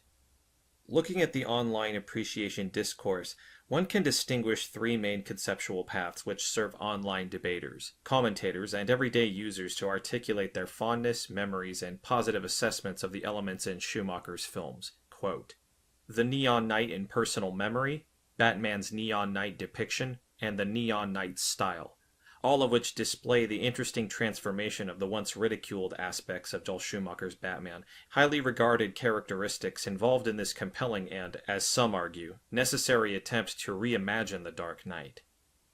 Shortly after Joel Schumacher's death was officially announced on June 22, 2020, Facebook pages dedicated to the director's oeuvre published their official condolences and posts from individual users, expressing their sadness at his passing. The Joel Schumacher Was Right page posted the following. "This 2020 is a hard year, everyone knows that. But there's bad news that we didn't want to give on this page, this year or in any other. Joel Schumacher has passed away. This page was created by people that love him, his movies, and his peculiar way of doing art. We are speechless. Joel's art was a huge part of our lives, and the experience of his movies will forever be with us. The world of cinema lost a great man, and he'll be sadly missed. Safe passage, Joel. You'll always be right." Subsequent eulogies made across social networks in the wake of the tragic news became an opportunity for Schumacher's fans to manifest their belief in his artistic visions of 1995 and 1997. Just as the text cited above, the adherents of the Neon Knight sought to reiterate the good points of that particular approach, informed as they were by their own memories and preferences associated with that portrayal of the Dark Knight. A user of the Facebook group, Batman Burton's Schumacher Saga, commented, "I would have watched a third Schumacher movie with Batgirl and the bigger cave. Tone down the colors a little and it would have been great. I prefer the Schumacher movies over the Dark Knight. I don't need a realistic Batman movie. I'm sorry he got a lot of hate for his movies, even though there were others involved in making the films. I'm sorry that he had to battle cancer for a long time. I'm happy that he's no longer in pain, and I hope he's in a good place. He leaves behind several enjoyable movies. He will be missed." Interestingly, the comments appreciative of Schumacher's Batman underscore the crucial elements of these movies which, according to the authors, were missing in the later features, especially in Christopher Nolan's The Dark Knight trilogy, a work widely considered the most contrary to Schumacher's by virtue of being too realistic and not fun. This preference for the neon duology over Nolan's Dark Knight films was reflected in a number of other Facebook comments posted in groups such as Batman Forever, an official channel dedicated to Schumacher's first Bat project. On June 23, 2022, a short note, quote, "Rest in peace to the one and only Joel Schumacher. Thank you for all the movie magic you brought into our lives," was followed by expressions of attachment to Schumacher's work at the expense of the generally more respectable visions of Nolan or Reeves. Some were quite unequivocal. Quote, "I prefer Joel's Batman movies to Nolan's. Batman should be fun, not arty. R.I.P. Joel."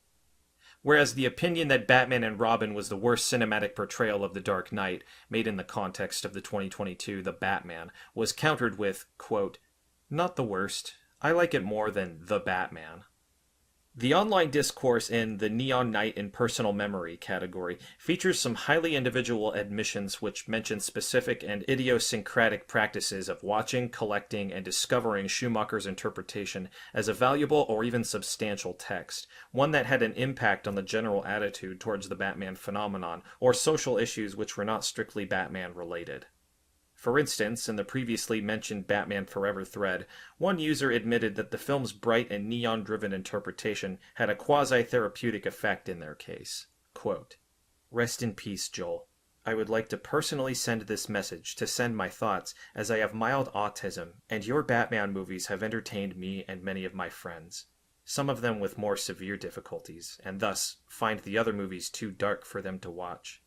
Well done to everyone involved in Batman Forever and Batman and Robin." In fact, the discourse of personal memory that surrounds Joel Schumacher's Batman films includes a considerable amount of more or less candid disclosures about specific moments or periods in one's youth in which the appreciation for the Neon Knight developed, mediated by a number of various products or platforms that nurtured their interest in Schumacher's work. Aside from the condolence and appreciation posts, this is well evinced in the broad selection of the Neon Knight-related archival material, including classic television commercials, VHS promos, and action figure video game marketing. Still available for viewing, they offer interesting insights into the Neon Knight in Personal Memory category. For the sake of example, one could name the comment section under the commercial for the notorious Batman Forever the game uploaded to YouTube. To a fair extent, the commenters praise both the video game, despite its bad reputation amongst gamers, and the film which it accompanied. Quote, "Childhood memories. I know the movie wasn't amazing, but when I was a kid, you don't realize how bad films are, but seeing this advertisement with the song on the VHS was just nostalgic to me." The game commercial appears to trigger a nostalgic view of the textual content, compounded with an equally fond approach towards the material form of Schumacher's Batman, remembered as an element of the home release of Batman Forever. Specifically, one viewer comments, "I had Batman Forever on VHS as a child, and this advert used to play before the movie started. I loved it so much." Given that the film as such and the associated merchandise, which implies engaging with action figures or video games, appear to merge in the discourse of the Neon Knight in Personal Memory, one should also consider the most recent content posted on social media and video platforms referencing the still-produced Batman Forever and Batman and Robin merchandise. This is because it continues to affect individual approaches towards the classic material in both films. Meaningfully titled, "Was It Really That Bad?", an in-depth discussion concerning the reception of Batman Forever on the popular YouTube channel Superhero Stuff You Should Know manifests that peculiar amalgam of film experience and transmediatic participation in the overall phenomenon of Joel Schumacher's 1995 film. Quote, "It was 1995 when this movie came out, and this was kind of the first time when we were of the age to see the hype of it. Around 94 or so, they had the Warner Brothers stores, and I just remember being a kid and wandering around, and they had a huge screen showing stuff, and then suddenly they've just showed the Batman Forever trailer. This was my second most viewed VHS tape, and this is probably my first live-action Batman I saw in a theater. I remember having a lot of the figures." End quote. Likewise, the contribution of the films themselves is explicitly recognized, as the author of the video essay, The Bizarre and Impressive Games of Batman Forever, takes a fresh look at the legacy of Batman Forever in that area, highlighting the creator's approach in the introduction. Quote, "Now I think it's about time to analyze the video games based on the movie and see if they're actually worth playing, and hopefully provide a bigger picture on the Joel Schumacher world of Gotham, as I find it to be the most appealing looking Gotham of all the versions we've been introduced to throughout the years." End quote. Within the Neon Knights depiction category, one also readily distinguishes an acknowledgement motif which frequently occurs in online discussions and celebratory videos. The two actors who played Schumacher's Neon Knights, Val Kilmer and George Clooney, are argued to be valuable conceptual additions to the prevalent Dark Knight formula. Importantly, their Batmen proved meaningful for many fans on a personal level. The author of the aforementioned Was It Really That Bad pays a fair tribute to Kilmer's 1995 portrayal as a significant character progression with respect to what had been envisioned by Tim Burton and delivered by Michael Keaton. Quote, "I like that Kilmer is the playboy Bruce Wayne type.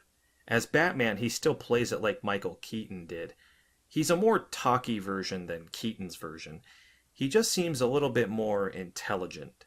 Maybe the perfect combination for the 90s Batman is actually Kilmer. This Batman feels more like a comic book superhero than Burton's does." Various other critics of Kilmer's version of Batman Bruce Wayne demonstrate a similar pattern, stating that his idea for the character needs to be reevaluated because it is more comic book-like, as well as more emotional and human than Burton's.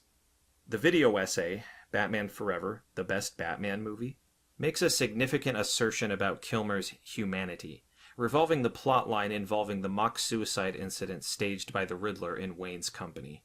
Quote, "Later, after talking about the apparent suicide with the Commissioner, Bruce Wayne goes on to show his human side by ensuring the family get full benefits regardless of suicide not being covered by the company policies. I think this is a beautiful and very human touch which is easily glossed over, and it's such a throwaway line which sits in the background to Wayne getting his first riddle." End quote. What is interesting in today's opinions regarding the once disparaged first Batman by Schumacher is that they share appreciation for its emotional and more caring interpretation. Just as in the previous quote, many modern commentators find Kilmer's iteration of the Neon Knight to have been a logical step forward given Keaton's relentless and brutal hero, and a refreshing take on the rarely seen romantic side of Batman, unfolding in the on-screen interaction between Kilmer's Wayne and Nicole Kidman's Chase Meridian. With the introduction of Chase Meridian as the main love interest of Kilmer's Neon Knight, it has been conjectured that the main story of the 1995 feature shows Batman seeking balance or a stable course in his life, a goal he ultimately achieves in the course of the on-screen events. Having decided to place Batman in the position of self-rivalry and a paradoxical love triangle involving Wayne being in love with Chase, who falls for Batman as Wayne's alter ego, Schumacher introduced a somewhat unfamiliar theme of Batman trying to find mental and emotional healing and work through his painful memories and trauma, which are no longer a driving force, but an obstacle. In the superhero's crowning line, "I'm both Bruce Wayne and Batman. Not because I have to be. Now, because I choose to be," Schumacher radically changes the status quo of The Dark Knight, abandoning the brooding characterization in favor of a character who is fully reconciled with himself.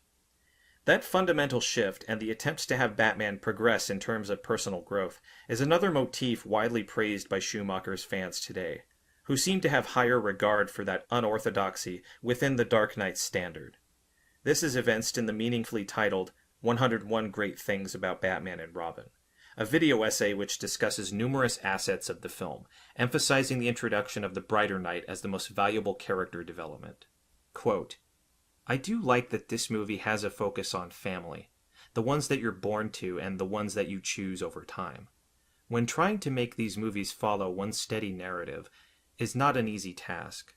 One could see this as an evolution of the Bruce Wayne character, starting off as an isolated loner who shuns the public and any chance of a personal life. Over the years comes into his own and accepts his own public persona, accept his life outside the cape and cowl, and how he's out there taking in orphans and starting a family of his own. It's nice to see this growth." End quote. when George Clooney replaced Val Kilmer as the finally untraumatized Neon Knight, his Bruce Wayne showed no traits of a brooding or depressed vigilante. That portrayal also receives a substantial amount of renewed interest today, as many fans see it as a direct continuation of the 1995 narrative.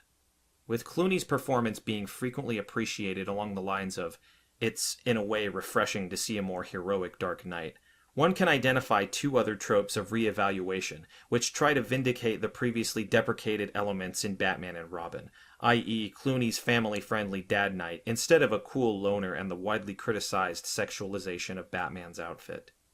The apparently provocative presentation, 101 Great Things About Batman and Robin, offers an interesting look at the starring role which, dispraised as dull and flat, is redefined using the following arguments, quote, "I do think that as a public persona as Bruce Wayne goes, George Clooney was a great choice.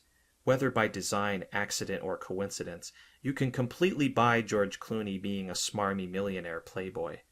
As a matter of fact, I would say that's the role George was born to play.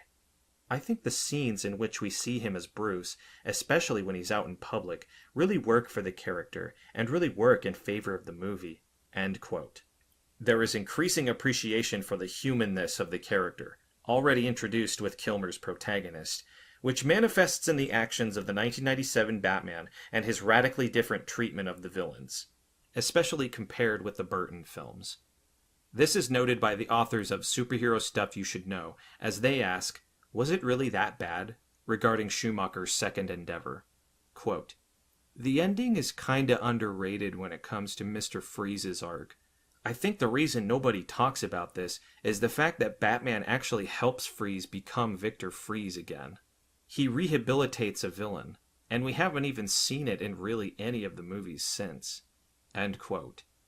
On the wave of appreciation for the brighter knight that Joel Schumacher developed in his Batman duology, even the most controversial and un-Batman-like elements in his movies are redeemed to some degree, because fans see them as valuable variations on the otherwise static character of Batman.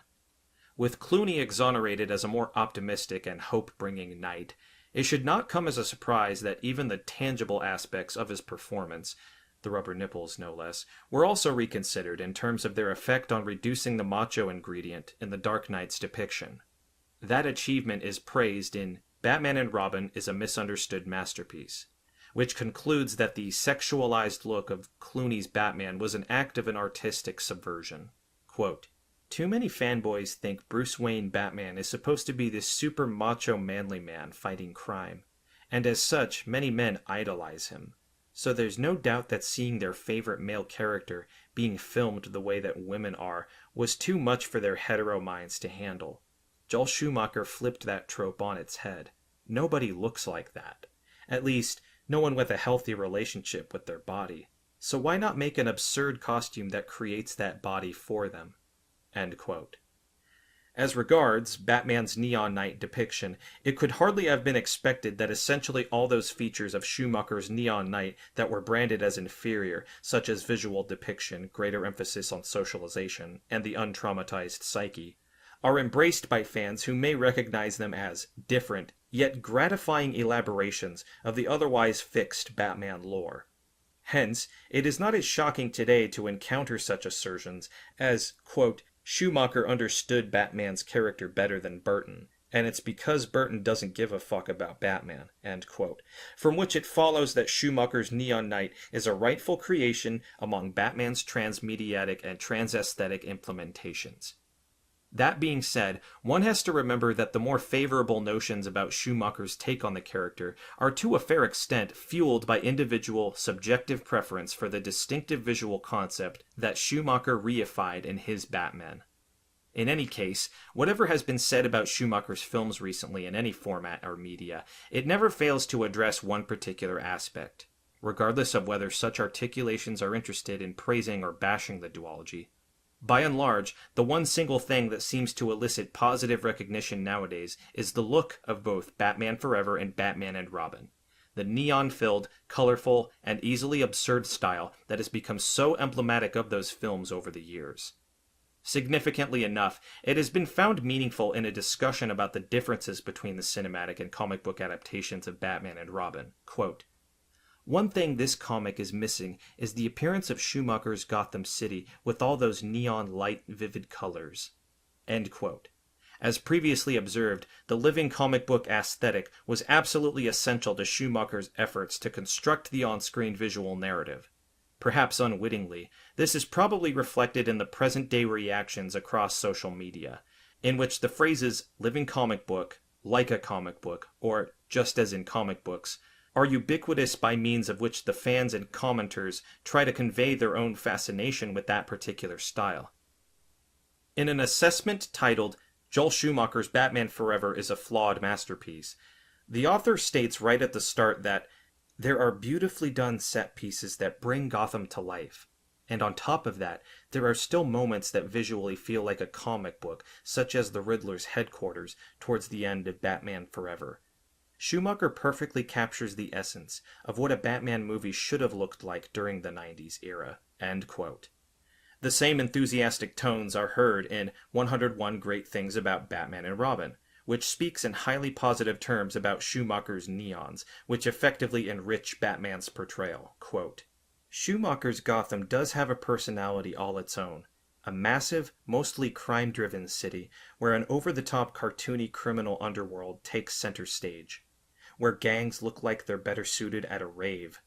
Where giant statues of muscular men are intertwined in buildings' architecture. Where it's mostly night 24 hours a day, and neon signs light the city streets. I don't love this take on Gotham, but I do appreciate it. It's not my Gotham City, but it is Joel Schumacher's, and I dig it." End quote. And also in the comment from Batman Forever, the best and worst of Batman on film, produced by Cortex Videos, quote, "Cinematographer Steven Goldblatt uses tilts and moves his camera with a certain flair, stamping his style across the film in ways we simply don't see in most superhero films today. And production designer Barbara Ling gives every point of Gotham City the moody atmosphere and neon art it deserves." End quote. The neon night style current in the discourse, whose presence in social media is quite considerable today, is an element that brings together the two other dominant themes in this renewed appreciation for Schumacher's neon night.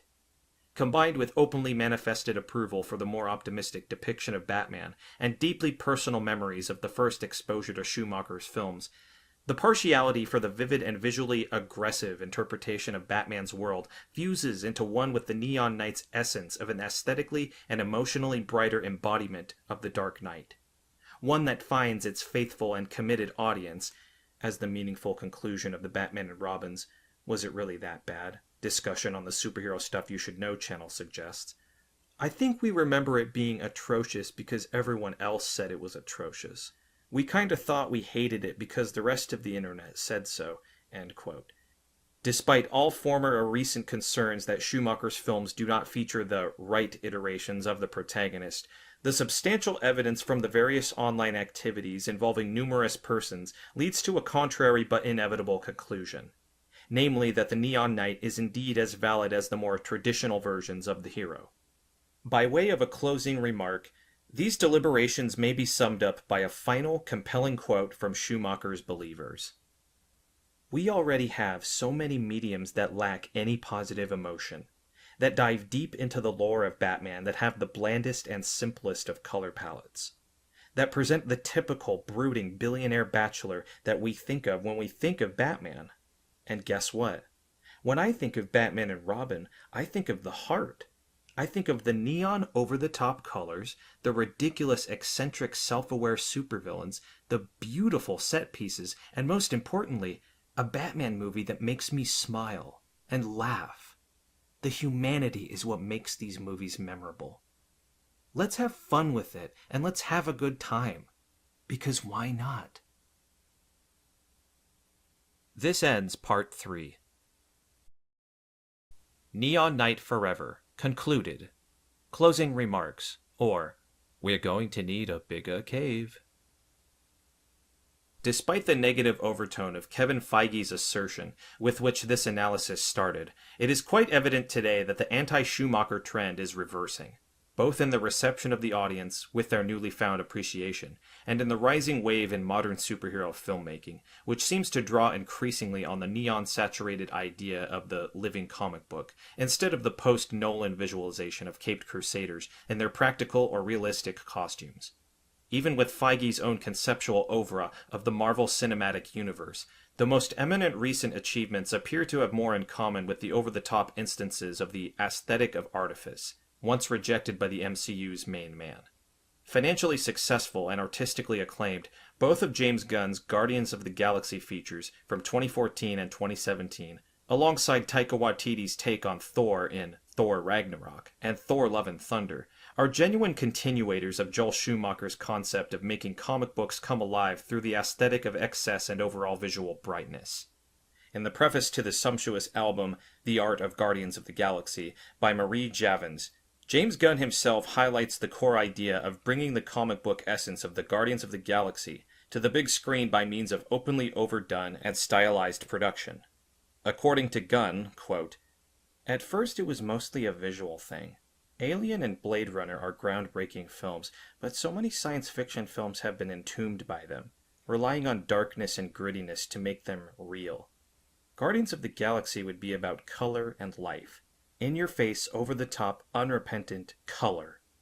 We would rescue the aesthetics of pulpy science fiction films from the 50s and 60s. End quote. Indeed, it would not be that difficult to replace the title of Gunn's space superhero epic with Schumacher's duology and find the very same inspiration and intention, which consists of amplifying light elements in the fairly narrow, pre-established visual paradigm of the genre in question. This intention flourishes in the sequel to the 2014 Marvel cosmic blockbuster, as the director once again openly affirms his reliance on even brighter themes and imagery. Quote, "I wanted it to be more explosively colorful, more outlandishly science fiction, and more rooted in pulp art and the space opera films. I put together a lookbook of visual cues containing old Amazing Stories covers, Al Williamson and Jim Starlin art, frames from the 1980s Flash Gordon and Wong Kar-wai films." End quote. Adding a significant remark about one of the film's locations, quote, "And like Las Vegas, often there's neon. It's a lure to get people in." End quote. References to aesthetic exaggeration, manifesting in the surreal geographies and set designs, outlandish color palette, and expressive filmmaking techniques are also often made with respect to Taika Waititi's vision for a high-value Marvel asset in the shape of 2 Thor installments, which derive substantial inspiration from Jack Kirby's drawing style. Eleni Russo's behind-the-scenes look at Thor Ragnarok features a quote from Kevin Feige, who admits that it played no mean role. Quote, "In this particular movie, Taika had an idea to just really make it a tribute and take it as close as we could get to his design style from the comics, and not just use them for tonal inspiration. And the lines that you see are in many cases taken directly from his panels. It's almost a surreal experience walking around, as if we had family, after so many years, stepped into a Jack Kirby drawing." End quote. There are more projects that seem very keen on maintaining this unrealistic and opulent vibe of on-screen superhero exploits in the recent DC catalog, with the most obvious example being James Wan's Aquaman, which follows the same pattern of exploiting artifice over reality.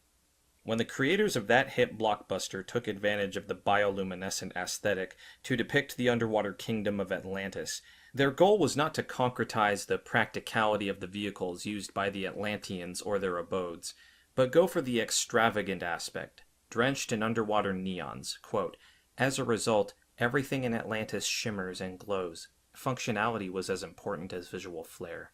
End quote. Still, even in the latest reintroduction of Batman's character in Matt Reeves' The Batman, there were perceptible nods towards the once disavowed legacy of the ridiculed Neon Knight.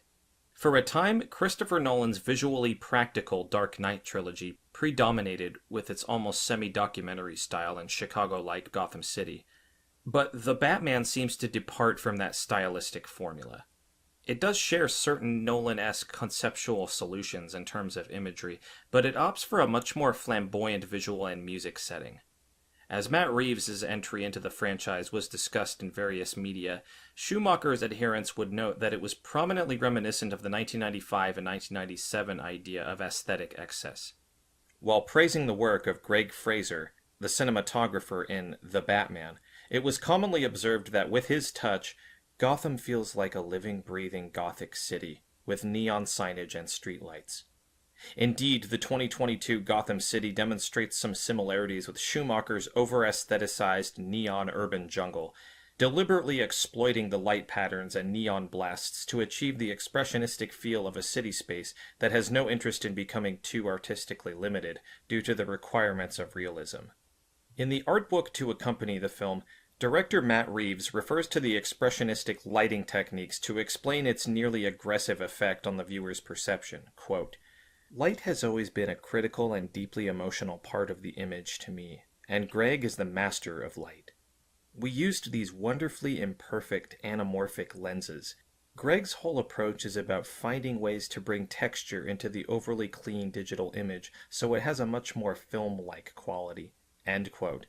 The same applies to the auditory aspect, as the sound design and score by Michael Giacchino also pursue the immersion through exaggeration approach. Quote, "Almost nothing you hear in a film like this is a reflection of reality.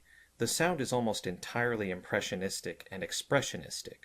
The idea is to create a sound that feels right to the audience, not one that would be accurate if closely examined." End quote. All the above examples may be presumed to reflect a triumphant return of the neon type of filmmaking, in which creators explore theatricality and graphic-like possibilities of showing superhero exploits on screen, rather than restricting them to probable interpretations of the originally improbable figures and heroes. This aesthetic of artifice, manifested in Schumacher's depictions of Batman, finds new applications today, as a number of filmmakers readily embrace cinematic comic bookness as a multisensory experience, amplifying all audiovisual components to obtain an eye-riveting pictorial pageant.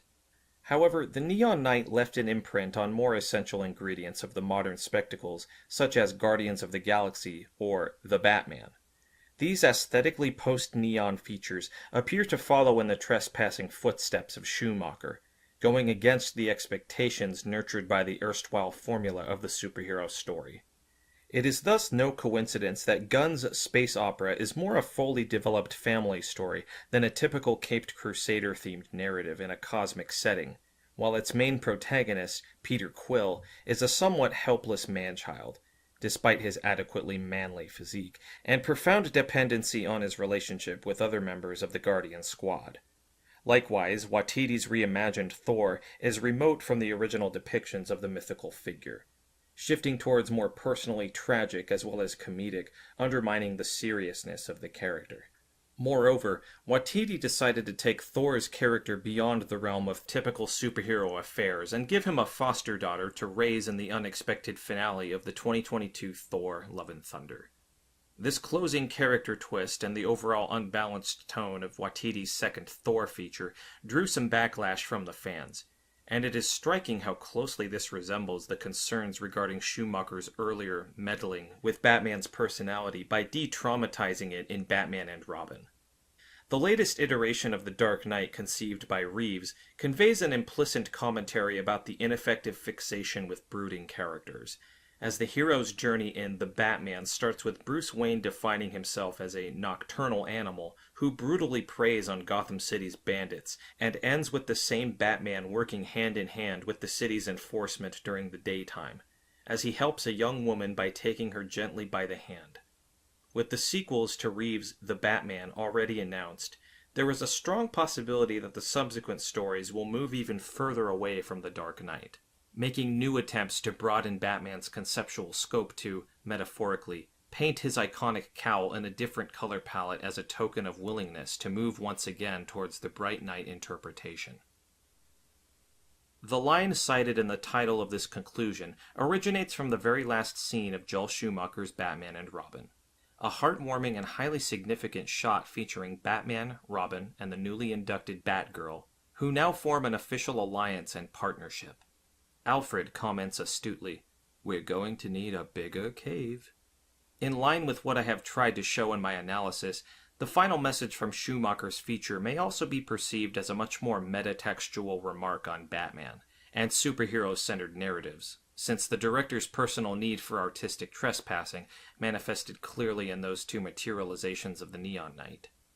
Schumacher's striving for an aesthetic and conceptual opening of the Batman lore, as well as expansion of the visual forms and character modalities, ultimately translates into a call for encouraging and accepting all possible counterfactual and/or counter-aesthetic ideas about the Batman persona. Importantly, they would thus be equally valuable and meaningful for a fair number of Bat fans and followers who discover their own reifications of the character in those unorthodox visions and understandings. The bigger cave creed is a powerful reminder from Schumacher to see such fictional superheroes as true floating signifiers, entities that do not have to stick to just one primary iteration, but may and should seek their unobvious variations. The outcomes may happen to be unwelcome to some, but they will be thematically progressive and culturally inclusive, finding an audience all the same. This appeal for a bigger cave that can accommodate all Batmen and Batwomen out there, whatever their shape, tone, and cowl color may be, constitutes the most crucial element of Joel Schumacher's legacy, in which his Neon Knight is a thoroughly viable proposal in the continually developing Batman phenomenon. As a result, there is still work to be done within the discourse focusing on Schumacher and his Neon Vigilante, as well as regarding the infinite other knights that are already seen or will come to be seen through multiple potential readings by the creators and consumers of all related Bat media. Since the necessity of exploring such creations as part of Batman and superhero studies is as inevitable as it is promising, one should perhaps recall the sound advice that Dr. Chase Meridian offers at the end of Batman Forever, Schumacher's first step to address the need for a bigger cave. Don't work too late. This concludes the reading of Neon Knight Forever. Drew Griffin is a voiceover artist based in Los Angeles.